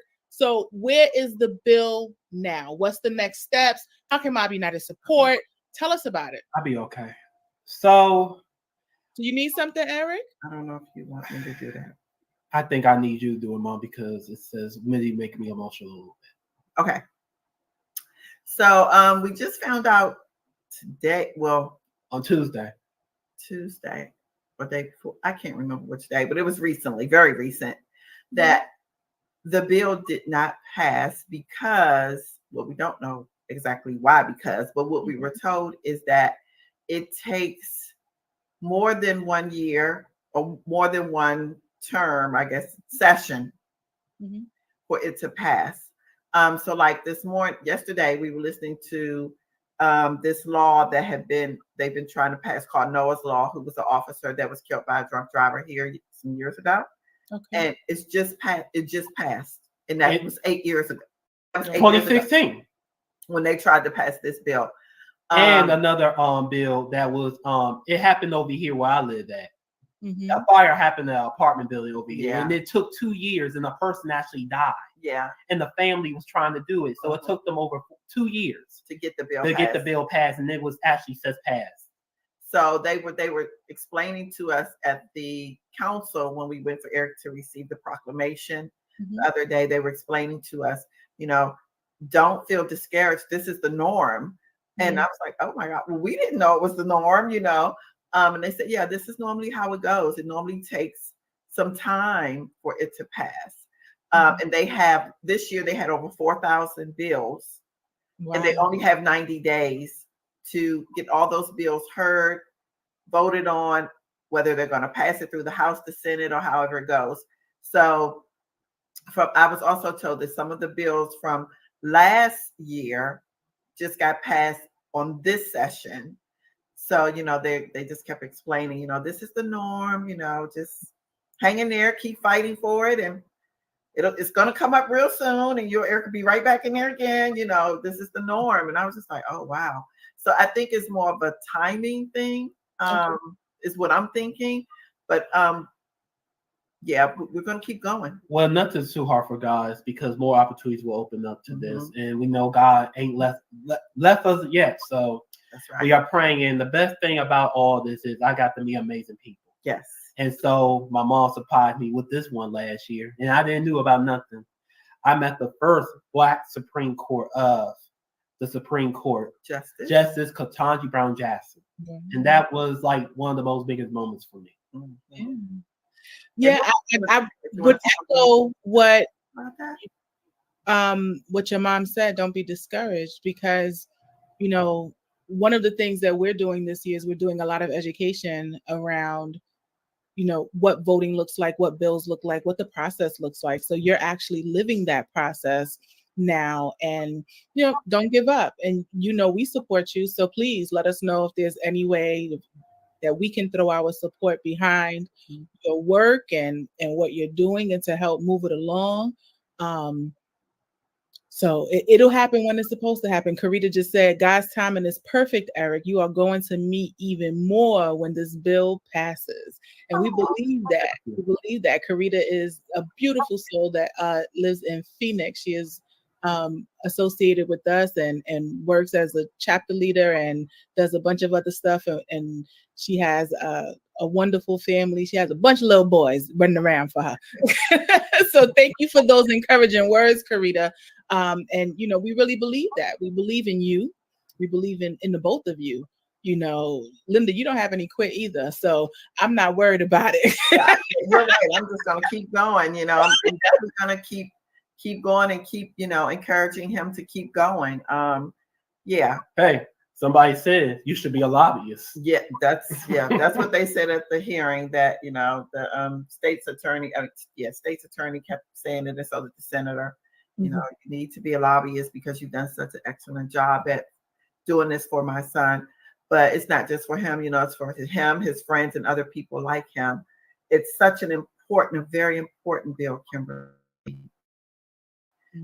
For people who have invisible disabilities, if they were to get stopped by law enforcement and they not know it, and then they not follow their commands, and with all that's been going on in the world, with people of color being stopped by law enforcement and being hurt, harmed, and killed. Yeah, it's huge. It's absolutely huge. Absolutely. We know it. We absolutely know it. And I was on the radio earlier today, and one of the things that I shared is we are an organization. We know that there are a lot of organizations that are born from pain, and to a large extent we were born from that as well, but we want to be the proactive people, right? We don't want to be the hashtag. You guys don't want to be the hashtag, so we join you in that fight, in terms of not waiting until there's a catastrophic reason to have this go forward, but let's have it go forward so that we're saving lives rather than talking about them. Right? Absolutely. And I'll stop that there. We were towards the end of that video, but like I said, Eric has been with us for a long time, and I walk around with the sample of the license decal. This one is for the hearing impaired. You can see the ear there. We recognize that this doesn't work for everybody. Eric and Linda recognize that this might not work for everybody, but It's a voluntary selection. And what I will remind our community is that it takes 2.2 seconds to take life and liberty. It takes 2.2 seconds to discharge a weapon and to end someone's life, to paralyze someone. In those 2.2 seconds, if you have the ability to present something that says, I can't hear you, that's why I'm not responding. That's why I kept walking. That's why I'm trying to read your lips. That's why I don't know what's going on. Or with the autism puzzle piece or mental illness, if you have an opportunity to say, I have a traumatic brain injury and I process slower, maybe we can change the outcome of those 2.2 seconds. Like it's imperative that we give people choices. It's imperative that we allow people an opportunity to have a say in what they use and what they're most comfortable with to protect and to change their outcomes. So this is going forth in Maryland, but this is certainly something that needs to happen everywhere. We know that there are now 17 states that have adopted this, and we are hoping and praying for more. But it's not just for driver's licenses, right? It's not just for ID cards that come from the DMV. This is something that can be used on campuses. If we're going to put armed police officers and armed resource work officers in high schools and junior high schools and elementary schools on college campuses, then we need to make sure that we also implement ways for our students, for our children, for our community members to be safe and to protect themselves. So go out there and support Eric's law. Eric, if you're watching, you're listening, Linda, we are so proud of you. We continue to champion for you. They were just on The View with Whoopi Goldberg and her team. Ben Crump just reposted their interview there. They're growing, they're getting lots of notoriety, and it is well deserved and much needed so that we can send this onto the Hill and get this passed for all those who want to participate. And I just got a ping. I see my girl Nicole is coming in. Nicole. Hey, Kim, how are you? I am fine. I know you are in the trenches right now. Mom has to do, we got to do what we got to do, right? That's right. That's right. So Nicole Anthony is a forever friend. She is a sister friend personally, but a forever friend as it relates to our autism awareness and acceptance programming. She is a special needs champion. She is a fierce mama and a community liaison.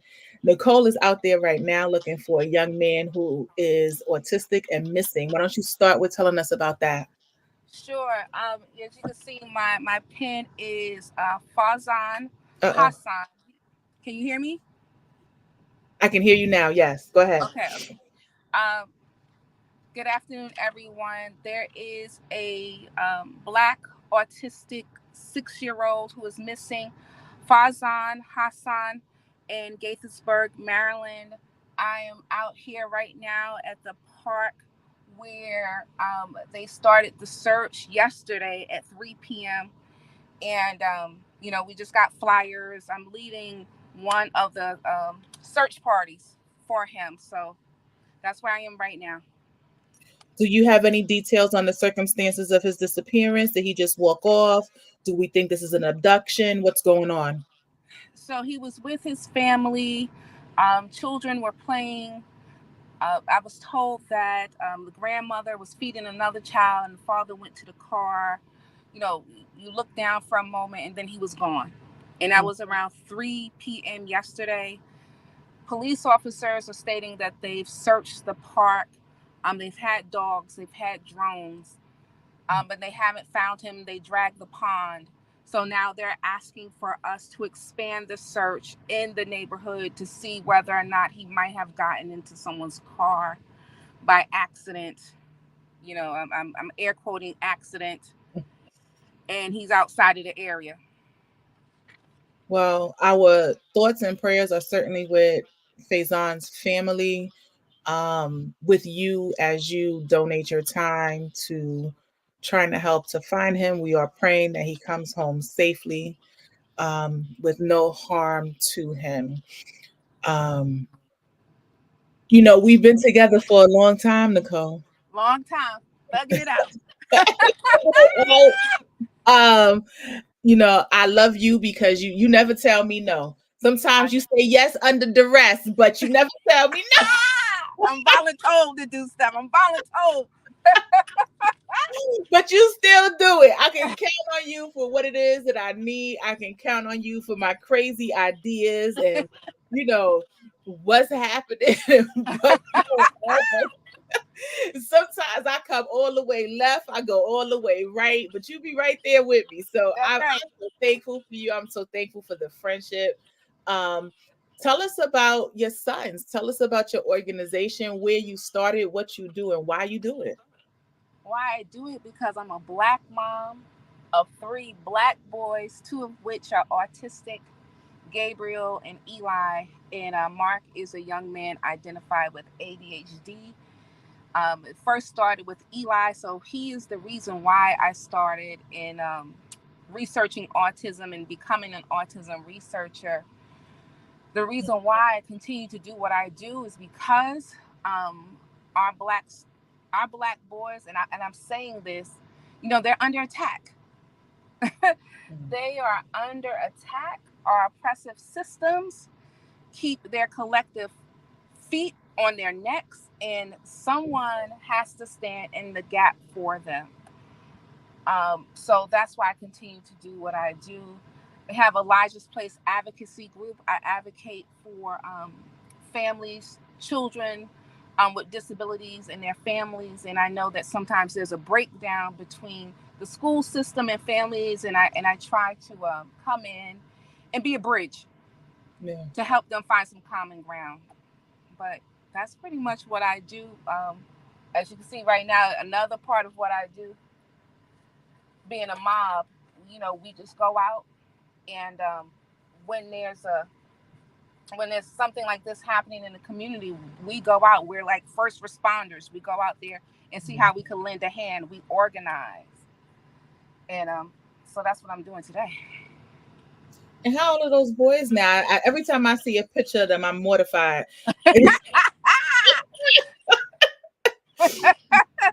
Eli is 27. Eli is 27. Gabriel and Mark, they just turned 18. Ooh, does that hurt to say, girl? Does that hurt to say? They so big. They all bigger than you. Listen, all of them. It doesn't hurt. It doesn't hurt being at that graduation ceremony.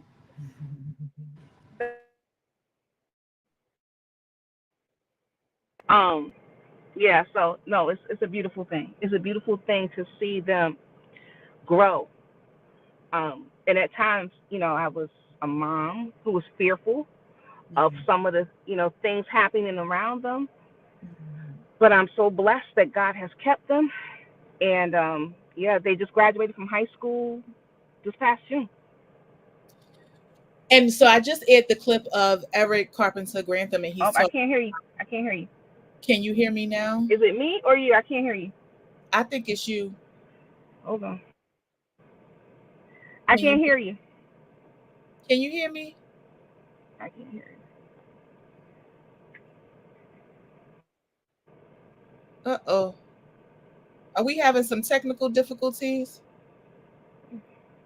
Can you hear me, Nicole?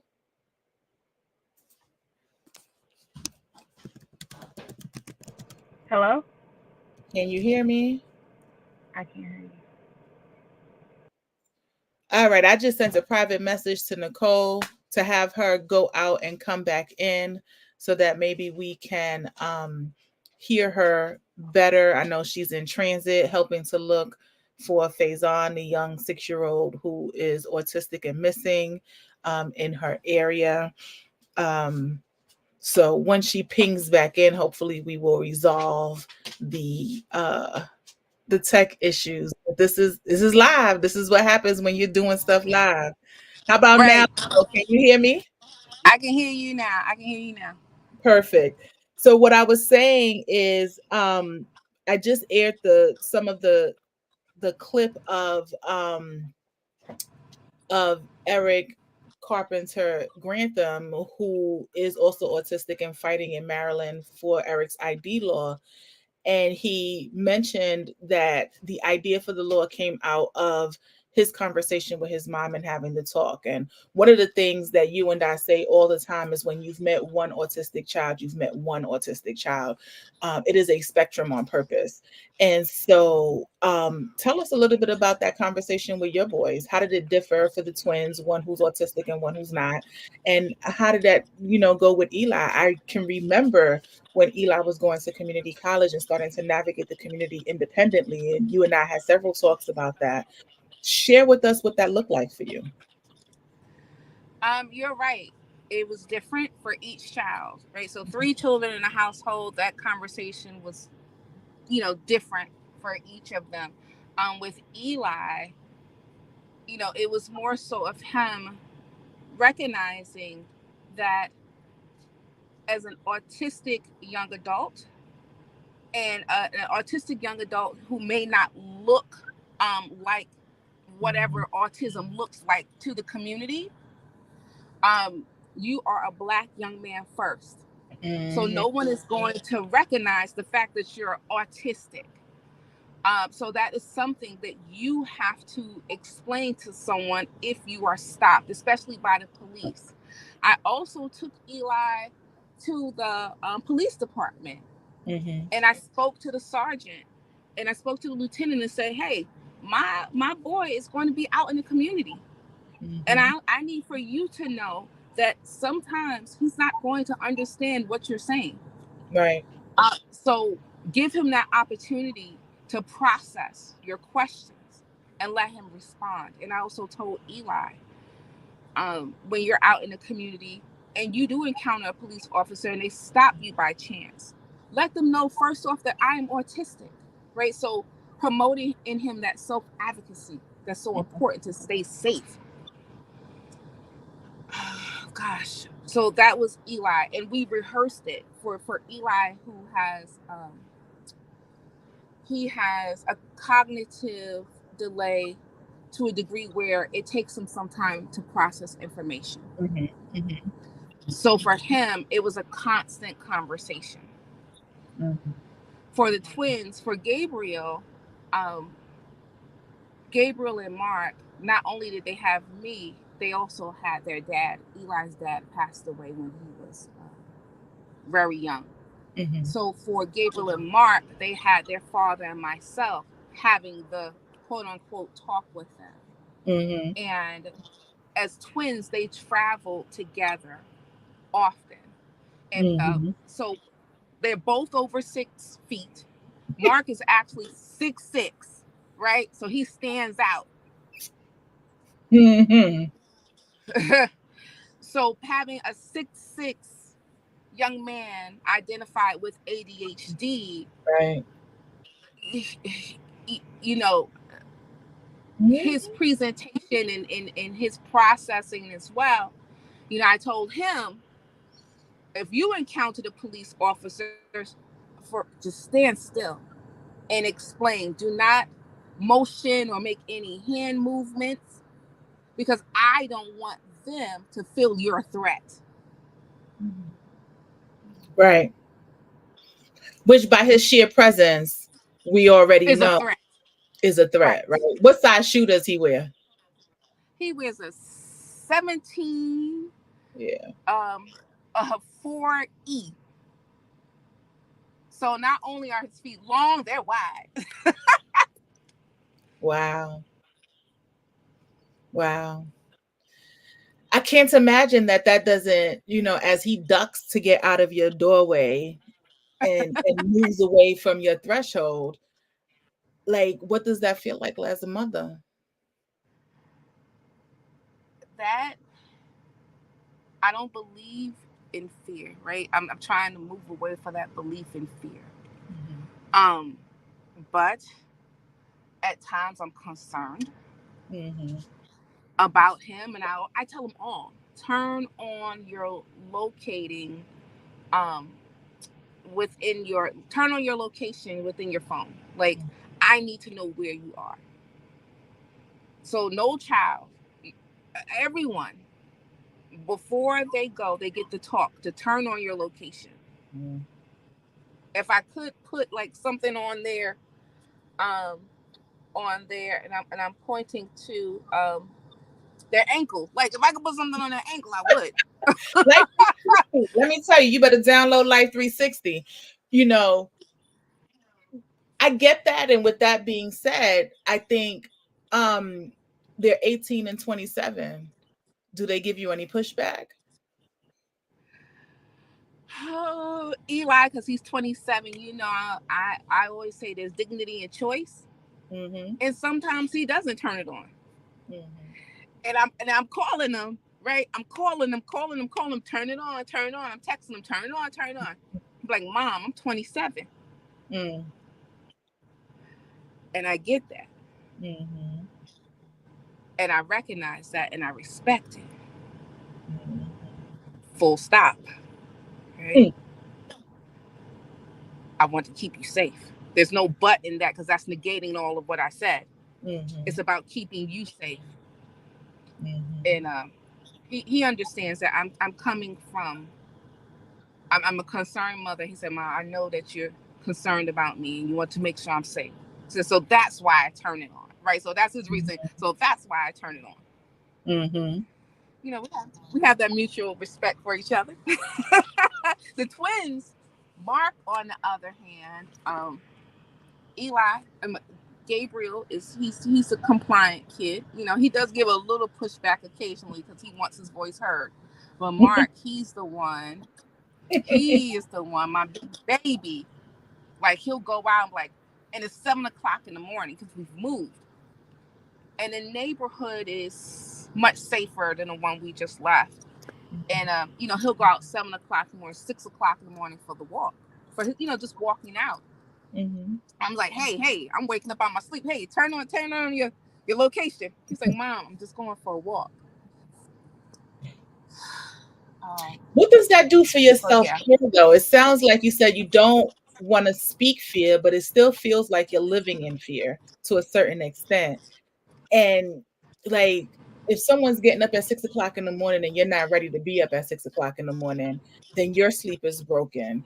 Like, how are you caring for self when you have these big boys who you have concerns about as they leave your home with these invisible, you know, disabilities that are not easily identified? How are you taking care of yourself and allowing yourself to not always be on guard and on edge? How do I take care of myself? Daily, through prayer. I take care of myself. I do travel, right? So I'm not at home just sitting there waiting for them to go. I do travel, right? Because I understand that I am not going to physically be in their presence every single day. I understand that they are going to want to go out there. They want to move. They're going to get married, things of that nature. So I have to trust that I have their dad, our family, we've equipped them with the skills necessary to keep themselves safe. Yeah. So self-care to me is, if I want to go to DC and just get a room for the night, I do it. They're 18 and 27.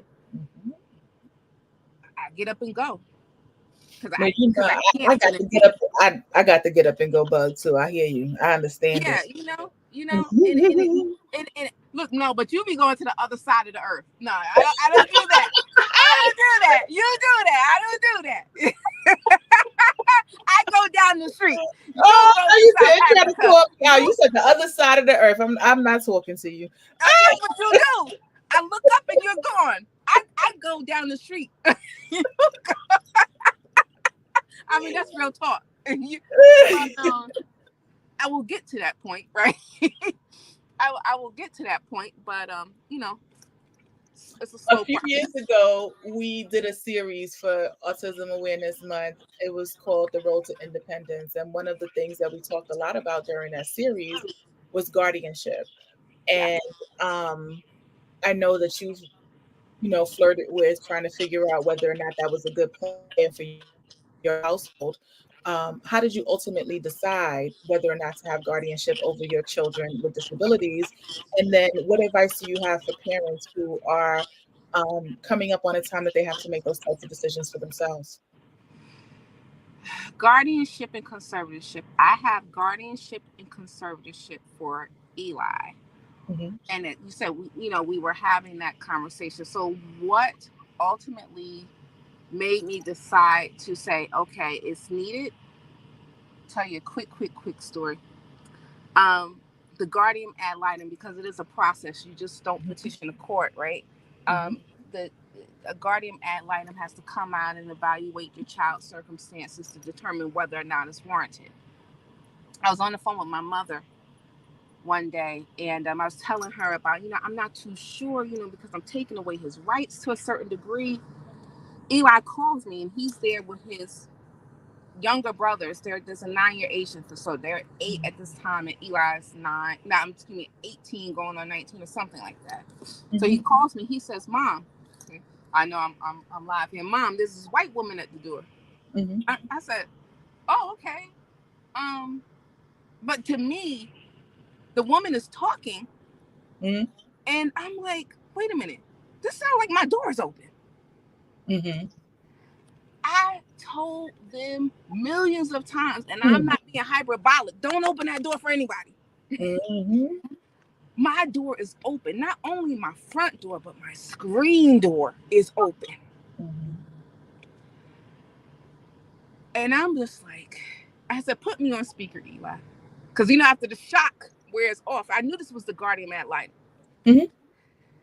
And I said, "Excuse me, ma'am," and I forgot her name. I said, "So do you see why we need guardianship and conservatorship?"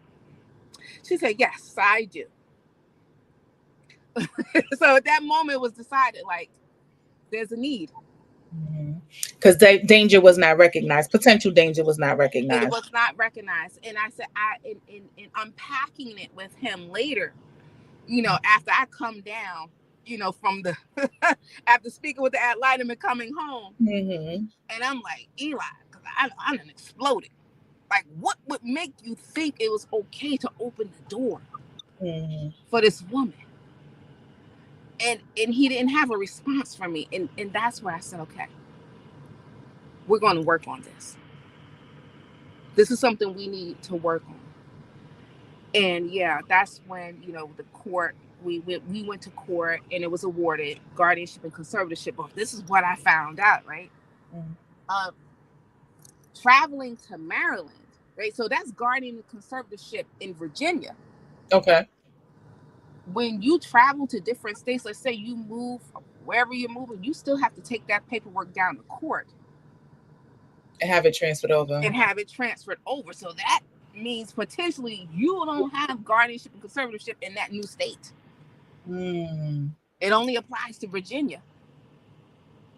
So the decision of the courts in Virginia can be vetoed by the decision of the courts in Maryland.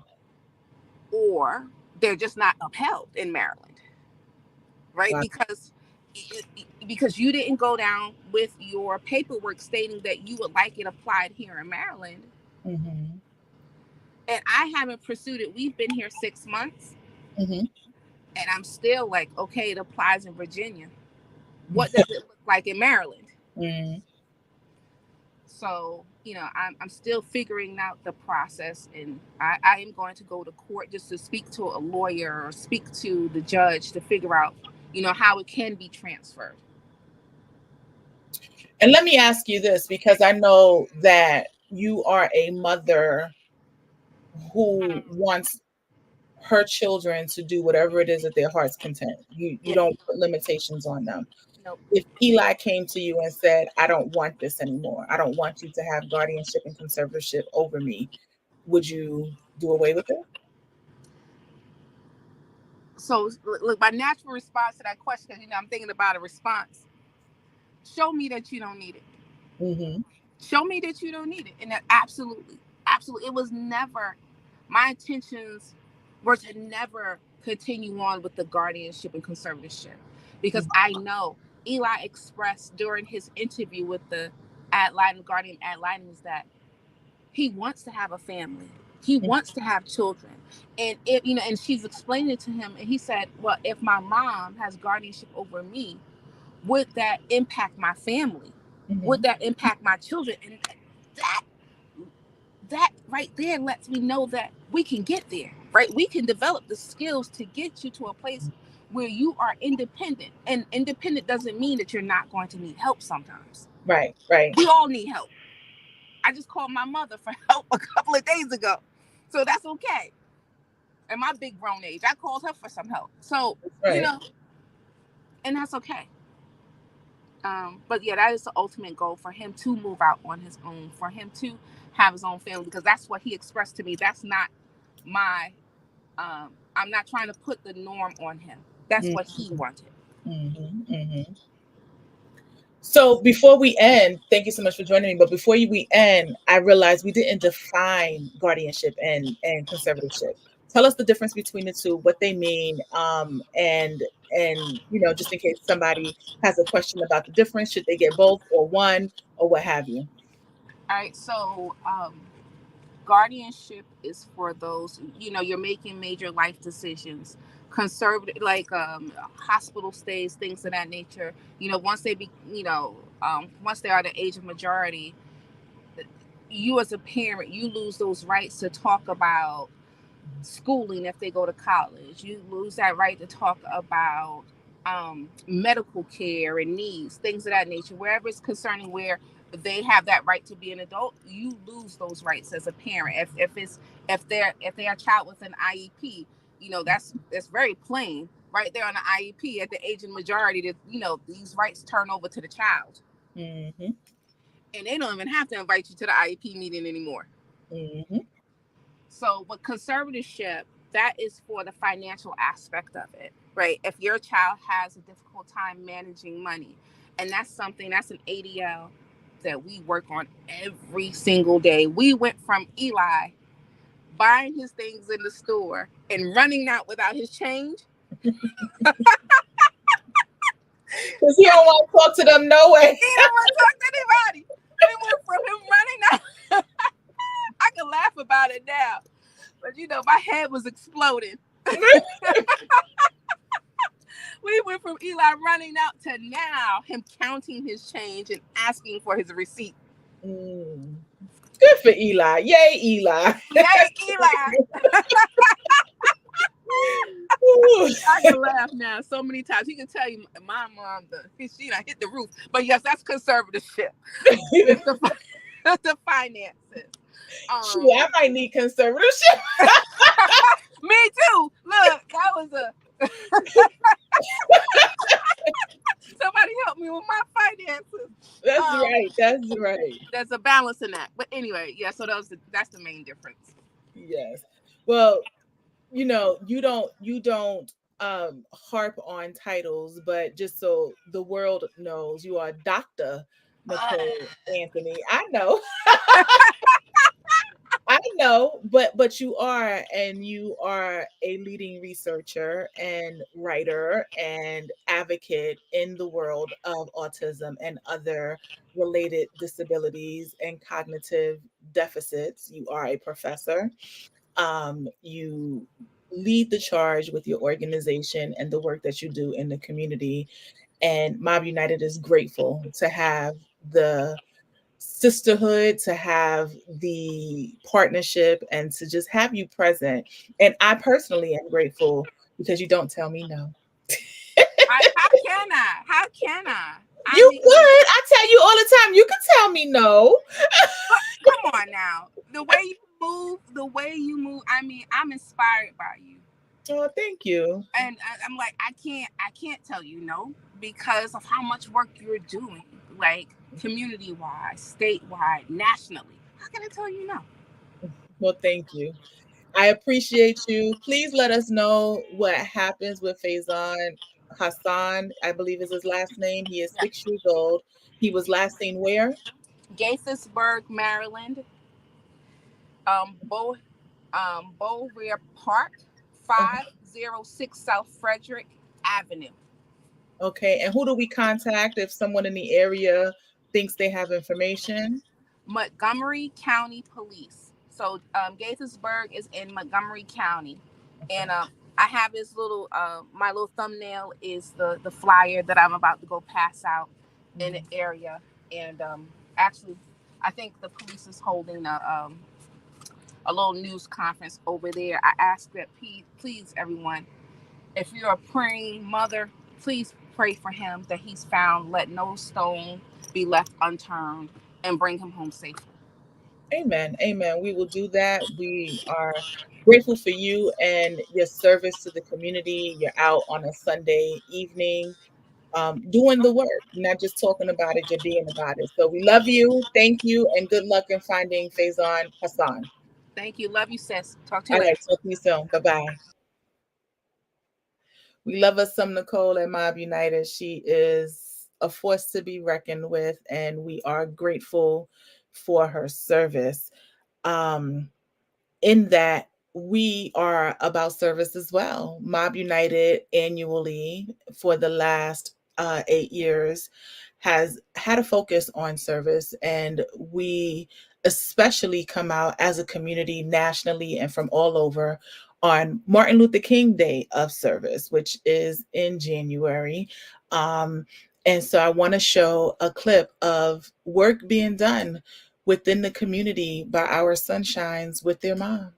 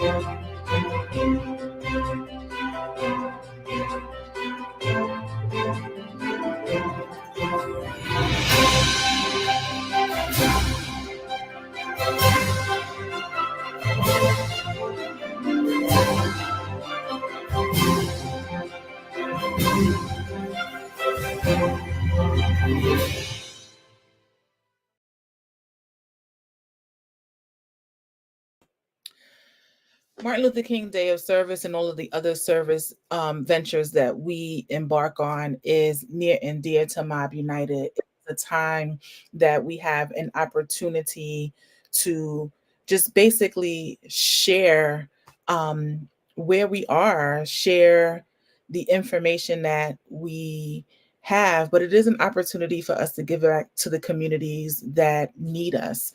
So we have done days of service at homeless shelters, at battered women's shelter. We have fed the community. We have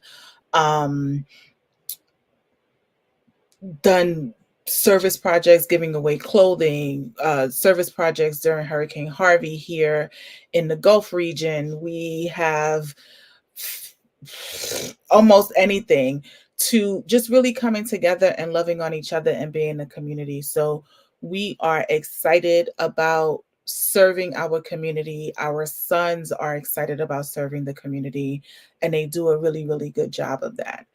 I see we have a new ping, right? And coming to the stage now is Sharon Collins. So I'm going to bring her on. Hey, Sharon.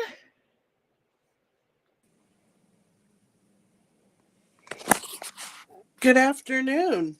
Hey there. How are you? I'm doing well, thank you. I'm happy to get on. I had been busy this morning, and I wanted to join in as soon as I could. Great. There we go. Well, we are certainly happy to have you. Sharon is a mob mom. She is in, I'm gonna mess this up. I was gonna say LA, but you are not in LA. You are in San Diego. San Diego. San Diego, that's right. So she is in San Diego, California, where Beth Lundy, one of our board members and tech person, spends half their time. In addition to being a mob mom as part of the organization, she is our grants writer. So welcome, Sharon. Thank you. Thank you. Happy to be here. And, I just get so much encouragement from the Mob United organization, and that's why I joined. And I'm just really, really grateful to be a part of this organization. I'm one of the spokes in the wheel of raising funds for Mob, and I'm just so encouraged by everybody out there. There are different ways of raising money. I'm able to use my skills with writing grants and talking to various donors. And it's just really nice to see that we have members out there who are willing to contribute. And that this telethon is another way, or one of the other spokes in the wheel that we have turning for the progress of Mob. So thank all of you for being here and contributing, and please pass the word around. Yeah, definitely pass the word around. I want to talk a little bit about the difference between public and private funds, the difference between public and private grants, and then just enlighten us on what it really truly takes to run an organization like this. I think sometimes people believe the money just comes, or if you have a good mission and purpose, the money comes, but that's not necessarily true. It really is hard work to figuring out what it is that we need. So tell us a little bit about that. Oh, wow. That was a whole lot. First off, planning is really important, and using one's mission to be able to match the specific donor's mission. And that can be done in many different ways. For me personally, I use a matrix system that I have a list of criteria that is important to Mob. And so I have this list, and then I go to a private or a public donor. And then I match their desires to fund accordingly to my list. And I give it a point system. And that's when I know we have a pretty good chance of receiving funding. So it's an educated decision whether to ask for funds from a private organization, which are individuals who set up trust funds, or organizations that are family run, who are specifically devoted to donating funds for wonderful causes. And then we have public funds, that donate as well for specific causes that they personally like to donate to. And they consist of corporations, for-profit entities who not only want to be a part of a good program that supports the community, but also, they have they get benefits too. And not only do they have a feel good benefit, but they get a tax benefit as well. And everybody gets a tax benefit. We just need to contribute to these wonderful programs like Mob to get that tax benefit, even though it's a feel good and it's a commitment to wanting to improve. Mothers of Black Boys United. And it takes funds. It just simply takes funds, volunteering, adding your opinions and participation. And that's how we move forward. Right. Yeah. So for Moms of Black Boys United, as you write the grants, what are some of the key things that stick out for you that you highlight? Well, let's see here. I highlight a lot of elements. I think the greatest element is really focusing on the mom and what moms are going through in protecting their Black sons. It's a challenge. And they really need, our Black moms need as much support as possible, especially for their teenage Black sons. They're so impressionable, as with any teenage son, but a Black son has real specific issues that they have to contend with that other groups don't have. This racial profiling that goes on that affects young sons at a very, very, very impressionable young age, as well as supporting the mothers and supporting their sons. And I talk about that a lot. I also talk about the incidences that have taken place around the country of racial profiling and social injustices. So I try to concentrate on that and bring that information to the prospective donor so that they're aware of what's going on. So Right. I focus on that as well. Yeah. And you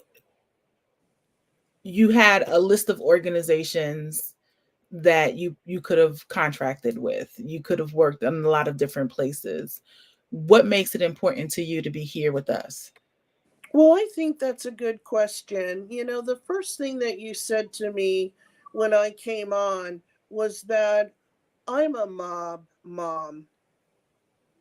And, it's a little bit selfish of me because I'm looking for support as well as giving support. So it's a give and take relationship that, I believe all of our members have and want that as well.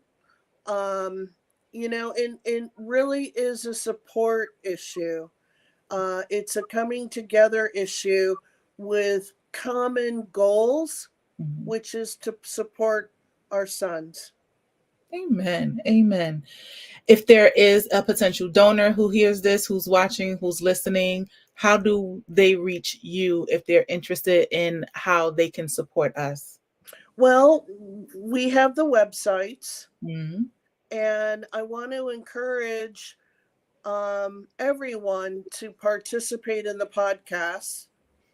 But for specific questions and information, I always I always tell the donor that if they want to know specific issues on the management of mob, to come to Kimberly and and talk to her about the Absolutely. specific workings of the organization as a whole. But if you want to contact me and talk to me about funding and what I do and how I do it and where I go, I'd be more than happy to speak with you. And how can they get in touch with me? Sharon.collins at mobbunited.org, if that helps. Um, I'll say that again. Sharon, SHARON.Collins, COLLINS, at mobbunited.org. And I just added that to the chat too while Oh, you were good. saying it. For sure, I think that everything here is a team effort. We have no silos, there are no islands. We work together on all things that we do. And so, if you have any questions, feel free to reach out to me, reach out to Sharon. But donated funds are so important for a nonprofit organization. They're especially important for someplace like Mob United.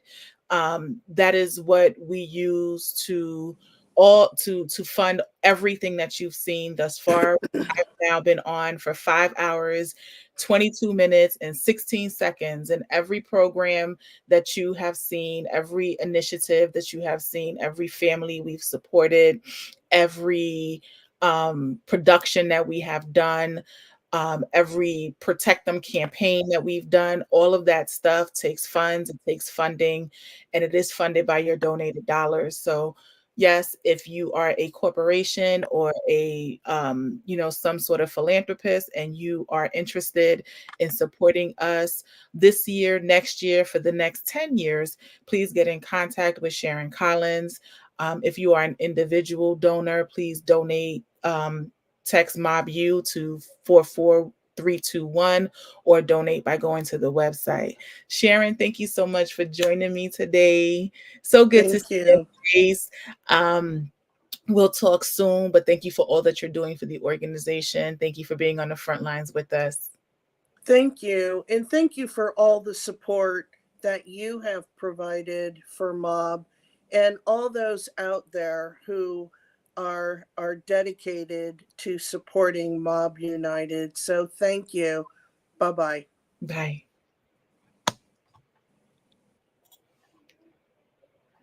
Sharon Collins, who is our grant writer. She is doing a phenomenal job of getting us out there in the grant world.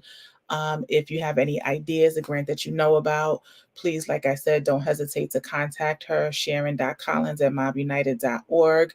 You can always email me. It's kim.alexander at mobbunited.org. We are always looking for good, healthy, and like-minded partnerships, as well as funding. So want to move on now and talk a little bit about how we support people. And a lot of that is done through our chapters. I said early on in this telethon that we have chapters across the country in several different places. If we don't have one and you're interested in starting one, send me an email. If you're interested in co-leading a chapter, send me an email. We are always looking for boots on the ground because I'm in Texas, and as executive director, I oversee a lot of things. However, I don't know what's happening in a specific area if it's not surfaced by my chapter leaders. And so it is important to me, to the organization, and to the entire leadership body that we have chapter leaders on the ground who are watching the legislative actions that are going on, watching the incidents in the communities that are going on, but also partnering and coupling with other like-minded organizations and partnering with the decision makers within the community. We are all stakeholders in outcomes, right? We all are here to see better outcomes. And so we have to be able to leverage those relationships to do so. And so couple years back, we launched Mobbing in Your City, where we talked about how and what that looked like and our commitment to communities. So check it out.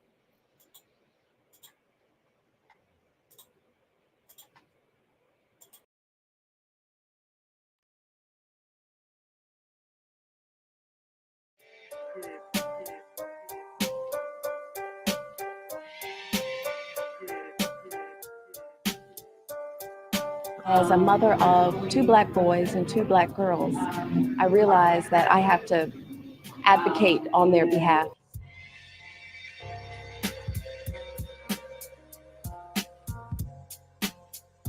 Hello everyone, and welcome to Mobbing in Your City. I am your host, Nikki Michaud. I'm an actress and an activist, and I have been with Mob United pretty much since the beginning, but last year I became an ambassador, and this year I have become the chapter lead in the state of California, so I'm very excited. This is our kickoff episode for Mobbing in Your City. 4 years ago, DePelsher Magruder founded this organization just as a Facebook group. 170,000 people have been members of that Facebook group. We are so excited to introduce you today to some of the moms who are chapter leads across the country, working on the front lines for their sons and for their families. And I say families because we care just as much about our sons as we do our daughters, sisters, aunties, and grandmamas. But this group was formed for the special needs of our Black boys, because raising a Black son, it just hits different. It just does. The fear that we have for our sons, it's just very. So we want to make sure that you know that we care about everyone, that the work that we do to improve the lives of our sons improves the lives of ourselves, our daughters, and everyone else. We want the world to see our sons the way we do. And we also want to affect change on a policy level so that we can affect and change laws and vote for things that'll make the lives better for our sons and for our entire community. We're going to be coming at you every Saturday, 12 noon, where we can check in with our mob leaders across the country. We're going to find out what they got going on, how you can get involved, and hopefully share some good news. Lord knows we need good news these days.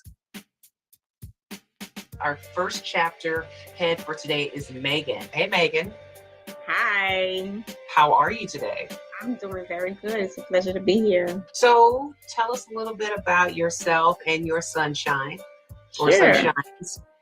So I'm Megan. I have 2 sons, 24 and 22. I'm co-lead here in New Orleans along with Latoya Gus. Oh, hello, Latoya. Hi. So I'm the co-lead for the New Orleans chapter. You guys can reach us at neworleans@mobbunited.org. Get involved. We're ready. So tell us a little bit about how you got started with Mob United. Honestly, was actually through Facebook, and that was my initial impression of Mob.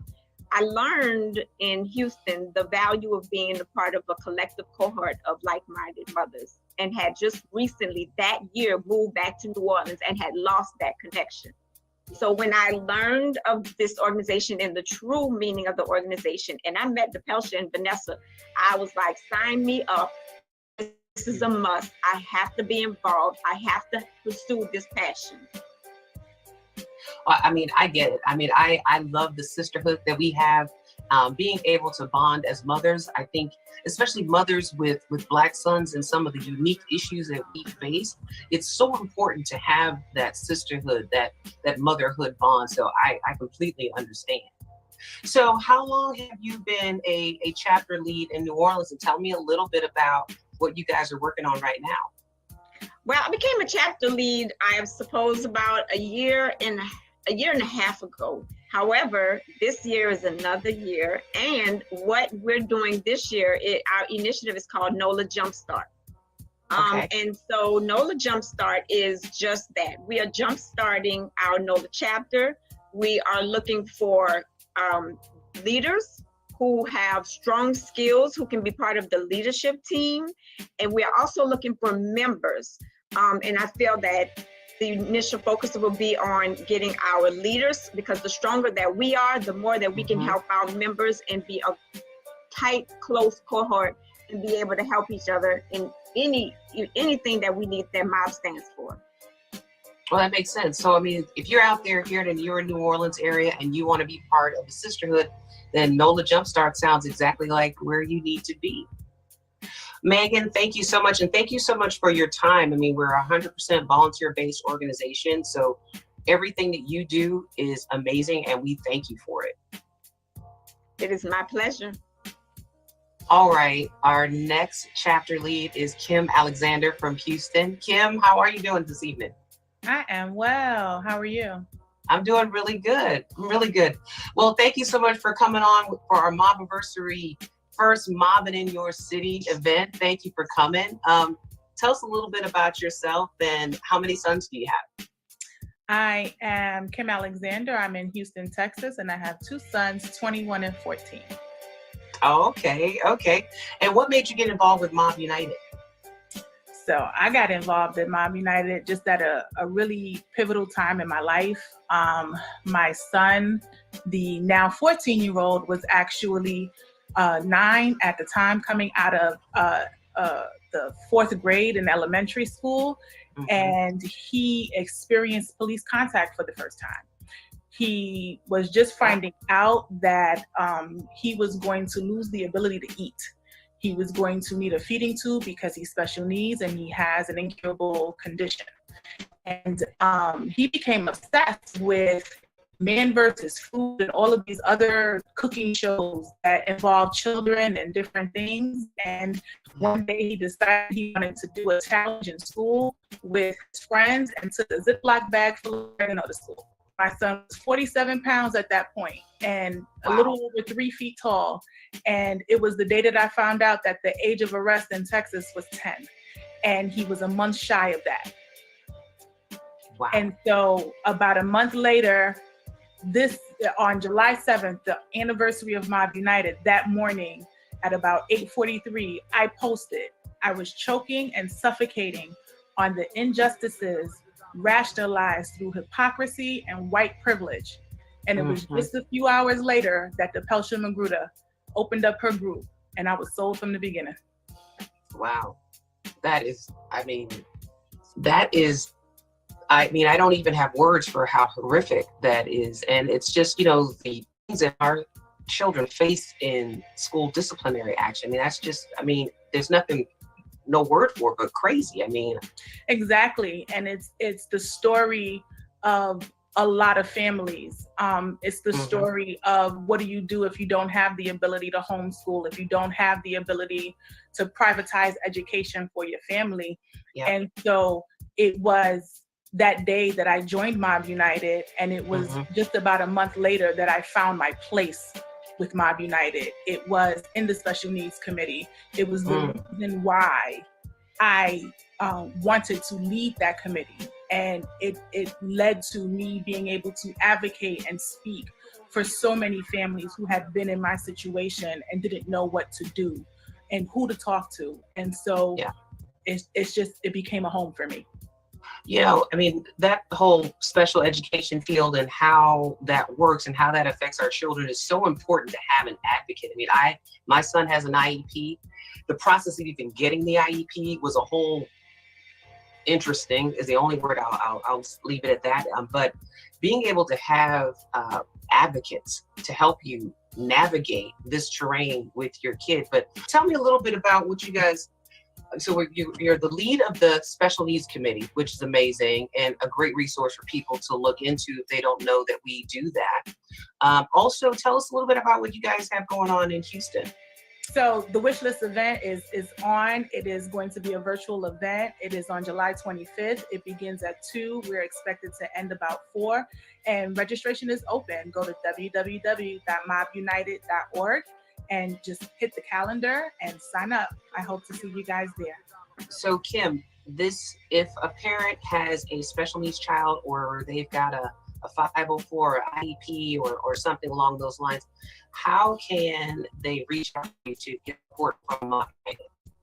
You can always reach me by email. It's specialneeds@mobbunited.org. So that's special needs with an S on the end at mobbunited.org. Awesome. Kim, thank you so much. That's fantastic. I mean, I know that when my son was going through, when we first got called in and was told, you know, I think the second day my son went to school, they announced he was a troublemaker. And I'm thinking, how do you even know my son? And then it was the IEPs and the 504s, and it was just this whirlwind for me. So I think I really encourage anybody who's going through this to reach out, specialneeds@mobbunited.org. Our next chapter lead is Tiffany out of Dallas, Fort Worth. Tiffany, are you there? Yeah, I'm here. Hi, how are you? Hi, thanks for coming on. How you doing? I'm good. How are you? I'm doing great. Well, tell us about yourself, when you joined Mob United, how many sons you have? Well, I just have one son. He's a giant 10-year-old.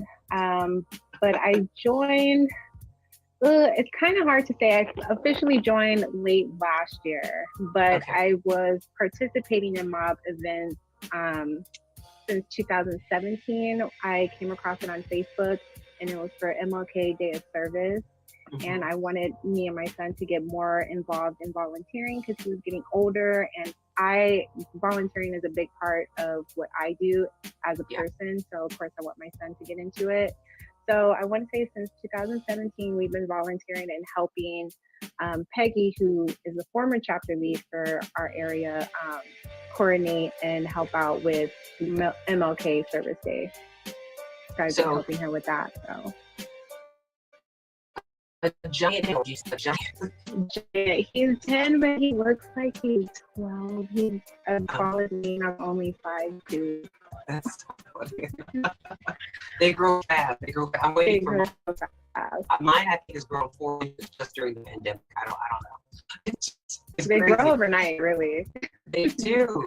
So I want to ask you, what issues do you think that your community faces that may be different from some other chapters that are primarily Caucasian, or what do you think there are some of the issues that your community faces that are different?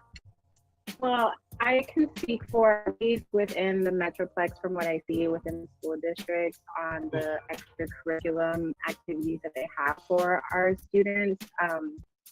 From what I've seen firsthand within just where my son goes to, it seems as though there are a lot more activities that involve their city resources that are not allotted to our kids in other school districts who are predominantly more white, you would say. But for our Black kids and for the kids of color, which predominantly heavy-based, they lack having the resources to be able to have those positive encounters, especially with the police officers, because that is a big deal for them. Because my son had a scare one day just in the parking lot, and it changes the narrative for them if they were able to have that positive experience to see, even though what we see on TV on day-to-day happens, we don't want them to be scared. And it's relying on us as moms and as parents to always have those conversations, whether they, instead of them have the actual experience. Right. So just so I can be clear, you're saying that the extracurricular spending coming from the city or the state, the Black schools are getting some non-Black schools, some white schools. What's interesting about when you talk about those positive police encounters, because in our neighborhood, they do, I live in a predominantly white neighborhood, and I've noticed this because they have, let's say they have a 4th of July event. And the police are all out, it's all smile, and it's all positive. And it's interesting because my first reaction was fear. Like my son wanted to go say hello to the motorcycle cop. And of course, I'm nervous around cops. I'm from the South. I'm all nervous around cops. But I stopped myself from stopping him, because I knew he was going to have a positive experience. And regardless of all the problems we had, if he could have a positive experience, that would be a good thing. But if you are in a community where you're not doing that, where the city's not engaging the community in those types of activities, the only time we're engaging with the police is a Tamir Rice, a George Floyd, or body slamming somebody for not wearing a face mask, etc. Right. It's a really difficult problem. But so can you tell me just a little bit about some of the initiatives or any call to action that you guys are working on in Dallas? So I'm a fairly new chapter lead. Oh, like me. Thank you for stepping up. That's amazing. Yes.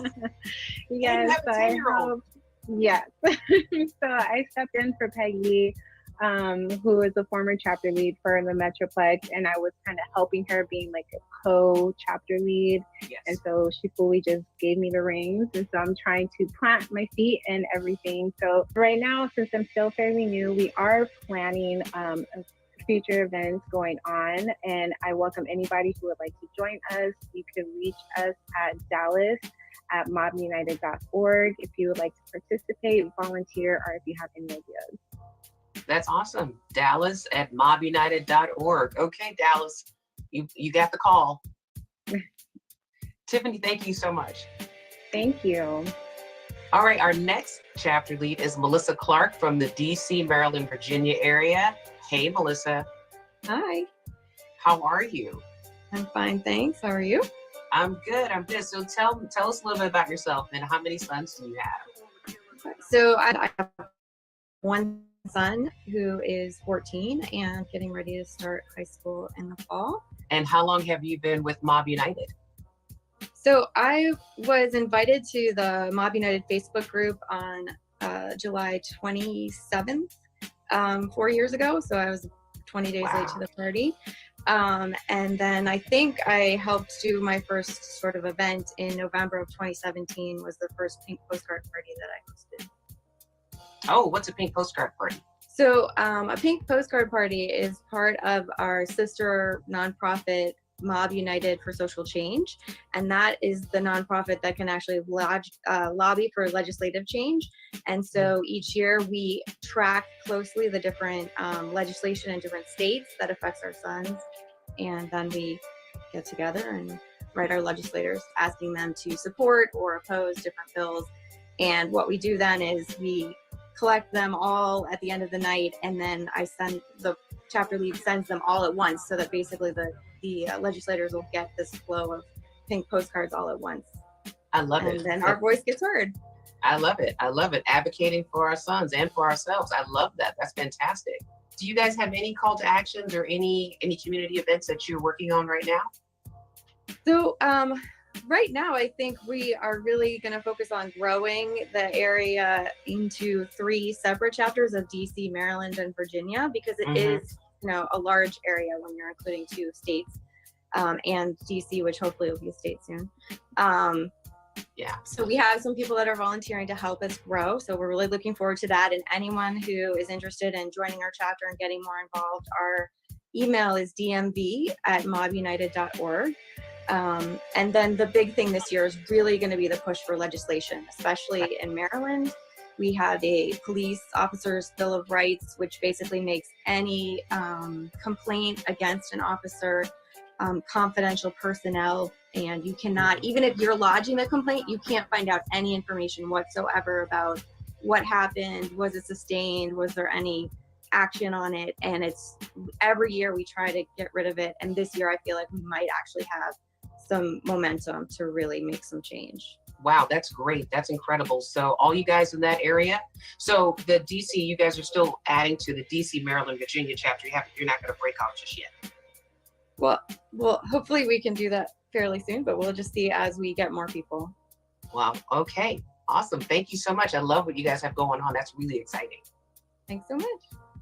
Next, we have Patty Garrett, the chapter co-lead out of Atlanta. Hi, Patty. I'm doing well. Nikki, how are you? I'm good. So tell us a little bit about yourself and about your sunshine.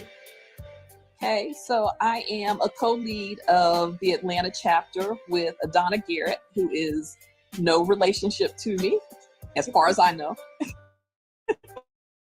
Hi, Adonna.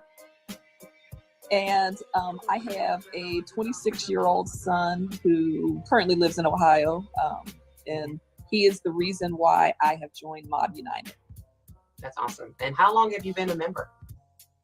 I think I joined the Facebook group a couple of days after it was started. A friend of mine who lives in Virginia saw how active I've been with my son. I did a lot of posting when the Trayvon Martin case was happening. And I was so concerned about my son. And so she invited me to the group, and we had a meeting here in Atlanta where we probably had close to 100 moms who ended up coming. And so I joined a couple of the groups. I was on the volunteer committee, making sure that we had volunteers for the organization. I've helped to do chapter development. So there are a lot of different things that I got involved in early on. And as soon as we started developing chapters, I became a chapter lead here in Atlanta. That's exciting. That's exciting. Well, thank you so much for serving and jumping in like that. Tell us a little bit about, I'm curious. So the difference between being drawn to the Facebook group and then deciding to become more active. What do you think was that? What was that pull? Was that just you're just an active person, or what changed? What made you become more committed? I am an active person. I like to be involved. So like even when my son was young, when I had to take him to basketball practice, soccer practice, whatever it was, I became the coach because I figured out I needed to be there anyway. Yes. I was. I just did that last fall. Oh yeah, it's fun though. It's rewarding. Yeah. So I was the mom out there coaching his soccer team when he was in 3rd or 4th grade, and I was his basketball coach. And when my older daughter would have basketball games, and my son is a lefty, halftime we would get out there on the court, and I was forcing him right. So I forced him to learn how to play with his right hand, and I did it all. So I like to get involved. I love that, because that's how we do. We get involved wherever we're needed. We get involved. You need me to be soccer coach, give me a whistle. Yes. You need me to march for you, give me my tennis shoes. That's just what we do, and I love that, because it's the same thing. When you love your son, you love your children, you do whatever you need to do. Do anything we need to do. Yes. I mean, I guess I probably shouldn't say this, but I've always come to blow with a couple of men over my son before. It's, hey, I'm a mother, and when it comes to my son, there is nothing Mama that Bear, I won't Bear do. don't play. That's right. Come on now. And there was one point where we used to say heels on the ground, because we're the moms, and we're going to do whatever we need to do to make sure that our sons are taken care of. I mean, that is just the truth. And because, I figure moms are the best at multitasking. So who better to be, doing the type of work that we're doing than moms? Yes, Patty. Yes. So I know y'all have a lot going on in Atlanta. We do. And we're going to, and I want to encourage everybody to come back in the next episode or two, because we're just going to be talking to Patty and her co-lead about all the different things that they have going on in Atlanta, because it really deserves its own show. So we're going to come back to all of that.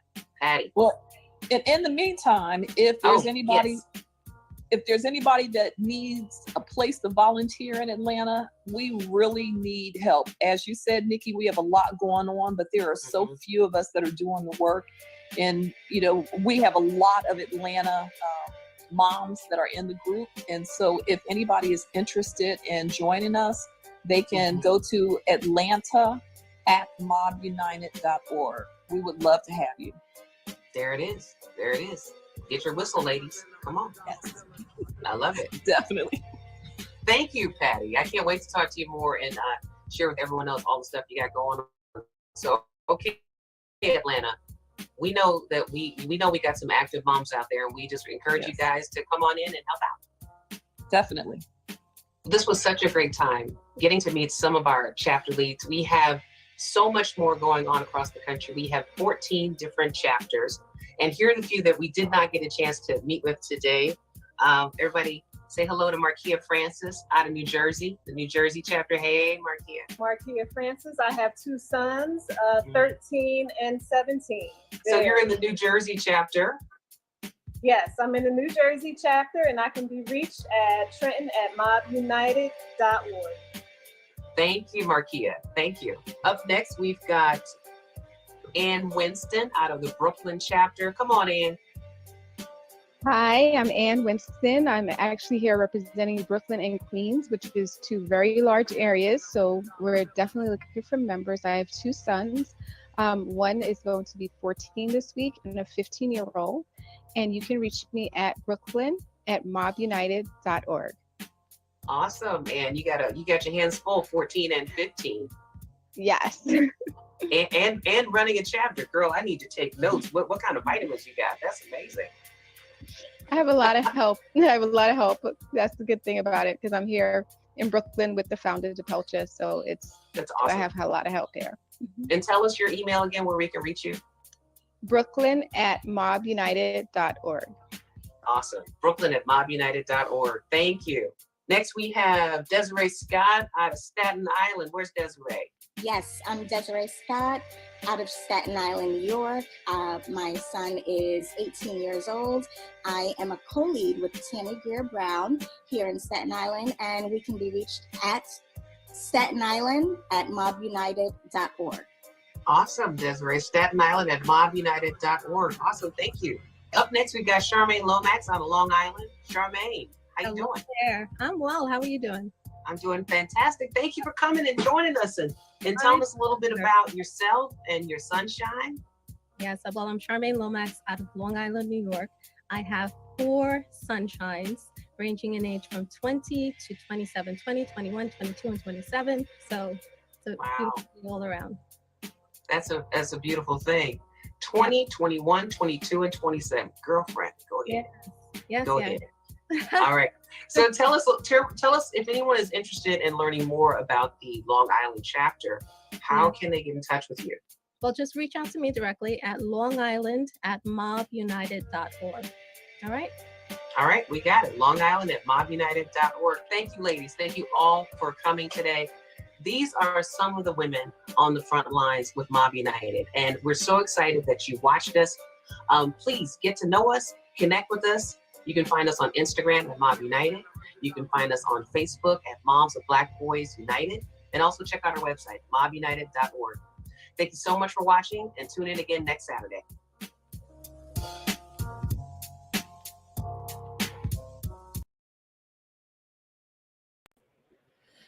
Oh, so that is some of our chapter leaders. We have new chapter leaders now, even since then, and structure has changed a little bit, but we are excited. But shout out to our community, shout out to our donors, shout out to those who have gone to the website or used the text to donate feature. We have broken $1,000. Woo! We are at $1,037. So keep it coming. Thank you so much for the support. Shout out to Nikki Michaud. Nikki Michaud is the organization ambassador. She is a Houstonian who now lives in LA. She is a great friend and a great advocate for the organization. She is an advocate in her own right. She has just launched her first movie that was written and directed by her. Sonia Marchand, who you've met earlier, worked with her on that. She's doing wonderful things and continues to support us, support our initiative. She is a mob mom. She also has a daughter, and she is doing wonderful things. We enjoy working with her. We know the life of an actress is really, really demanding, but she has found a home and a space here with Mob United just because she knows how important the mission and purpose is. So shout out to her and just the donation of her time and what she has done for the organization. So you met some of the chapters. I'm going to take you all the way back now to 2016 when we were first having our initial meetups, when we were coming together for the first time in individual cities. We didn't know what we were going to be called, chapters, what have you, but we all knew we wanted to do something, and we were on fire for just the idea. I don't even know that I can't even say the mission and purpose because it was so early on after the formation of the Facebook group that I'm not sure that we even knew what the mission was. We always knew what the purpose was, but I don't know that we even knew what the mission was. So here's the very first ever Atlanta meetup that got local news attention. Check it out.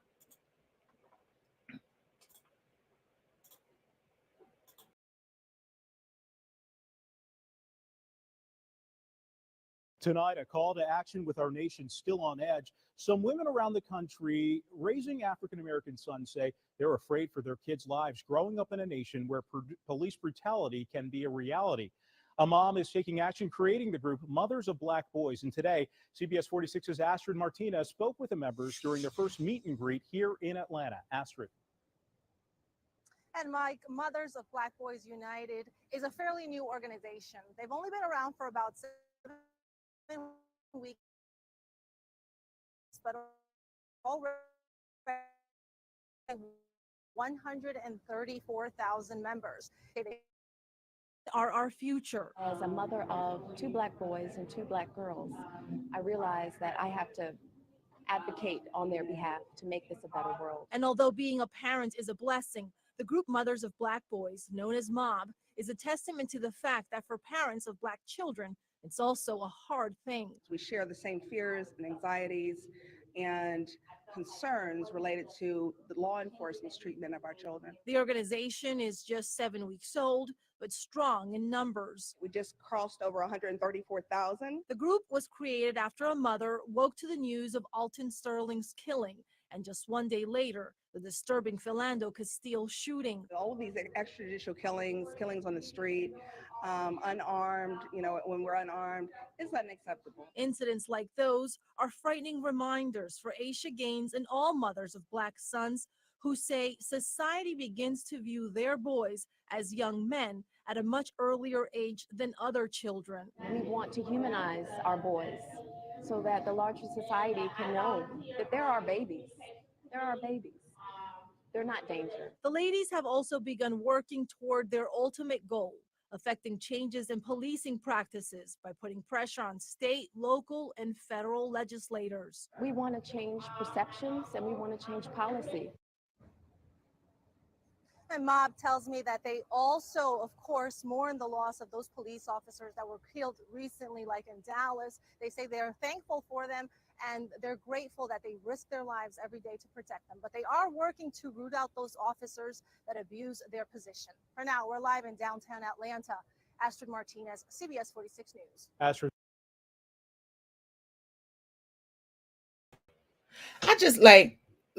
So that clip said that we have been in existence for 7 weeks and we were at 135,000 members in the Facebook group. But can I just tell you that in 7 weeks we had t-shirts? Like we was on it. We were on it. And it is so heartwarming to know that even 8 years later, we are still on it. I'm sad that we still need to exist. I wish we didn't. But to still have so many of the original people and so many of the original friends of the organization present to support us and, continue to work with us. It is truly, truly amazing. But we are more than just t-shirts. This is my No More Hashtags t-shirt. It's actually one of my favorites. It has the names of so many individuals who have been killed by police on it. But we do a lot more than show up for meet and greets and wear t-shirts. We do a lot more than, just have a sisterhood. We do show up for people. We show up in the real life situations. We've shown up for funerals. We've shown up to support for press conferences. We've helped financially for individuals who needed help with the final services for their loved ones. We have really done a lot, including in the 501c4, where we're looking at legislation, where we're supporting stuff like the George Floyd Justice and Policing Act, where we're supporting stuff like the Sandra Bland Act, Raise Your Age initiatives, where we're looking at Stand Your Ground initiatives. As chapters and as a community, we're doing a lot more than that. One of the incidents in Dallas, Texas, touched us very close to home was the Jordan Edwards situation, where the young man, 16 years old, was leaving a party and an officer shot through the car with a rifle into the back of the car, striking him and killing him while he was with other teens in the car. The car was leaving away from him. This was one of the cases that we advocated with many other organizations really hard for, and were present for the first press conference. Peggy Burns, the then Dallas chapter lead, was there with the merit and supporting the family. And it was also one of the first cases in a very, very long time. I think it was something like 26 years to actually get a conviction. And following the conviction, Peggy made a statement. Let's hear what she had to say.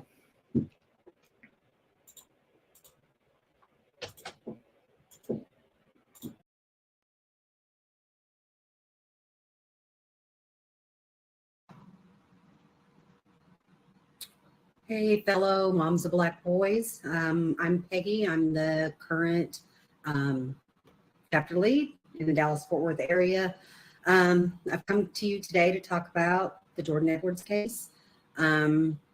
Today, August 28th, in past years, was the date that Emmett Till was brutalized and murdered in Mississippi. August 28th was the day that Martin Luther King gave his I Have a Dream speech on the steps of Lincoln Memorial. August 28th was the date that President Obama accepted the Democratic candidate nomination in Denver. So it's fitting that today, August 28th, was the day that Roy Oliver, former police officer for Bald Springs, was convicted and found guilty of murder in the death of 15-year-old Jordan Edwards. It is currently in the sentencing phase. My understanding is we're looking at somewhere between 5 years and life. Of course, we're hoping for maximum penalty on that. Jordan's case was very close to home for a lot of us in the Dallas area. This occurred in one of the suburbs of Dallas. Jordan, who was 15 at that time, my own son was 18 at that time, leaving a house party, as my son has been known to do at times, and probably most of our sons.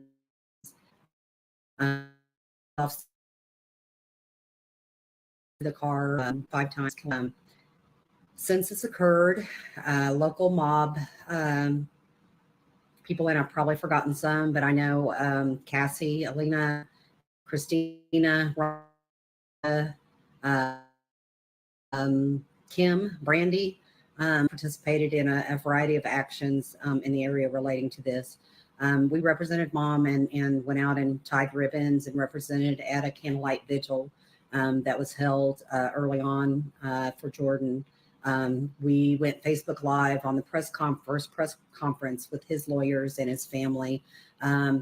We represented at the Mother's March for Victims of Police Brutality in his honor. I've probably forgotten some other things, but we've been following this case, very closely, and it's been very personal, I know, for a lot of us.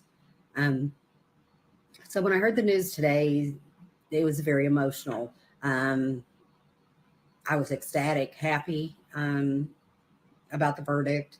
I was a little bit surprised. And I should add that this is the first conviction for murder of a police officer in Dallas County in 45 years, since 1973. I was sad. I'm very sad that this happened to Jordan. I'm sad for his family, and his life could never be replaced. So even though this is a verdict that we hoped for, it's still very small comfort for those who lost Jordan. I did find myself, though, also hopeful and renewed and revived in this fight. If we can take actions, if I can take actions that would bring justice in a case such as this, if we can save one young man from suffering the fate of Jordan, I will have considered my life worthwhile. So I urge you to take action. Please go to mobbunited.org/join to join our national organization. Um, Join or start a local chapter. Consider joining a committee. Join us on our monthly national calls. Consider responding to our calls of action. These are all things that you can do to help us and to help others like Jordan. Jordan is our son. Jordan's our nephews. Jordan's our grandsons and all the Jordans out there. And they deserve to have us fight for them. I will fight for your sons, and I hope that you'll fight for mine. Justice for Jordan. Remember him. Thank you. Amen. Peggy did a wonderful job in Dallas, as well as the other members of the Dallas chapter, in being a part of that activation, being a part of that advocacy. And it's situations like that where she says, Jordan is our son, and it's the truth. It is why we experience the level of vicarious grief that we do. No, I don't know what it felt like to lose Jordan specifically, but he could have been my 15-year-old. He could have been Peggy's 15-year-old. He could have been any one of our children who navigate our communities independently at any time, any day. And that's the problem, right? The problem is it can be any one of our children.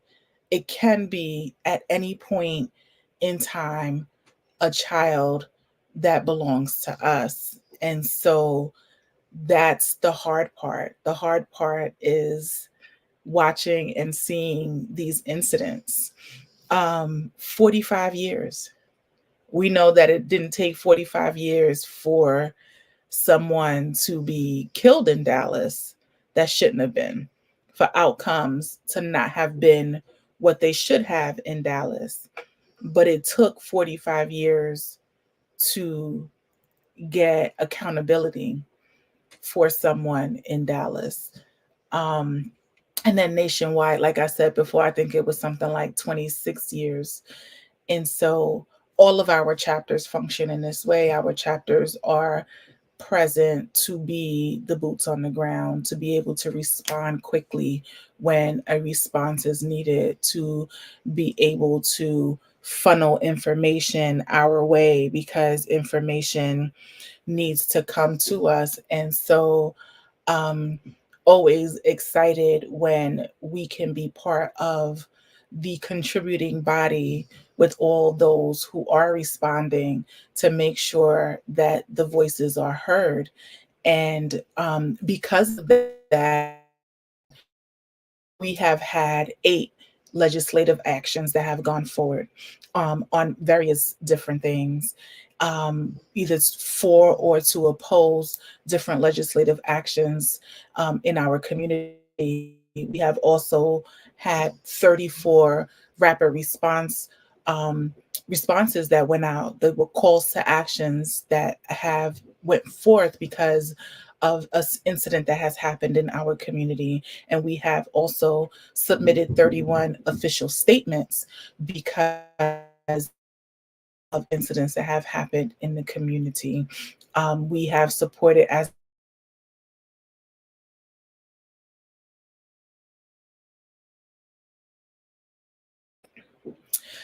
stuff like Raise Your Age, the Justice and Policing Act, the Sandra Bland Act, legislation that has gone forward in Louisiana, which was also for Raise Your Age, Stand Your Ground legislation that we've worked on and continue to work on.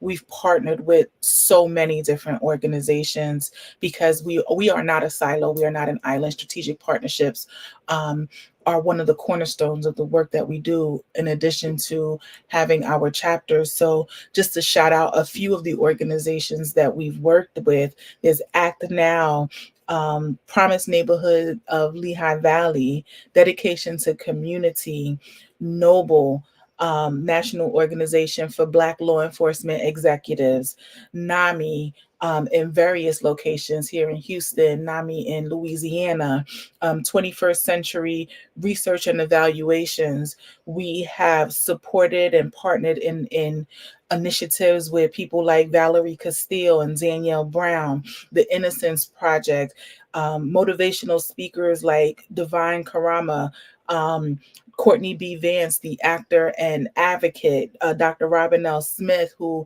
is an advocate and psychologist, DG Mindset, Ariva Martin, who is an attorney, advocate, and also a special needs mom. And that's just to name a few. We've partnered with other organizations like Be Woke Vote, lots and lots of different organizations that share in some way our platform. I think one of the things that we have coming up as a community partner is the Know Your Rights Camp. You watched earlier, we talked to them back in 2017, but they have launched a new LA initiative, and it's called the Autopsy Initiative. And I'm really, really happy to announce this partnership that we will be rolling out later on in September or October. But it is centered around second autopsies and work around individuals who die at the hands of police or while in custody of some sort by law enforcement, but are not shot. And its initiatives centered around making sure that death certificates reflect that, and also making sure that death certificates notate the true cause of death. So two things. One, we want to make sure that the box that says cause of death that is accurate, but that it also states that the person who died while in law enforcement custody, because that makes a difference. The initiative with the with the Know Your Rights Camp autopsy initiative is centered around doing second autopsies for families whose loved ones died in custody in a way other than gunshot wound, to determine whether or not the state, county, or local authorities were negligent or at fault for that person's death. And that's a game changer, because those are numbers that are not really being counted. And they're not being counted because they're not on death certificates. They're not being counted because no one is talking about it, and you have no way of proving that it happened because of something that law enforcement did or didn't do, right? It doesn't just mean they did something, but it also could mean that they could be negligent. How many times do we hear about someone dying in the back of a police car because they're saying, I need help, and the officers ignore it? Or this, I keep bringing up Sandra Bland. What happened to Sandra Bland, right? Or, they say, it was a suicide, or it was this, or it was that, and they don't really have a way to prove it. So this autopsy initiative through the Know Your Rights Camp is a way to help you prove it. So stay tuned. I'm excited about that partnership. I'm excited to bring information to families, to bring some sort of closure to families in partnership with the Know Your Rights Camp. It really, really, really is a game changer. And so, that is another initiative that we are rolling out. It is important that we continue to highlight and continue to find these types of like-minded partnerships that allow us to close the gap on information, close the gap on justice, close the gap on accountability. It is essential. We need to make sure that our sons not only live, but that they thrive and that they are highlighted. And to that end, I want to share Sun Stories. Sun Stories was a brainchild of DePelsha Magruder at our Miami leadership retreat a few years ago. And it is centered around highlighting the talents, the hopes, the dreams, and the sharing of those things with the world, with the community. And we've won a Telly Award for it. I didn't know what a Telly Award was. I'm going to admit that. But we actually won 2 Telly Awards for Sun Stories because it was just so well done. And the young men involved were so wonderful. So we are looking to change outcomes because we want to see more of our sons' stories and much less them be the story. So check it out.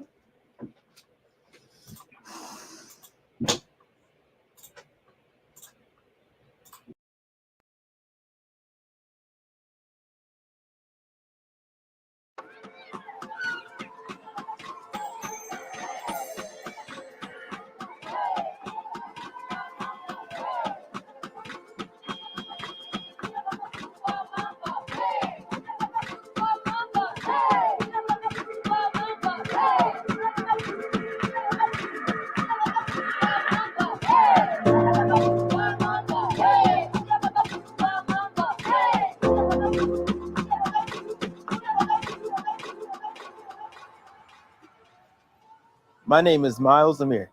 My black mama has been praying for me. Yeah, she's been praying for me. I am from Detroit, Michigan. Praying for me. I am 25 years old. Has been praying for me. She's been praying for me. My talent is music and communication.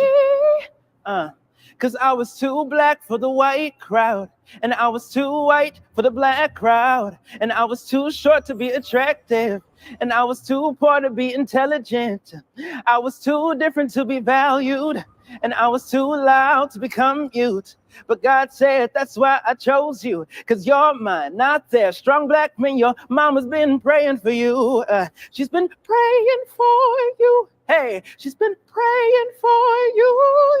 My biggest strength is perseverance and never giving up. Mama has been praying for me. She's been praying for me. She's been praying for me. Ooh.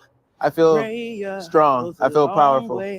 Prayer goes a long way. Yeah, yes. The thing that I fear the most is falling short, not reaching my fullest potential. They availeth much.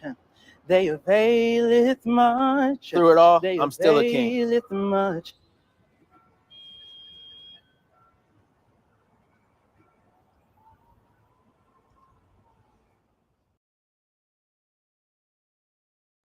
All right, Miles, still a king. That's right. That's right. So that's Sun Stories.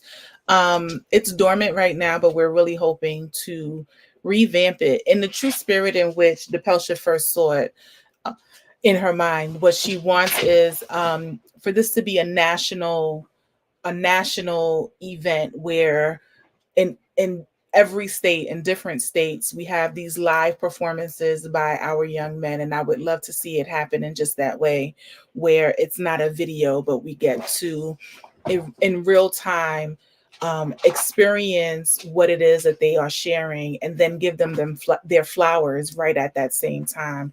And I think that it's important for them to see our reactions and our facial expressions and what it looks like and how they make us feel, because our sons really do make us feel good. You know, they make us feel good deep down inside, no matter what the trials and tribulations are. We love our sons. We love them. I love my boys, 25 and 18, and they are getting big and technically grown. But I love my sons, and I know that we all do. And we just want to see our boys grow up and be whole and be with us and be able to share their talents and gifts, and let their songs not be about the strife and the struggle, right? About being too short, too white, too black, too anything. We want them to be comfortable in their skin, on their own, and know that they can and should and will be whole. So, again, donate to text MOBBU, MOBBU, to 44321 to donate by text. Go to the website, if you want to donate by the website.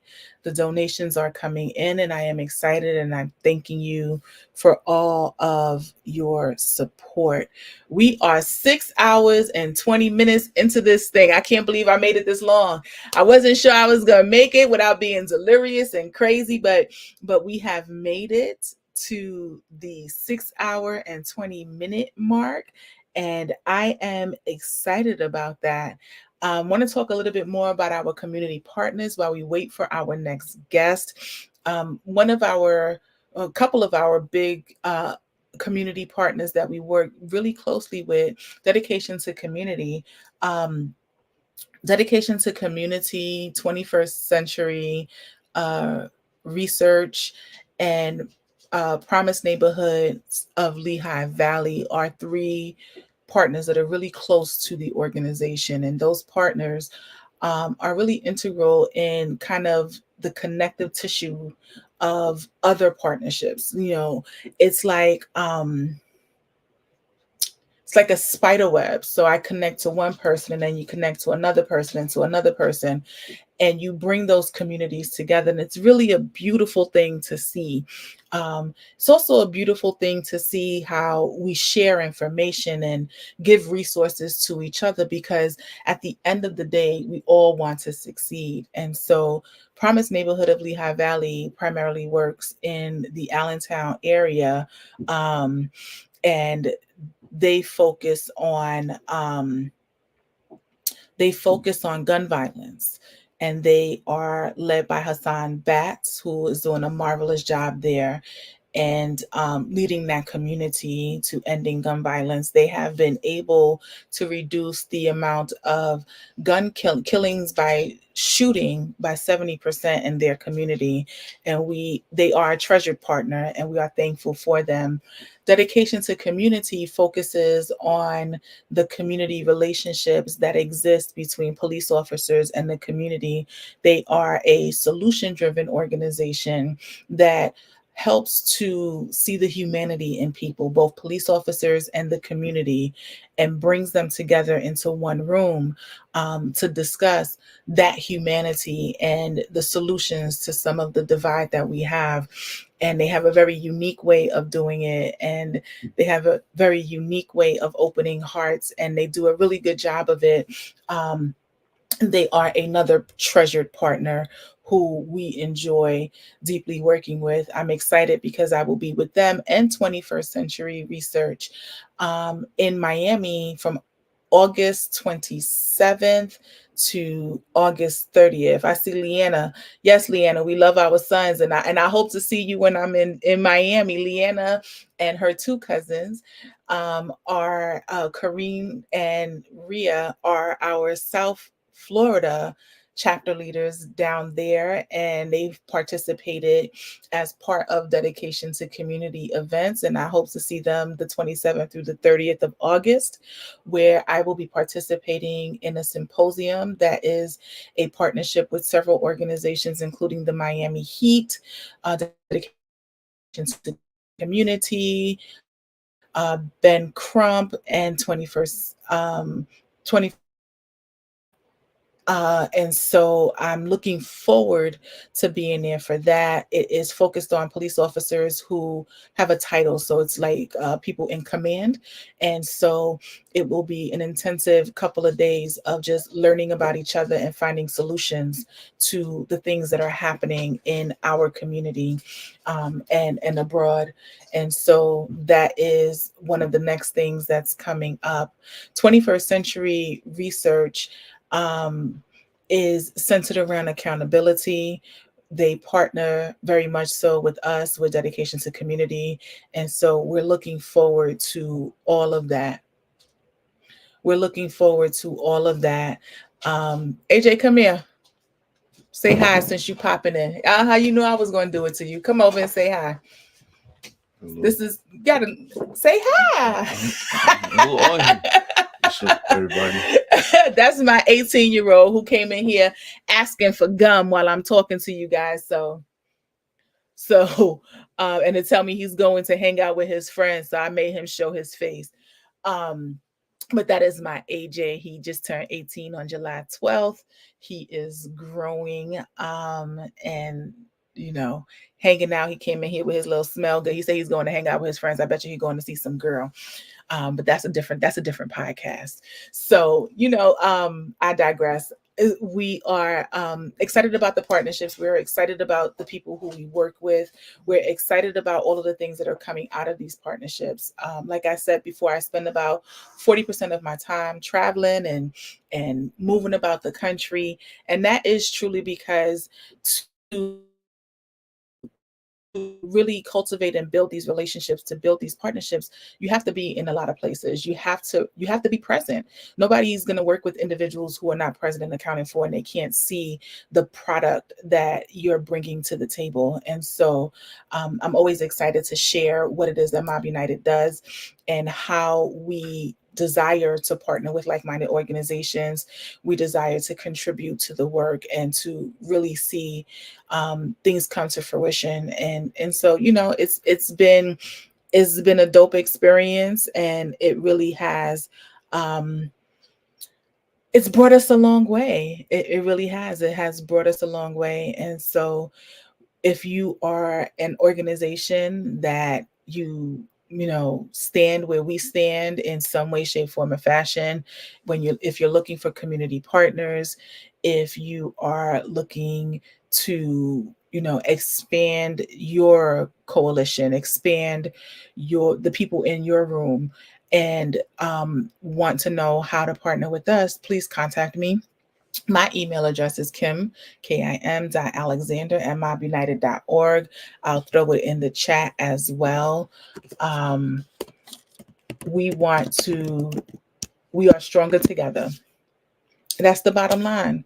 There is enough grant money out there. There is enough funding out there.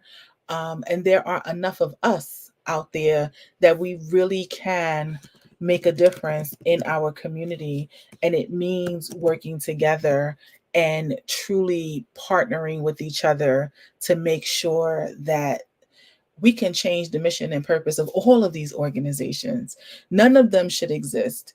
None of them. We want to make sure that we no longer have to stand in this place, in this space for our children, because they deserve to thrive. They deserve to grow. They deserve so much more than that. They deserve to just be and to be left alone. The young man that you just saw pop his head down with his little dress, that is my boy who had his first police contact when he was 9. That is my boy who had police contact while I was in the middle of the podcast. He is still young, and he's still a child, a young man. He's 18, but there's still so much of the world for him to learn, and he deserves an opportunity to do that. He deserves an opportunity to make mistakes and not have them be catastrophic. He deserves grace. And that is why we have the Grace Campaign. The Grace Campaign says that every one of our sons deserves to be protected, and they do. They do. Every last one of our sons, no matter what the situation is, whether we have to hold them accountable or not, whether they're wrong, whether an arrest is warranted, whether police contact is warranted, they deserve to live. They deserve to receive grace. They deserve an opportunity at redemption. They deserve an opportunity to be heard. They deserve an opportunity to be protected. They deserve an opportunity to be innocent until proven guilty. They deserve an opportunity to be defended. They deserve an opportunity to be loved even in their doing. They deserve an opportunity at life. And life is so much more than just a beating heart. And so that is the thing that we are fighting for every day, and partnering with other organizations, including police departments, who feel exactly the way that we feel. Officers who are out there who are looking at community policing, like Kim Varner, who's down in Jacksonville, Florida, retired police officer who still patrols his neighborhood. victim of gun violence himself, losing his son Desi, some years ago, but continues to try to save others, continues to reach out and to touch other individuals who, are in the same situation and wanting to change outcomes. So shout out to those officers. Shout out to the police officers who are in that space as well. So we're waiting for Ribbons. Ribbons is our New Jersey chapter lead. She should be joining any moment now. I'm going to ping her.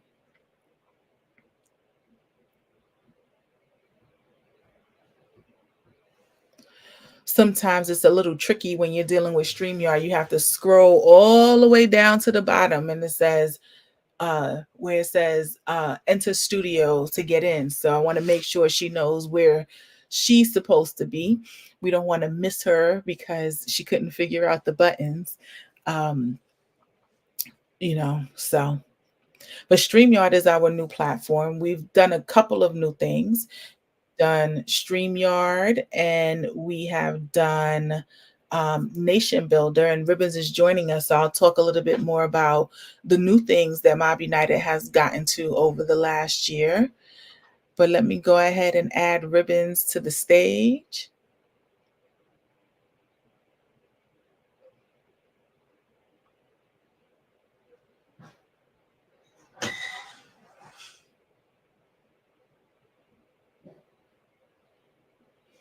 And we're getting the forever hourglass, so hopefully her internet is working okay.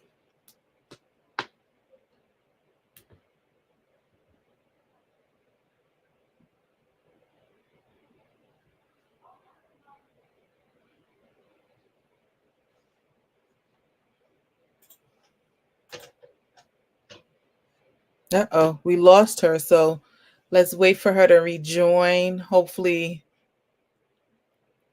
we can figure this out and get her on.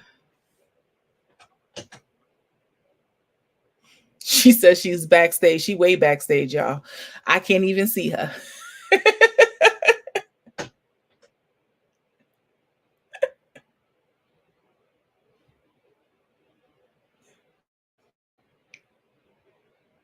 Let's see. Let me tell her she dropped.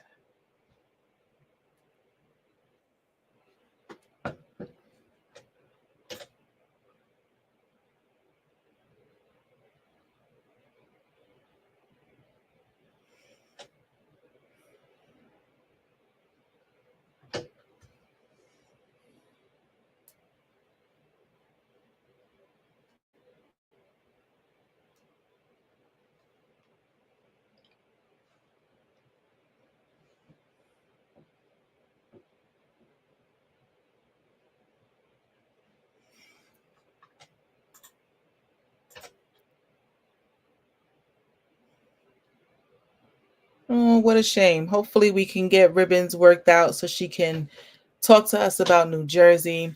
But in the meantime, and while it's forever hourglassing, some of the new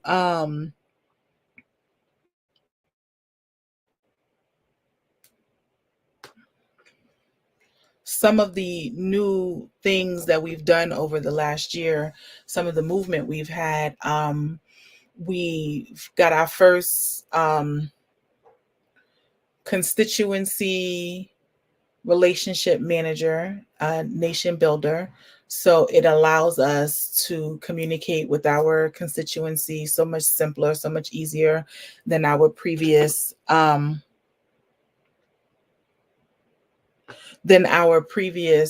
platform. So we're excited about that because it is a true manager where we can see a lot more and do a lot more. That's where eBlasts are coming from.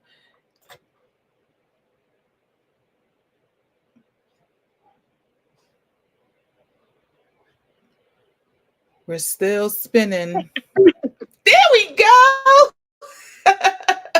She made it. How are you, Ribbons? I'm good, Kim. How are you? I'm good. I don't know what's going on. We haven't had any problems people on. So hopefully this works out. Are you on your phone? I am. Yes, the internet is out at our house. Thank you so much, storms, but they're working on it. Listen, I live in Houston. I know exactly what you're talking about. I know you do. Well, tell us a little bit about yourself, Ribbons. What's going on over there? Well, I am the New Jersey State Chair for Mob United, and I have he's 11 now, an 11-year-old little guy who is incredibly clever and keeps me on my toes because let me tell you, he's way smarter than I am.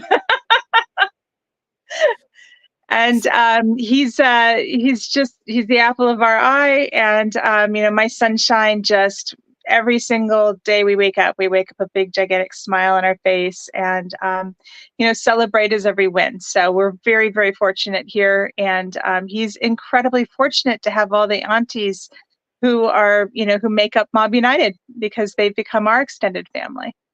Amen. So tell us what made being a part of, first of all, how did you get to Mob United? And then what made being a part of Mob United important to you?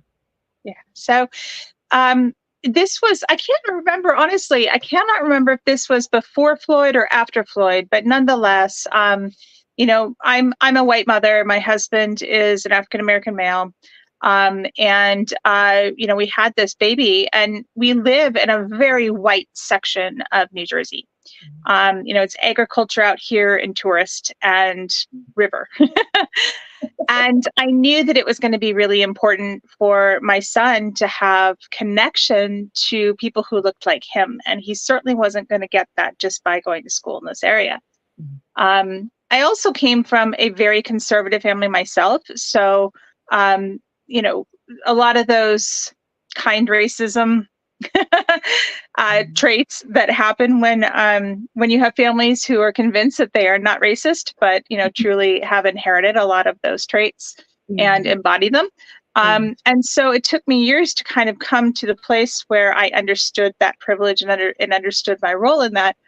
But it was prevalent here, and I wanted to make sure that I was in a group of people who could be sympathetic or at least tolerant enough to provide me space to continue to learn and grow.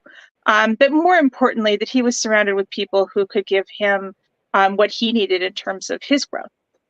And I went looking, I'm sure there's a group that must do that. Oh, yeah. Not expecting in a million years to find anything. And, of course, the NAACP or Jack and Jill and kind of some of those things were kind of out there. But where we are, those were not, there wasn't even an NAACP chapter here in Hunterdon County at the time. So, I went looking, and the first thing that popped up was Mob United. And I watched on Facebook going through, images and images and images of boy after boy and a couple of girls, but boy after boy, celebrating every single achievement that they had, from walking when they had disabilities that prevented them to walking, to obtaining their PhDs, to incredible art scholarships, or just simply being able to, be the sunshine to a mom who just needed a hug. And it was just thousands of posts of these incredible images. And I just brought tears to my eyes because this was an environment of people who truly understood what it meant to love their kids and were willing to come together and share those celebrations and share some of those challenges together. And immediately I was like, oh yeah, I'm in. Totally, I'm in. So you're in and you're in the group, but then what made you want to do more? Yeah. Well, it was at the time I had just shifted out of one career and I had some time, and I was ready to take a leadership role if Mob United was willing to have me, and graciously they made some room for me. New Jersey was in transition at the time where we had some leaders who were holding things together, but were just, I think they were kind of exhausted. They were pretty much tapped. One had taken on a new job, and another had been tapped to take a leadership role in a different organization, a major leadership role. And there wasn't a lot of time. I would call on, a lot of times we weren't getting calls back. And then COVID hit. That part. So, hi. And it was great. I mean, it's, it's been wonderful. Here in Jersey, we have a lot of political effort towards equalization for the marginalized populations. So we have a governor who is committed to at least making an effort to try to open doors. We had our first Sikh AG at one point, and people of color in high positions within government. And we also have a Democratic, Congress here or House here in the state. So efforts were being made to try to provide access to education and to cut down on juveniles being sentenced as adults, and all of these other things that were happening. And a huge group of advocacy organizations that were working towards criminal justice, equitability, education equitability, and so forth and so on. So that was not something that was a huge thing here, but I think really what was happening was that we have a lot of moms who just feel incredibly isolated. Right. They feel ridiculously isolated here. And, because New Jersey is as diverse as it is, you have some really strong urban areas that, come and bring their own challenges. And then you have some very wealthy areas that, like to keep to themselves. Some very impoverished areas, and then you kind of have us in the middle here on the western side that are kind of and kind of touristy, where you have a lot of moms who just you want to keep their head down, don't want to raise any awareness, but then when things don't work out, they're alone. One of the moms I talked to, she had transferred her son into a different school district, hoping for a better education for her kids. In week 2, the 4th grader was accused in a pretty liberal school of bringing a knife to school and wielding it at other children. He's in 4th grade. I knew this kid. Not in a million years with this child. I'm not even sure he knew how to use a pocket knife. But here is this mom out fighting this on her own. I'm like, you don't need to do that. You don't need to be alone in this. Yeah. I find it a little bit amazing that you found yourself into that community, and maybe it's divine intervention, because there's nothing quiet about you. And so that is interesting. But you highlighted something that I guess I think I mentioned it, but I didn't really talk a whole lot about it. You don't have to be a Black woman to be a mob, right? Because you have to be the mother of a Black boy or the primary caretaker of a Black boy. What have you found? What are some of the challenges that you've seen being the white mom to a Black son? Oh boy. A lot of it is just not having the wisdom or experience to understand the microaggressions. Even though I'm lucky enough to have had incredible exposure academically to be aware of what microaggressions are and see these things. When it comes right down to it and it happens, I'm slow on the uptake. It takes me a little bit longer for me to go, oh, wait, that was a microaggression. Oh, I should have said something, right? So it's a challenge for me because it isn't something that, my privilege allows me to be aware of right on top. But I've had to hone those skills a bit just to look after my kids and my child. I have my one son, but there are a lot of other kids in my realm, and we kind of keep an eye on them, make sure that they're protected. And one of the things, like we had another little boy who came in. He came into the school district again from another school district that was urban. Again, we're ag. So he came in, and I watched how, because I'd done a lot of ministry on my own in urban areas. So I kind of knew certain trends and behaviors, and a scuffle would happen on the playground and he would make himself scarce. He was gone, and I'm like, smart kid, right? His sister saw she was gone. And so I walked around, the building and went and checked on him. And I kind of tapped them gently on their arm. I said, hey, y'all okay? Like, you guys good? They're like, yeah, we're good, Mrs. Harris. I'm like, all right, you know where to find me if you need me. And they're like, yes, ma'am, we know where to find you. I'm like, good. And I walked off. And, by the end of the school year, because I do a lot of substitute work in the schools, These kids were coming to me going, "Hey, Mrs. Harris, let me show you my jump shot." They weren't talking to the other teachers. They're talking to me. Right. So I knew that allies were needed here. We needed the moms, the dads, the families who were, trying to fight this on their own. Here, the behaviors that happen here are because they're those subtle racism moments. They're harder to identify. I mean, it's one thing if somebody walks up to you and just throws a blatant, horrible word at you. That was pretty obvious, right? But like in the case of my son, he had a situation where, people were trying to do kind things for him, like give him some ties because the assumption was that he couldn't afford them just because of the color of his skin. And it's like, no, he has a whole set of ties. Like he has a suit, he's good. Why are you giving him ties, right? And it's that kind of thing here that we see on the liberal side. Now, that's the other thing. Like, I was raised very conservative, so I can see that coming from a mile away. But seeing these little unintentionally racist behaviors within our white communities, our liberal communities, that was a new thing. So it's a challenge. It's a challenge. But I'm very, very fortunate because Mob United has not only been very patient with me, being a white mom with my background. But, really, they've just sort of wrapped their arms around me and said, "Hey, we got you. We got you. We got your kid. We got your husband. What do you need? And we're there for you." And, this year, and Kim, you have walked quite the journey with us this year, and I couldn't be more grateful. But for, your listeners, this year my son ran into some issues at school. And he was having a terrible time, and it impacted him in a way that will impact him for the rest of his life.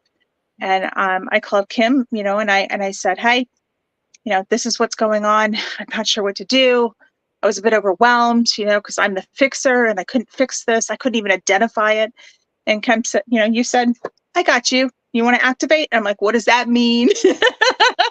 And all of a sudden I had a team of 8, 10 women who are experts in their field, all stand by at the availability there to make sure that my kid came out of this okay. And guess what? My kid came out of this okay. And I say it's because of Mob United. Yeah. I mean, I think that is the thing that I think it's the thing that makes us unique. Is as big as we can be, we're grassroots, but we're so close to it. Yeah. And I know the feeling of knowing the words and knowing the actions and knowing what to do for somebody else's kid, right? I know the feeling of being way too close to something to be able to effectively advocate for my own child. And so it is always my privilege and my honor to alleviate some of that for our families, the families at large, but especially our families within the organization. Many of us have needed somebody to tap somebody in, like, "Hey, this is what's going on. This is what it looks like. What do you know? How can you help?" And you're right. It's sometimes it's meeting after meeting. Sometimes it's early mornings and late nights, or reading one thing after another, or fighting for something different. But I'm so glad to know that Gus is on his way to the other side of all of that, and what it is that took place for him. How do you and your husband, Bruce, how do you work together for his wholeness? How do you see your Well, right now we're working on you have to be whole before you can help somebody else be whole. So I think for us, we make sure he's stable, he's cared for, he's loved, he's fed and watered, so to speak. But right now we're working on making sure that we're aware together of, the traumas that we've experienced in all of this, that, we're in a better place in terms of our mental health, to be able to be good parents to him, that our wellness is taken care of. being in a position to make sure that he has a bright future, both through his physical and his mental health. Part of that has been calling him back up, right? Like, this isn't something we could do by ourselves. So one of the other chapter leaders for Mob United calls about once a week and checks in and gives him space where he can chit chat if he needs to, ask questions, be totally real. And, it's a family. Like I knew Mob United was something special. I mean, we all know DePelsha's story of how she put out the call, and within, half an hour, thousands of women were right there with her. We know it's special, but experiencing it in its fullness is it brings tears to my eyes, because it is, so deeply passionate for our kids, and it's for all of them. It isn't just one. It isn't just one. It's for all of our kids. And it's like a big gigantic blanket that just wraps around everybody and says, "Hey, look, I got you. I got you. You don't have to do this alone. I got you." And you don't see that anywhere else. We've turned to a number of other organizations that were here in the state and said, "Hey, is there anything you could do to help? Like, can you offer us any insight? Can you, no, some of them didn't bother to call back." It was bad. And in fact, we actually have another mom who, her husband's Black. He's one of the, I'm not going to say he's holding a political office. Let's just say that. And, she's white, he's Black. They have a Black son. And what that poor little kid is going through has been like 10 times worse than what my son's been going through. And the school district that they're in has, because they know it's necessary, offered, during Black History Month, offered some Black history sort of seminars, but to do it, they only offered it to the Black children. They refused to offer it to the rest of the school. And then they took away the space that the band practices to do it. So it upset the entire school. And then they turned on the population and basically started demeaning all of the families of Black kids in the process. So we're there trying to help them navigate that, because it's gotten much worse, since that started. But this is what we're facing, right? I mean, it's these passive aggressive sort of behaviors that happen in education. I know the urban areas have a lot more, but they're more standard, right? Like they're the problems that we have universally in all of our urban areas. But New Jersey has a ridiculous history of racism, and everybody's like, "We're good now. We're good." No, we're not good. We're really not good. And our kids are not okay because they're not safe. And when a school can't provide safety for a child, what does that mean? What does that mean? Yeah. They're not learning. I don't know anybody who doesn't have safety in a space and then learns. So yeah, definitely. Yep. Yeah. Yeah, definitely. Whew, makes it hard. And I think that both of us know that story all too well. Where do you see yourself in the next few years? What do you want to see happen? I know there's an imminent change happening with the family soon. Yeah, right? yeah. Free to talk about that? Well, I'm looking forward, because once we're in the process of a relocation, and once we relocate, I'm looking forward to launching Mob United in Massachusetts. So that's going to be exciting. Yes. We're very excited about that. And opening up, access at that point to support and a lot of love to our moms up in Mass. So that's a big deal. And then where do I see? And hopefully I am perfectly zen until, but, honestly, in the next few years, I also run a separate nonprofit of my own. So I'm hoping that is, stable and rewarding, and really doing a lot to help people in that line. And that's another special population that we work with. But, ultimately, I hope that for Mob United that we get to see new chapters pop up. It broke my heart a little bit, because, we're an organization that really built itself on the personal relationships and the connectivity that we had socially, which in turn was what created our strength, professionally in the sense, right? So, we got together to do pink postcard parties. That social connection is what produced the social action, right? We needed help in a school, and one of our kids might be needing special services, and it was our social connectivity that allowed us to have that conversation and say, oh, we've got somebody in Mob United who can help with that. Let's connect you and see what we can do to help, get your son on the right path. With COVID, that poofed. We did our best, but a lot of those social networks that we had developed, I think, kind of drifted off because it drifted off everywhere. Yeah. So I And a really lot want of to see. organizations are experiencing that. I'm hoping that they are. we continue to kind of have the push and the revamp and bring a lot more of that back. So that's that's what I want to see. That's what I'm hoping for. We're hoping for it. Hopefully this telethon is one way to do it. It's not just about the finances, though it's, a fundraiser. It is also about bringing people into the fold, bringing partnerships into the fold, so that we understand or we just have that camaraderie back across the board. So much of what you said leads us to our next segment, which is our wellness, right? The last pillar for Mob United is self-care.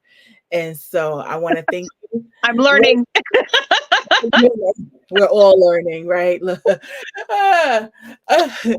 One would say this telethon is not self-care. I have 7 hours, right?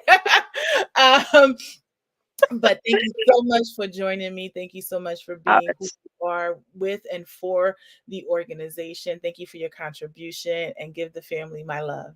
Oh, I absolutely will, Kim. And thank you for your endless support. You've always been there all hours. We're not supposed to be that way, right? We're not supposed to be, when we're in that professional role, we're supposed to have office hours and keep to it. But, I think that you and I both know that, when it comes to our kids, there are no office hours.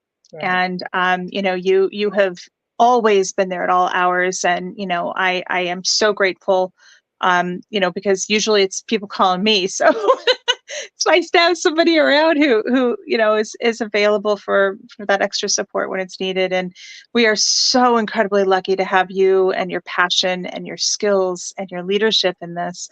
And, I am thrilled because, Mob United in 2025 and 2026, 2027 is going to look awesome. And it's just going to be wonderful. So thank you so much. Thank you for all you do. Thank you for being you.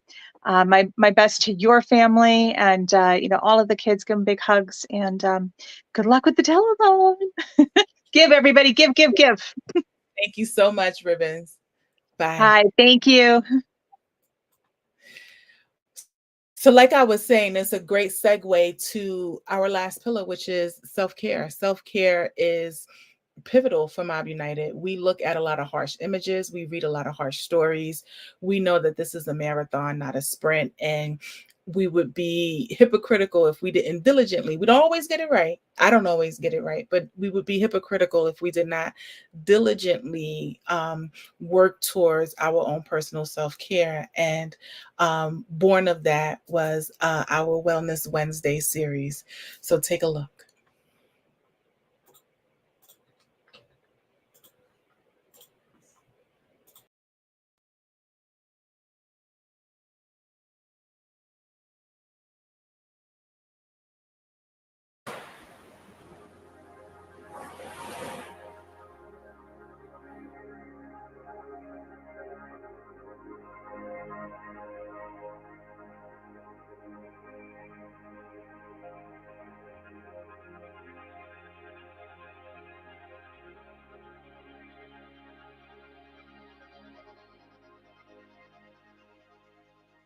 For many of us, 2020 will go down as one of the most traumatic years of our generation.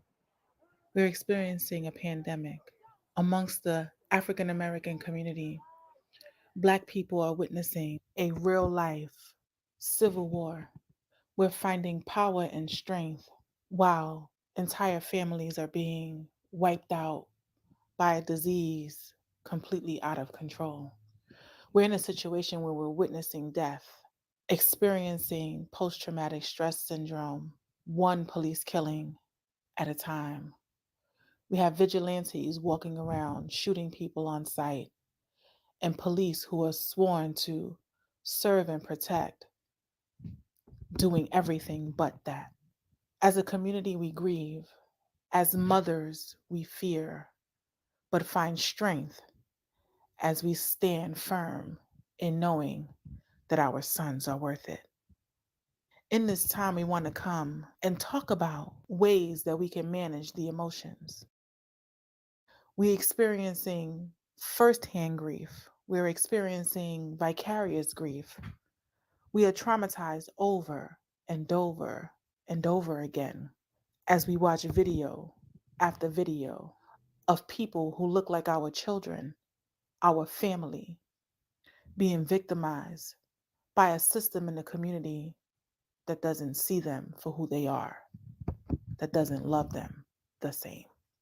We want to make sure that we are prepared as we continue to give of ourselves, to replenish and to renew our strength.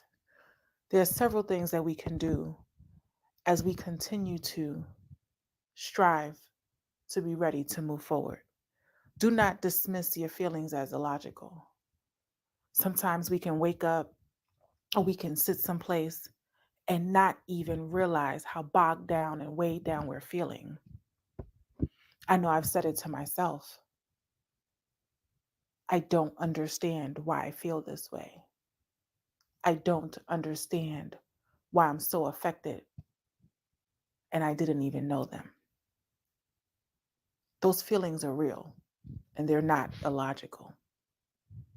Journal your thoughts. Bring life to the words that live in your mind. Validate your feelings. Put them to paper. Meditate about what you are feeling and why. Don't hold back. Be real with yourself. Define and name what you're feeling so that you can, in fact, deal with it. Do something charitable. Sometimes when we do for others, it's a way of feeling like we are contributing to helping a cause or a situation. Limit your exposure to things that evoke negative feelings in you. In the boom of social media, camera phones, and video, we are repeatedly victimized. We are repeatedly traumatized by the images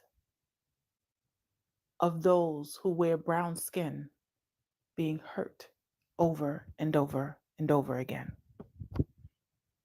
Take a break. Step away. Do something nice for yourself or someone else. Remember that self-care is important. So as you give and pour of yourself, make sure that you give and pour into yourself as well. Remember, this is a marathon, not a sprint. And we must be well and we must be full in order to endure and complete the race.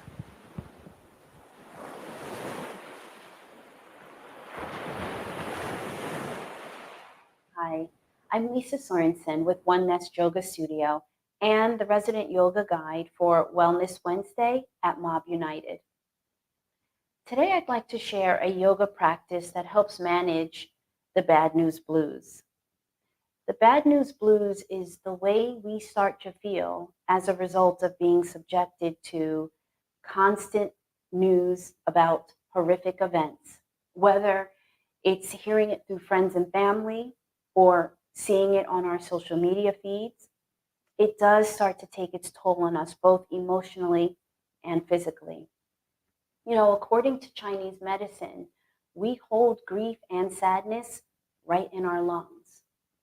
So as a community, we are already very vulnerable in that area. We hold generational grief and sadness in our lungs. But that should not make us feel hopeless. We can do something about it every single day. It's important to know that you do not suppress. We should not suppress. We should actually recognize and address these issues.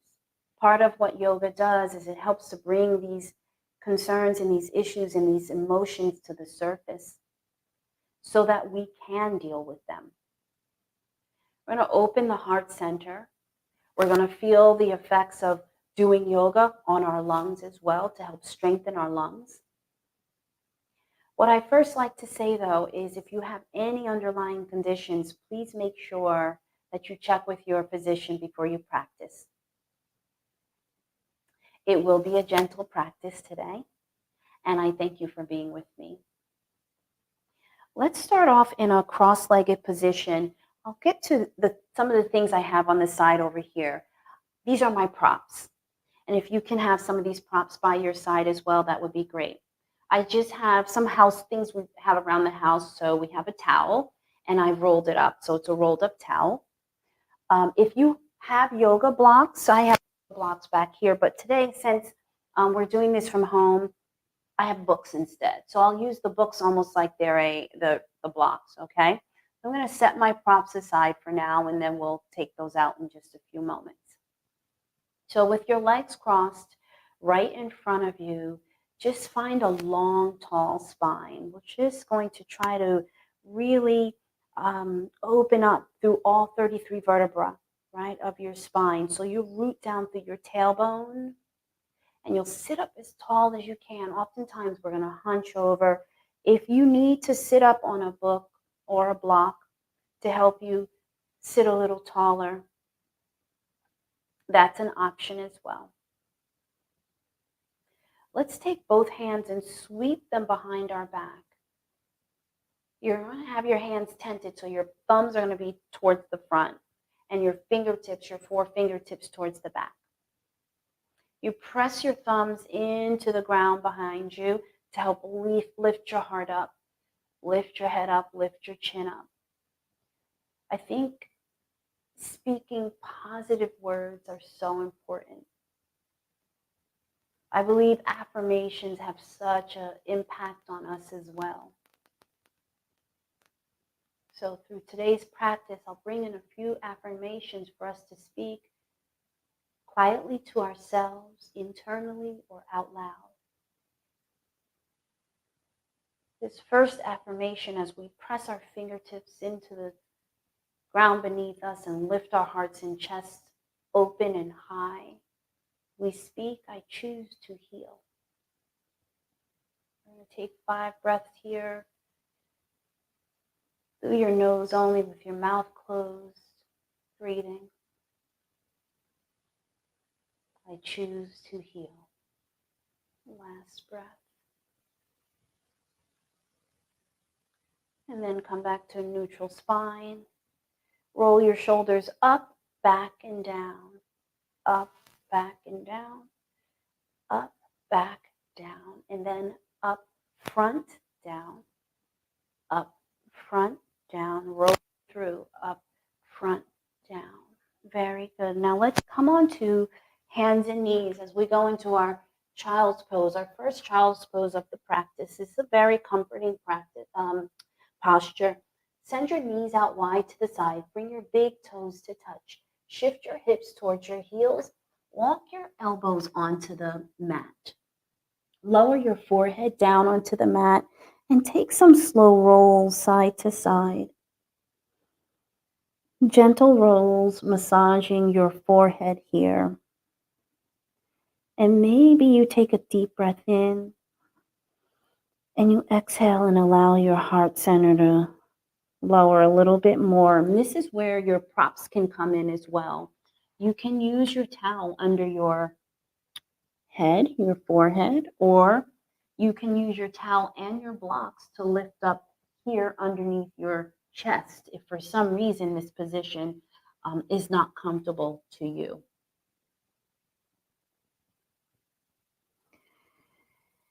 Inhaling and exhaling.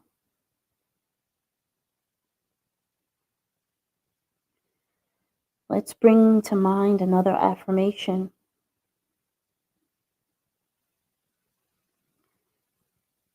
I am surrounded by support, both seen and unseen. I'm surrounded by support, both seen and unseen. Speaking those words to yourself, knowing that we are all in this together. We have a support system. We have one another. You have me and I have you. And we have this community of moms of Black boys united, both seen and unseen. Last breath right here. Beautiful. Let's slowly slide the hands back. Come up onto all fours right here. And what we're going to do next, we're going to go into a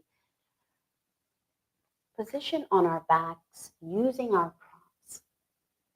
So bring your rolled up towel to the middle of the mat, and then bring your blocks or your books, whichever you have, bring them towards the top of the mat, but right in the middle. So what we want to do here, because we're going to roll onto our back, depending on everybody's body is different. So this is where our head is going to land. And we'll bring the towel, or even if it's a rolled up blanket, right to the base of our spine and start to slowly engage your core as you start to slowly lower down. And you can use your elbows to help guide the way, but you'll feel your spine start to unravel on the softness of the towel or the blanket. Make whatever adjustments you need to get comfortable. Allow the fabric and the towel to support you, and so that you feel comfortable. Make whatever adjustments you need to make there. And let's start with our feet, okay? The foundation. You can extend so that your feet are out, your legs are long, and let your feet fall to the side. The other option is your feet can be flat on the mat. Send them out to the side and your knees knock together. Make sure you're comfortable in your lower back. The other option, the third, which is my favorite, is bringing the soles of the feet together to touch. This is also a hip opener. I'm going to stay right here while we work our way up to our core. Make sure your abdomen is nice and soft. And then to the chest, allow your chest, your heart center to be lifted. Your shoulder blades, take a deep breath in. On your exhale, allow your shoulders to fall, cascade down towards the mat, and your shoulder blades maybe come in towards one another. Flip your palms up. Notice your breath. Notice your heart center.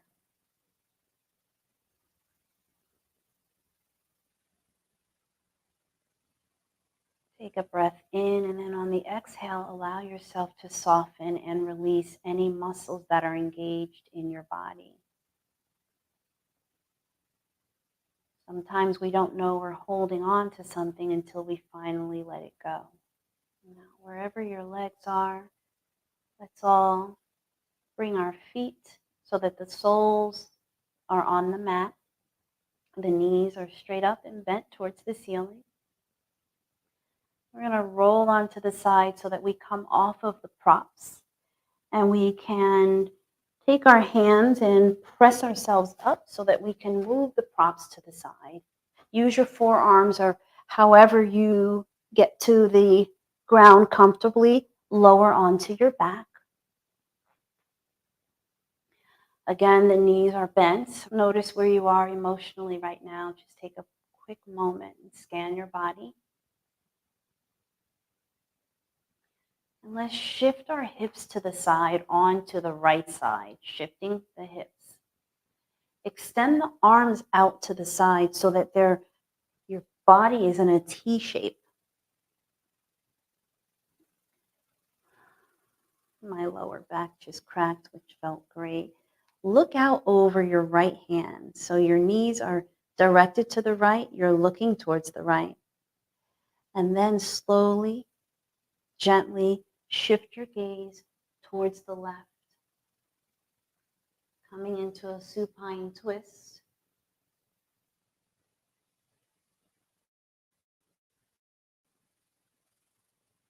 And we're going to bring to mind another mantra.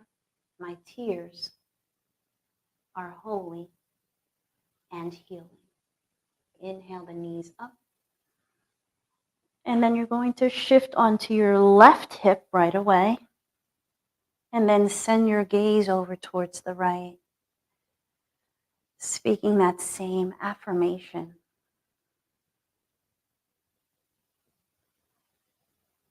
My tears are holy and healing. On your next inhale, sweep your knees up.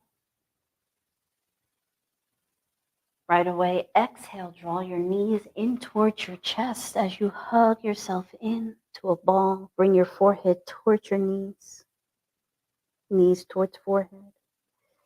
On an inhale, open the body up completely. One big stretch, like you're taking up space. Open the legs wide, starfish on your back. Open up, take up space, open your heart, your body, your mind, fingertips extended. The toes are out to the side. Take up space. Allow yourself to be open and vulnerable and free. Inhale the air around you. Open your mouth and exhale. Soften on the exhale. Land here. Lay here. Notice how you feel in this open space. Take a deep breath in. And then exhale your entire body to a ball. Draw your forehead towards your knees on the exhale. Inhale as you open up to that starfish shape again. Last time, exhale. Inhale. Full body stretch. Zip your legs up. Your arms are straight overhead. And then exhale as you lower your hands to the side, landing in Shavasana, our final resting pose. Again, your feet are falling to the side. Take your left hand on your abdomen and your right hand on your chest. As we speak our final affirmation, let's say, I choose to show myself love, care, and compassion every day. Bring the soles of your feet onto the mat and then lower them onto your favorite side. We're going to press the ground away and slowly come up to a seated cross-legged position, allowing your head to come up last, but move very slowly. Legs are crossed right in front of you where we started the practice. Roll your shoulders up, back, down, up, back, and down. And then up, front, and down, up, front, and down. Our final intention should go out to the world, actually. So let's bring to mind something, some prayer, some meditation, some hope that we'd like to send out to someone that we love, or to the world, or to something or someone that we want to let go of. And when you're done, you seal your practice with gratitude and acknowledging this community that has your back. Moms of Black Boys United, to all of you, I wish you peace, health, and wellness, and the light within me honors the light within each and every one of you, seen and unseen. Namaste.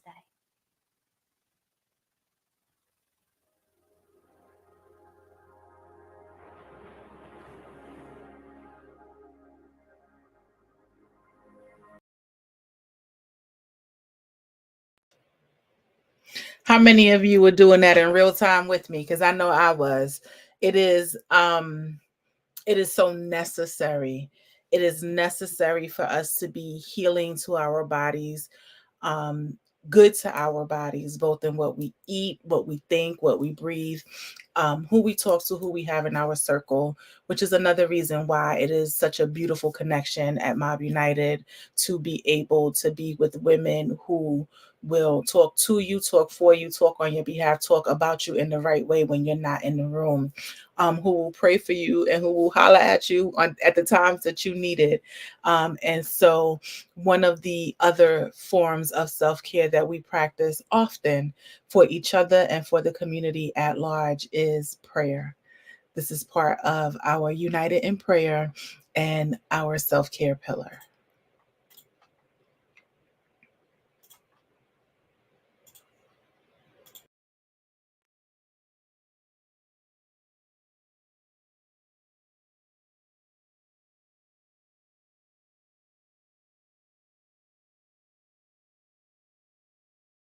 We first of all begin with the name of God, the most gracious, most merciful. We seek God's protection from the wickedness of the devil. Our Lord, we beseech your guidance during these times of hardship and pain. You are the controller of hearts. Turn our hearts towards what is good and what is right. Turn our hearts towards what is just and turn our hearts away from what is corrupt and what is oppressive.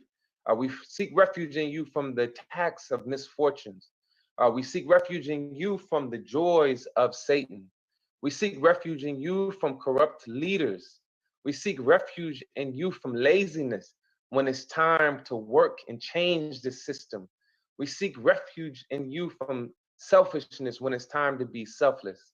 We seek protection, your protection from Satan and his evil plots.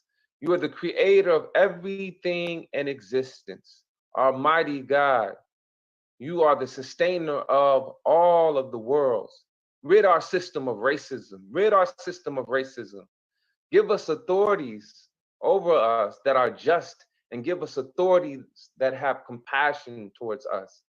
You are the creator of everything that is beautiful. Everything that is beautiful, you're the creator of it.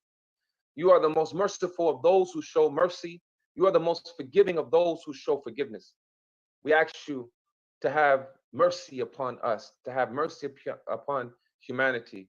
Bring justice to the families of George Floyd and others who have been viciously slain by police who work for Satan.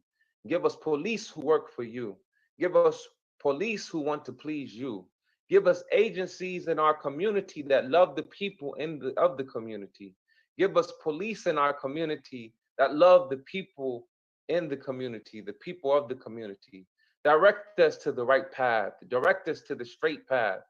Lighten the burden on all of the mothers who have lost their sons to injustice. Lighten the burden on all of the mothers who have lost their daughters to injustice. Lighten your burden on all the fathers and the families, the brothers and the sisters who have lost their son, their brothers, who have lost their daughters, who have lost their sisters to injustice. Bring comfort to our souls. Bring comfort to the souls of moms of Black boys. Bring comfort to the souls of moms of Black boys. Bring peace to the souls of moms of Black boys. Direct us towards healing the trauma in our souls and make this world beautiful. Make this world beautiful, our Lord of everything in existence, with the name of you, with the name of God, the most gracious, most merciful, by the token of time through the ages. Surely all humanity is in a state of loss, except those who believe and who behave righteously, and except those who incite each other to constancy, and those who incite each other to patience. And we ask you, our Lord, to accept our supplication today and accept the deeds and the works of moms of Black boys. And we ask you, God, to be with the moms of Black boys.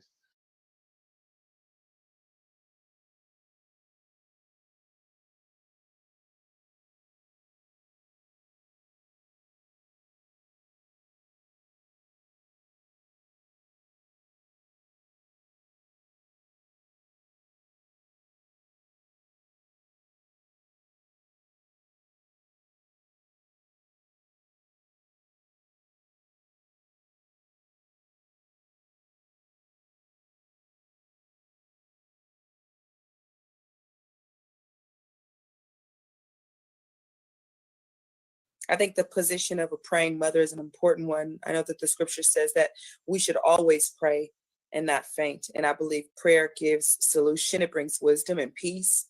I believe it changes the atmosphere in your home. I think prayer travels further than I could ever travel. Having 9 siblings and knowing that my mother and father prayed over us constantly, I believe that's why we were kept from so many things that could have happened, especially living in an urban ghetto, like many other Black children, but coming out still loving life and loving people and being kind. I think it's definitely a product of their teaching, but mostly their prayer. And so that is what I want to offer today. Well, please go right ahead, please. Okay. God, I thank you and I praise you for Mothers United, for the role of mothers, God. And I thank you, God, for the tender heart that you've given us, Father, even just like the mother Mary, Lord God, as she prayed for her son when he had to endure the cross, God, as she challenged him to have his first miracle, Father, when he didn't think that he was ready yet. I thank you, God, for the role of mothers. I thank you, Father, that your word says, whatever we ask, believing without doubt, it shall be done. And we believe without a shadow of a doubt that you are a God who cares. Your scripture says that you are near to the brokenhearted, Father, and so many of us have broken hearts. But God, you give us strength, Lord. You've already caused us to triumph. It's not that we're waiting for the victory, God. We're moving toward the victory that you've already given us, that's already declared over our lives, God. So I'm asking that you give us peace, God, peace that passes all understanding. Your word says you'll keep us in perfect peace. You'll keep us in perfect peace, Lord. I thank you, Father, that you'll keep us. But God, we have to come to peace, God. And once we get there, you will keep us there. Father, help us to forgive and release hurt and pain from the past, God, from things that have been confusing and just flat out wrong and unjust, God. Heal our hearts and minds, but don't ever let us stop praying and seeking you. In the mighty name of Jesus, God, I thank you for wisdom and purpose and destiny, Lord Jesus. I thank you for strength and spiritual insight to understand, Lord God. I know that sometimes the mind of the mother can sense that something is going wrong with her child, and she prays fervently, Lord God, and you answer those prayers. I thank you, God, for being an answering God. You don't leave us lonely, God. You are a God who hears us, Lord. You hear us when we cry. You hear us when we call it. So we thank you, God, for the cries of mothers that go out across not just this nation, but the world, God. Help us to unite and stand strong and not just pray for our children, but all children, that they're protected and kept safe, Lord Jesus. Protect their innocence and their purity. Protect their thoughts, God, and their hopefulness, Lord. Protect their joy in the name of Jesus. Lord, I thank you, God, for what you've done for us, for what you're doing through us, for what you're doing to us, God. Even when it doesn't feel good and it's uncomfortable and we don't have answers, we know that there is a way because you are the way, the truth, and the light. And so we thank you, we bless you, we magnify you, and we glorify you. And I thank you, God, for using us as conduits.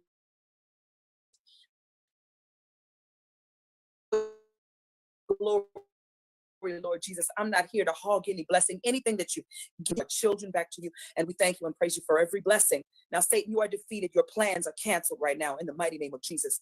Every plot and plan to stop the family, specifically the Black family in this country, we cancel it right now in the name of Jesus. I thank you, Father, for favor in high places.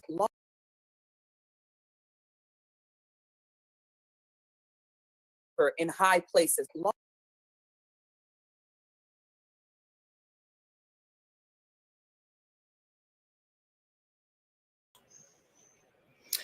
Not sure what happened there, but we were interrupted. So I'm going to go ahead and stop it because not quite sure what happened, but in any event, we are praying people. We pray for ourselves first and foremost, but we pray for our community. We solicit others to pray for our community. The prayers that I shared are from the National Day of Prayer that came out of the George Floyd tragedy, where his murder erupted the universe. You know, the cries of those who knew what happened to him was so wrong echoed across the universe. But there are still some moms who their cries don't echo as loudly, and there are some people who are not heard as clearly, and we stand and advocate for them as well. Danielle Brown, mother of Marquise Jalen Brown, is one of those mothers who was pushed to her breaking point, who was pushed to drastic measures to find out what happened to her son and to advocate for others. Let's hear as Danielle Brown shares how she came to her 237-day hunger strike for answers after her son went out of a window on the campus of Duquesne University without answers or explanation.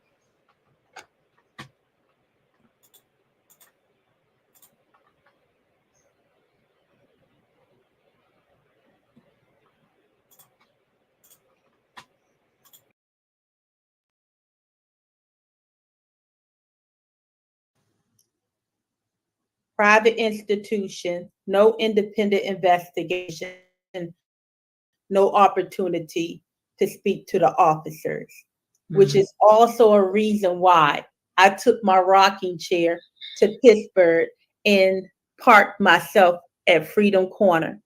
I didn't know I didn't know when I took that rocking chair, I stopped at a rest stop because I realized I hadn't eaten in a couple of days. So I went and got a slice of pizza.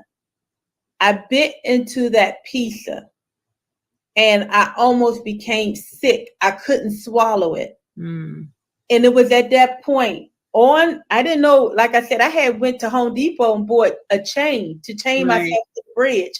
That's how determined I was. I wanted to know what happened to my child. What date was this? Because this is getting ready to kick off something very interesting that people may not expect. July. So this is the 4th of July, 2020. You drive to Pittsburgh with a white rocking chair and plant yourself in the middle of Freedom Square in Pittsburgh. Yep. And when I planted my chair, I knew I was doing a hunger strike. I did not know that until I bit into that pizza and didn't swallow it and spit it out. And that's when I got my answer. I just won't eat. I won't eat. And if they're going to take my son's life, I was prepared for my life to go right along with him, because I was going to I said, you took my son on because Freedom Corner, where the school is a walking distance. Like I was sitting at Freedom Corner in a rocking chair, looking at the dorm room window that my son came out of. So in my mind, until my last breath, I needed to know what happened to my son.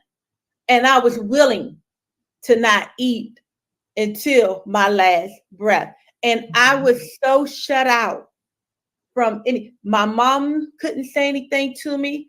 My other son couldn't say anything to me. No one could reach me. I think a couple of you all tried to, no one could reach me. That's how determined I was. I sat, it was 4th of July. The fireworks were doing what they do. Then it poured down rain. And I sat in that rocking chair under thunder, no umbrella, no nothing. And I told God, I said, God, it's me and you. It's me and you. I want to know what happened to my son, or I will be with my son. And from there, I didn't call anyone. I just rocked in that rocking chair while police kept going up and down the street. they would look at me and say, what in the world, this lady sitting in a rocking chair? And it became 2 days that I sat in that rocking chair. Finally, someone was taking pictures, Brother Ash was taking pictures at Freedom Corner. And he finally said to me, he's the journalist, and he finally said to me, he was taking pictures for a fashion clothing line. He said, what are you doing? Why are you sitting in the middle of Freedom Corner in a rocking chair? Mm-hmm. And that's when I finally opened my mouth. And by the time I told him what I was doing, he made a phone call. The news media came, and then people from all over Pittsburgh started coming with water and tent and, you know, umbrella for me to sit under, you know. And then they started bringing their own. They bought a tent for me to sleep in. And then they started bringing their own tents. And before you know, we had a tent seat.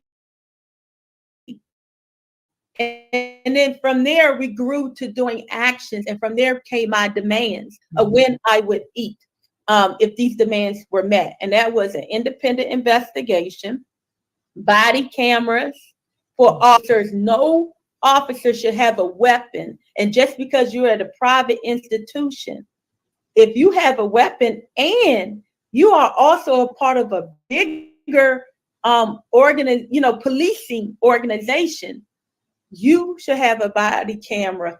Never be a deceased child against, an officer's story. Yeah. Account. My child can't say what happened.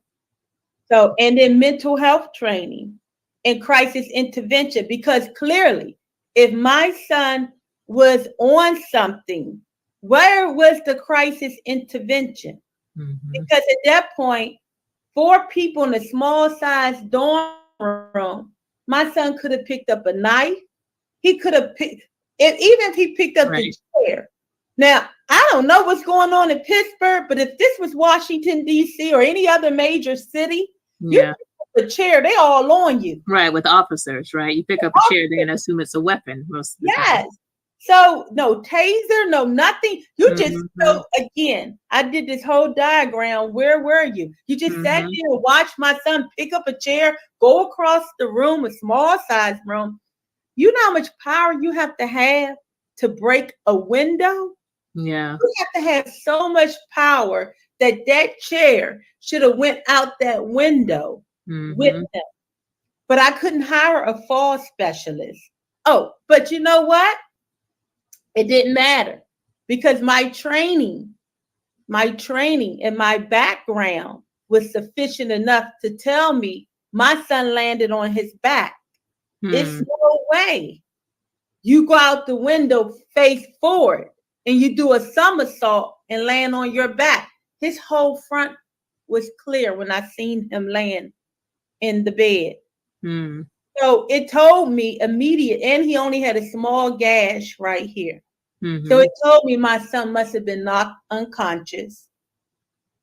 They rushed him. Half of the window, which is why half of the window is intact, which is why he landed on his back. As a mom, your child could be somewhere and you get an inclination and you be like, something's wrong with my child. Or I know what, as a mom, what happened to your child. It was clear to me. It was clear to me what happened. However, I didn't have the support to really fully, without a body camera, which is the number one support. I didn't have that. And even though in cases we know of, they're like George Floyd, and there were body cameras, doesn't always, lead to, I'm thinking about Eric Gardner right now, where body camera clearly captured it. A lot of cases, body cameras are capturing it, but it doesn't, translate into a conviction. Right. But at least you want to have that as a starting point. As exactly what happened. Yeah. For the moms, for a mom, at least, provide that. So at the very least, even though justice might not be served, the world this mom know what you did. Yes. And so that was my advocacy. Those were my demands. Crisis intervention. No way you're going to come on someone and the end result is their death when you found them running up and down the hallway. So I just want to note that the things you said are several of the things that Mob United has been advocating for over the past 8 years. Things like body cams, crisis intervention training, de-escalation training, racial bias and diversity training, and a whole host of other things to hold officers accountable. But I want to go back to you for a minute and your journey to Pittsburgh and sitting in the square. I was following you online the whole time. Yes, we were very worried about you. We were praying for you. We were trying to get people to talk to you and, you know, very worried that you weren't going to make it, honestly. And I just want to know, as you were advocating, like, how did you survive that? Like, what was your mental state at the time? I'm sure having people come and rally around you and see you and acknowledge your story helped you to stay afloat, but just take us inside that time, because I don't know how long you expected it to last either, like when you started the hunger fast, but my memory says it ended up being a very long time, like 200 days of a hunger fast and being outside, right? So tell us about that aspect and how you made it through. Well, you know, unfortunately in our community, sometimes we question, you know, the authenticity of one's actions. And people were saying, how could you survive 237 days on a hunger strike? You should have been dead after 5 days. That's not necessarily true. If you go in third world countries, people have survived longer than that, you know, starving. And how I survived was on sugar water. So I had lemonade, iced tea, a lot of soda. I had to drink soda. High sugary lemonade is the one, because anybody who was with me at Freedom Corner knew it was lemonade. Okay. But no dairy products, no anything that was life sustaining. I wouldn't even drink Gatorade. I wouldn't drink any electrolytes, anything that had any life sustaining elements attached to it. I wouldn't drink. I was fortunate to have a Dr. Wagner to come on day 3 of, he had gotten word, and he came on day 3 of the hunger strike and followed me throughout the hunger strike. And I needed him to do that because I needed him to document my journey, so that I did not want anyone to take away from what I was doing and try to say, you know, it was false or it wasn't, you know, legitimate. So, and let me just put this plug in. I am the only Black woman who survived 237-day hunger strike intentionally as a social justice action, who's not incarcerated, because we don't have incarcerated numbers in the world, without a feeding tube put in her. And what happened was my body started shutting down. You can survive on After how long did that happen? My body, I started getting vertigo really bad. I started having spasms, and which I still have spasms a lot till this day. I started having I had a seizure, and it would knock me like literally on the floor. I would wake up and be like, stuff would be on my mouth, and I didn't know I had went into a seizure until the doctor told me. So it was a seizure and a really bad vertigo episode that landed me in the hospital, because that at that time my body started shutting down. No longer, I mean, you can only survive on sugar drinks and salt, but for so long. And that's what I was doing. But my system was like, now I wasn't having bowel movements anymore. My doctor told me not to drink water anymore. He was like, Really? water's not doing anything for you, you know. So I had to. Was he telling you to drink something else, or? Yes, the Okay. sodas. Okay. I mean, that's all he could advise me is that, you know, if I want to prolong the hunger strike, I have to make sure I have salt and water in my body. Okay. But it's not something one can survive on for a very long time because, of course, your organism need more than that, or Right. it's going to start eating or feeding itself, which mine started to. I was malnutrition, nutrient deficient. My thiamine, I wasn't really thinking right, which was causing the headaches and the vertigo and the seizures because my body was starving. And then my stomach started getting that little pot belly thing. It's a very difficult word that they call it. But it started getting that, and I, you know, was wrapping it so it didn't get really big. Wrapping it with you know, those belts. I remember telling one of the young ladies at Freedom Corner to get me a I don't know what you call them, sweat belts you put So, around your like a stomach. waist trainer, or? Like a waist trainer, yeah. Oh no. So I had to wrap that up. So yeah. And So did you consider stopping at this point? Like once you see you're on the brink of death, did you consider stopping? No. And what was going on with your advocacy at that point? You're making these demands. Were you making any progress with the demands? Yes. By this time, several things. So we did a student march and we hit all the universities within that area. Parkview University. I'm forgetting some of them, but we hit a lot of the universities there. Oh my God, there's one that I really want to say again with a C. It did University of Pittsburgh. We were hitting all of those universities, and one of the universities had a meeting, and they said, well, two of them. University of Pittsburgh changed their public safety laws or rules on their webpage to reflect that, you know, they put body cameras in place. University of Pennsylvania, Penn State. All of these universities started sending me letters or coming to me and telling me that, you know, they have, you know, changed their public safety to include body cameras, to include Duquesne. Said that they were going to get body cameras, which is a good thing.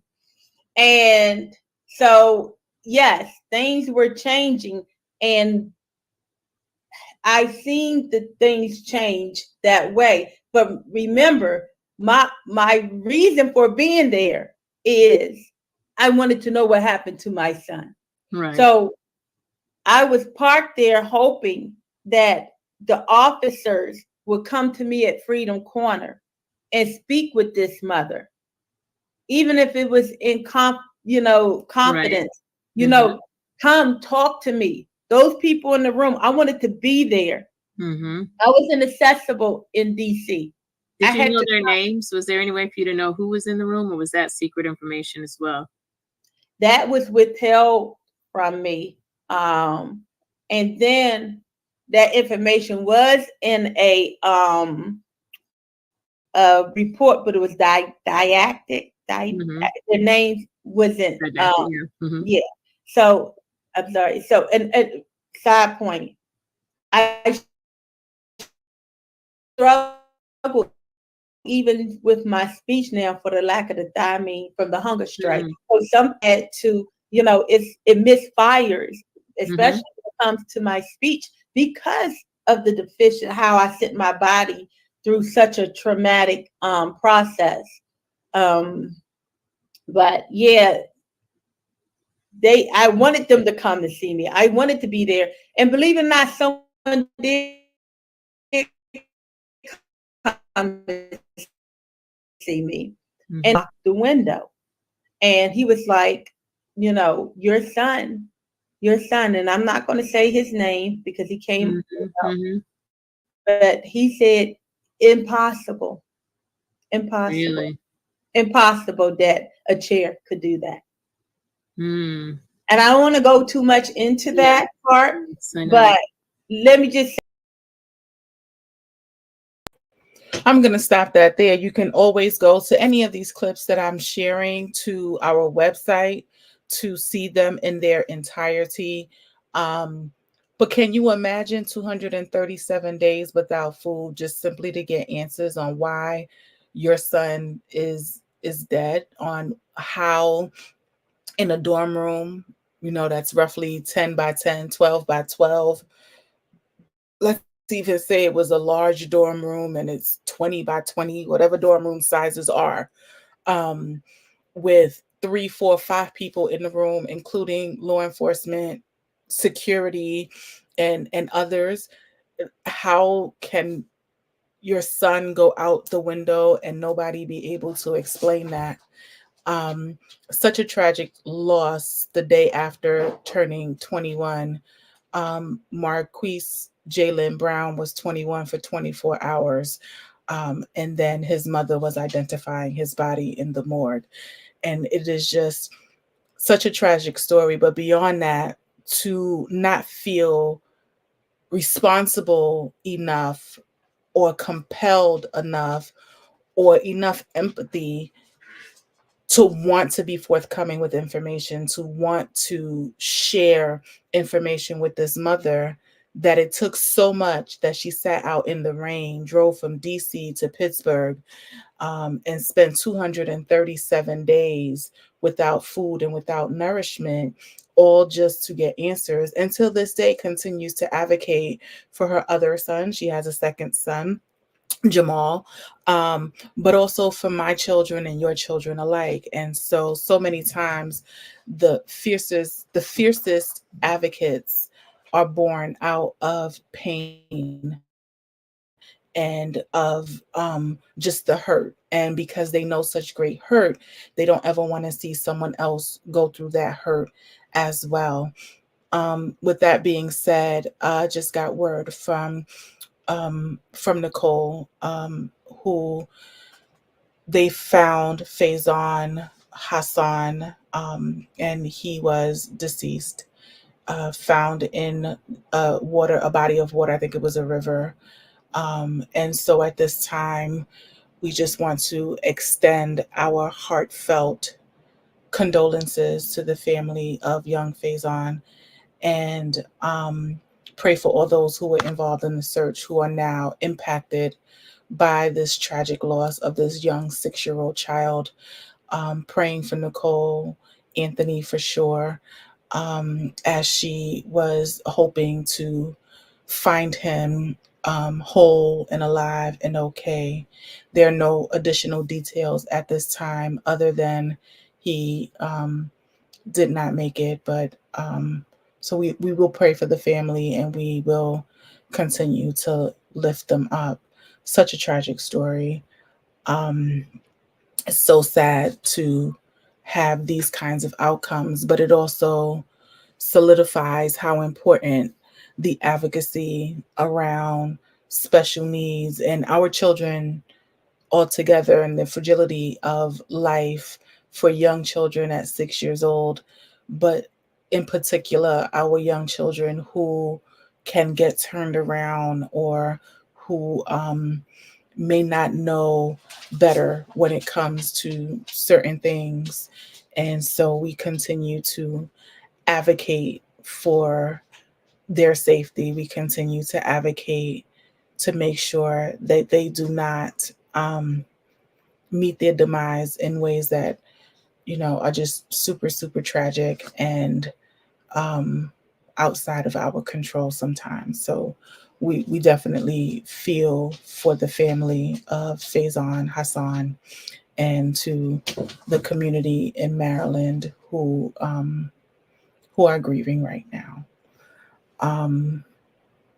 Too many families are grieving, too many families for one reason or another. And to that end, I started almost 8 hours ago now,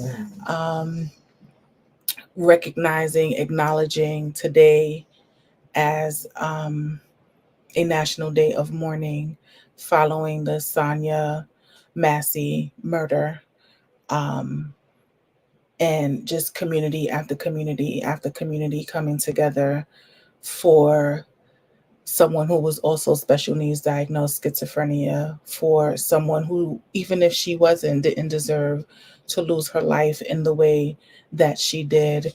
And so we continue to sit in that space mourning another loss. I also shared that to date, since January 1st till right now, 98 Black people have been killed by police officers. And, we don't know the details of all of those murders, but we do know that it is disproportionately averaged against those who are of other races who have been killed by police officers. And it is a constant question. How do they make it home safely, but our children do not and cannot? And so we continue to advocate because 98 is too big a number. One is too big a number.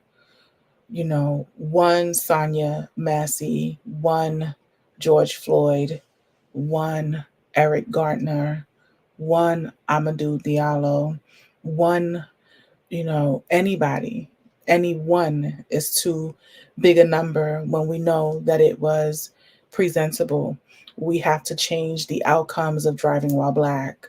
We have to change the outcomes of sitting while Black, talking while Black, taking photographs while Black, being in school while Black, being arrested while Black. We have to change the outcomes of all of these incidents. And how we do that is by banding and standing together, both physically and in funding. So if you haven't done so right now, text MOBBU to 44321 to donate to the movement. We need you. We need your bodies. We need your dollars. We need your presence. We need you to share this. We need your advocacy. We need you to share our website. We need you to volunteer in the space that you can. We need to make the changes and the differences that are absolutely necessary in order to have our outcomes change and change for the generations to come. It is so important that we really, really hone in on the idea that there is a a fundamental, basic right to a human being that is brought into this world to be brought into this world and not be hurt or harmed for no reason at all. And committing a crime is not the reason why we should be hurt. Being suspected of a crime is not a reason why we should be hurt. These are not reasons why these things should happen. One of the ways that we celebrate our partners who are on the ground, who are doing the work, has been at Essence Festival. Pre-pandemic, we would go every year and we would have a booth at the Essence Festival. We would have the Champions of Change breakfast, where we would highlight individuals who were really making their mark and a difference within the community. We would laugh together, cry together, and just really celebrate change, the promise of change, the hope of change, and who we are. So take a sneak peek at one of our Essence Festival clips.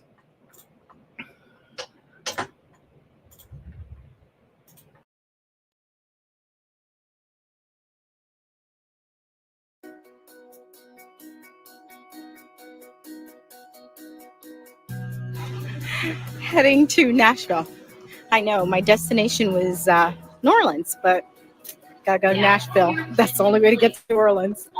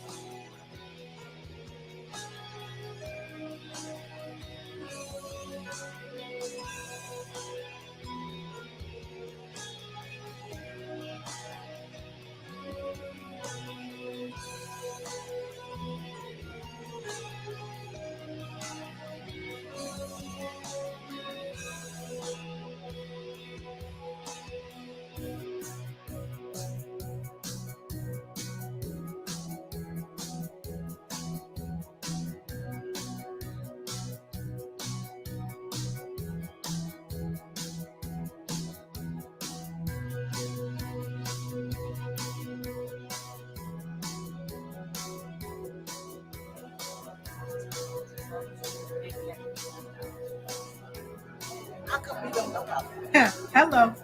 That's what we're here to do. We're here to fix that. Well, I'm her publicist, so I can connect with your folks.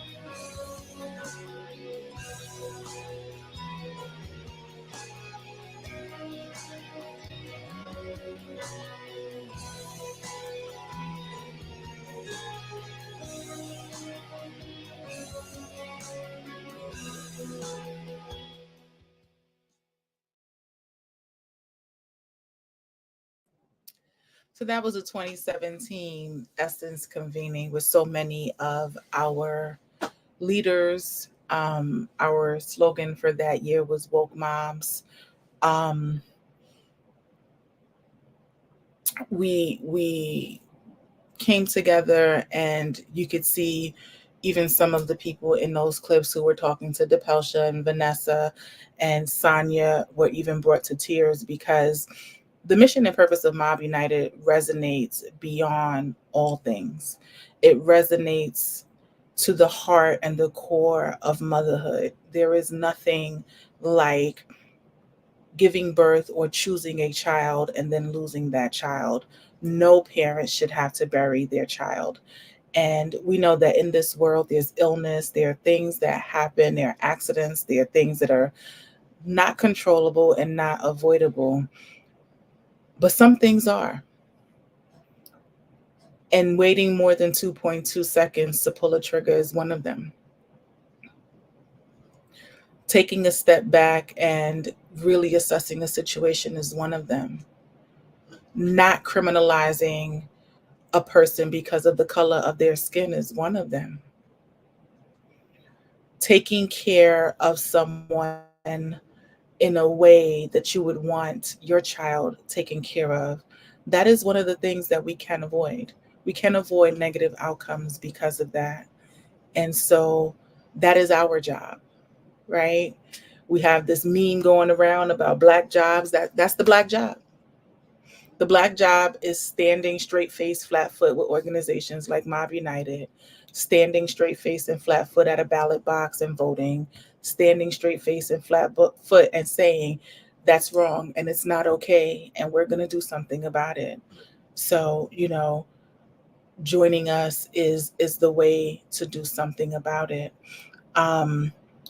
I've learned some things during this telethon. I have now been on for 8 hours, 4 minutes, and 16 seconds. We have lost connection to Facebook and we've lost connection to LinkedIn. The only place that's still hanging tight is YouTube. So what I've learned is there's a time limit. I can only be live on Facebook for 8 hours. I can only be live on LinkedIn for 4 before I get kicked off. So there is a couple other things I want to share before I end this live. One of them being Sheila Jackson Lee. She is from Houston. She was a fierce advocate for our community. I had the pleasure of meeting her at last year's CBC. She spent a lifetime in politics, doing the real work, not being afraid to call things out, not being afraid to stand for things. She is the person who reintroduced the 2024 version of the George Floyd Justice and Policing Act. prior to her passing away, even through her illness. And so we will be continuously praying for the family, praying for those who she was close to, praying for the constituency, praying for the person who replaces her, that their passion and their heart stays just as true as hers, that they will push through as they continue. You heard me say a couple of times, your Black job is to vote. It is vote to vote to vote. It is not just to vote in a presidential election. It is to vote for your school board president, for your superintendent, for your police chief, for your district attorney, for your judges, for all of those other entities that are voted for within your community. It is said that 7 to 10% of people in each jurisdiction elects those who represent the entirety. And that is really, really sad. 7 to 10% of a community can't speak for all. And if they are, then we know that those people are not really representing what it is that we want. Don't be the 90% that stays home. You need to vote in every election, especially those that touch us directly. The last thing that I want to share today is I pulled up Wikipedia. I had done a search of Black people killed by police officers. And as you know, you've heard me say several times that there have been 98 in 2024 since January 1st. But I found another page that truly, truly broke my heart. And so I'm going to share that now.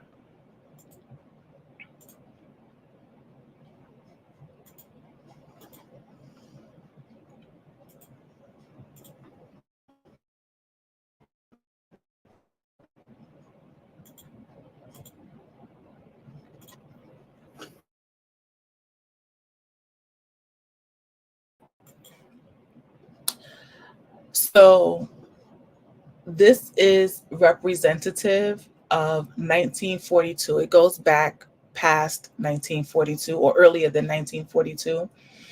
But I just wanted to bring it to the 1900s. Since March 22nd of 1942, and I can tell you because I've perused this list, that this list is also still not all inclusive. It's not all inclusive of recent names and older names, but I'm just going to scroll through from March 22nd, 1942 to present day. And here on the side are the circumstances to these individuals' deaths, as well as the location, their age, when they happened, and their name. As I scroll through, I just want you to see these are African, unarmed, African American Black people who were killed by law enforcement in the United States.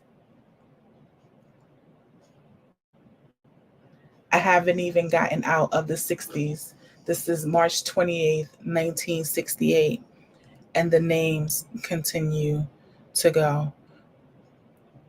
They continue, and they continue, and they continue. 1985.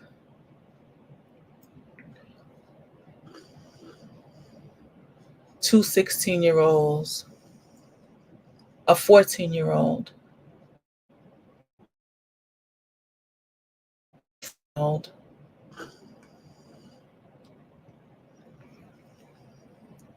1997,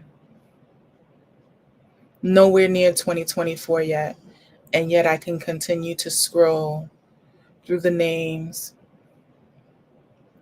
Now, 2000 to 2009, Malcolm Ferguson. I lived across the street from 23-year-old Malcolm Ferguson when he was killed. It was actually the first protest that I ever was a part of. It happened in the Bronx, New York, and he was shot in the vestibule of his building down the block from my building on Boynton Avenue. 2003, And I continue to scroll and scroll and scroll and make a point so that you see this list that is not even all inclusive. It's not all inclusive at all, but that you see Oscar Grant, Fruitvale Station, Oscar Grant. His mother is a fierce advocate now who continues to sacrifice herself for his story and for our children.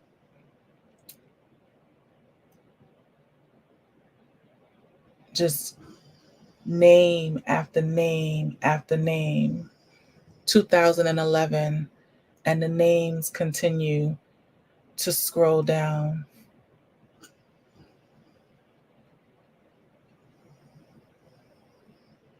All of these families have been impacted by their deaths. They're hurting because of their deaths. 2014, more. Eric Gardner, and just continue to see the names. Tamir Rice, all of the names. Walter Scott, that are so familiar to us. Freddie Gray, names that we've seen, some of those names that are hashtagged right here on the shirt that I am wearing. And I'll remind you that this is just unarmed Black people who were killed by law enforcement. Terrence Crutcher, Mob United, attended that funeral in Tulsa, Oklahoma, and supported that family in 2016, just a couple of months.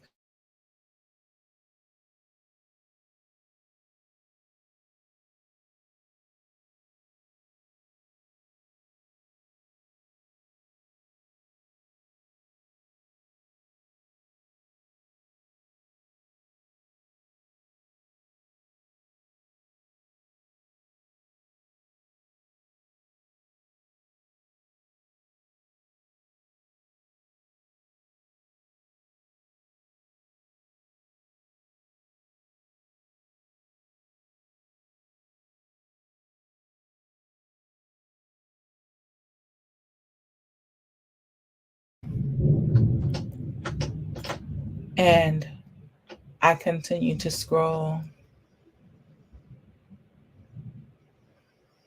I apologize for the interruption. We're storming here in Houston and my internet has gone out.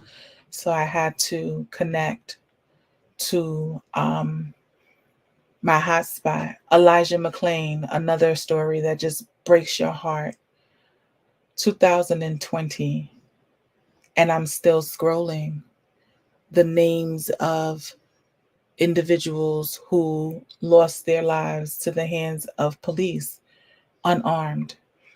The case that flipped the world upside down during the pandemic, George Floyd. But even after George Floyd, it didn't stop people, police officers, from killing our sons. And it continues in 2021. Dante Wright. So many of these names that I recognize and so many that I don't. So many that I had not heard of before scrolling through this list. So many young people, 15-year-old. Donovan Lewis, 20 years old. There's just so many young people, young names. Tyree Nichols, 29 years old.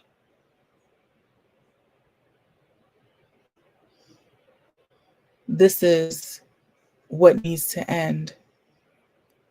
This is what needs to stop. And now, 2024,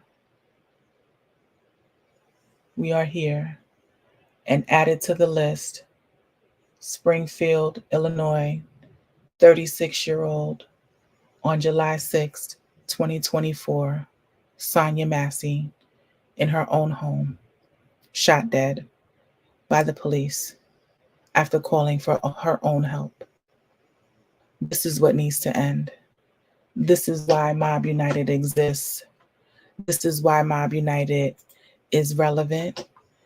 This is why your presence, your donations, and your help is so important for us. And on that note, I want to thank everyone who stepped in, popped in, everyone who donated. I will send out an email to share where we landed in terms of the telethon, because this telethon is over does not mean that donations are not to be sent. We are receiving donations 24/7. It is the one part of Mob United that never, ever, ever closes, because as you can see by the list that I shared, the need never stops being present. I want to thank you for this first year. This is my first anniversary as executive director. I want to thank you for joining me. Thank you for your trust. Thank you to the leadership body for working with me. Thank you for trusting me with the mission and purpose of this organization that I and all of you love so much. Donate, donate, donate. Be a part of the team. Join us on the front lines. Volunteer. Be a part of our coalition of mothers, or be an ally to the coalition of mothers. But we need you. The work does not stop. It has not stopped, and it will not stop. Good night. Have a wonderful day.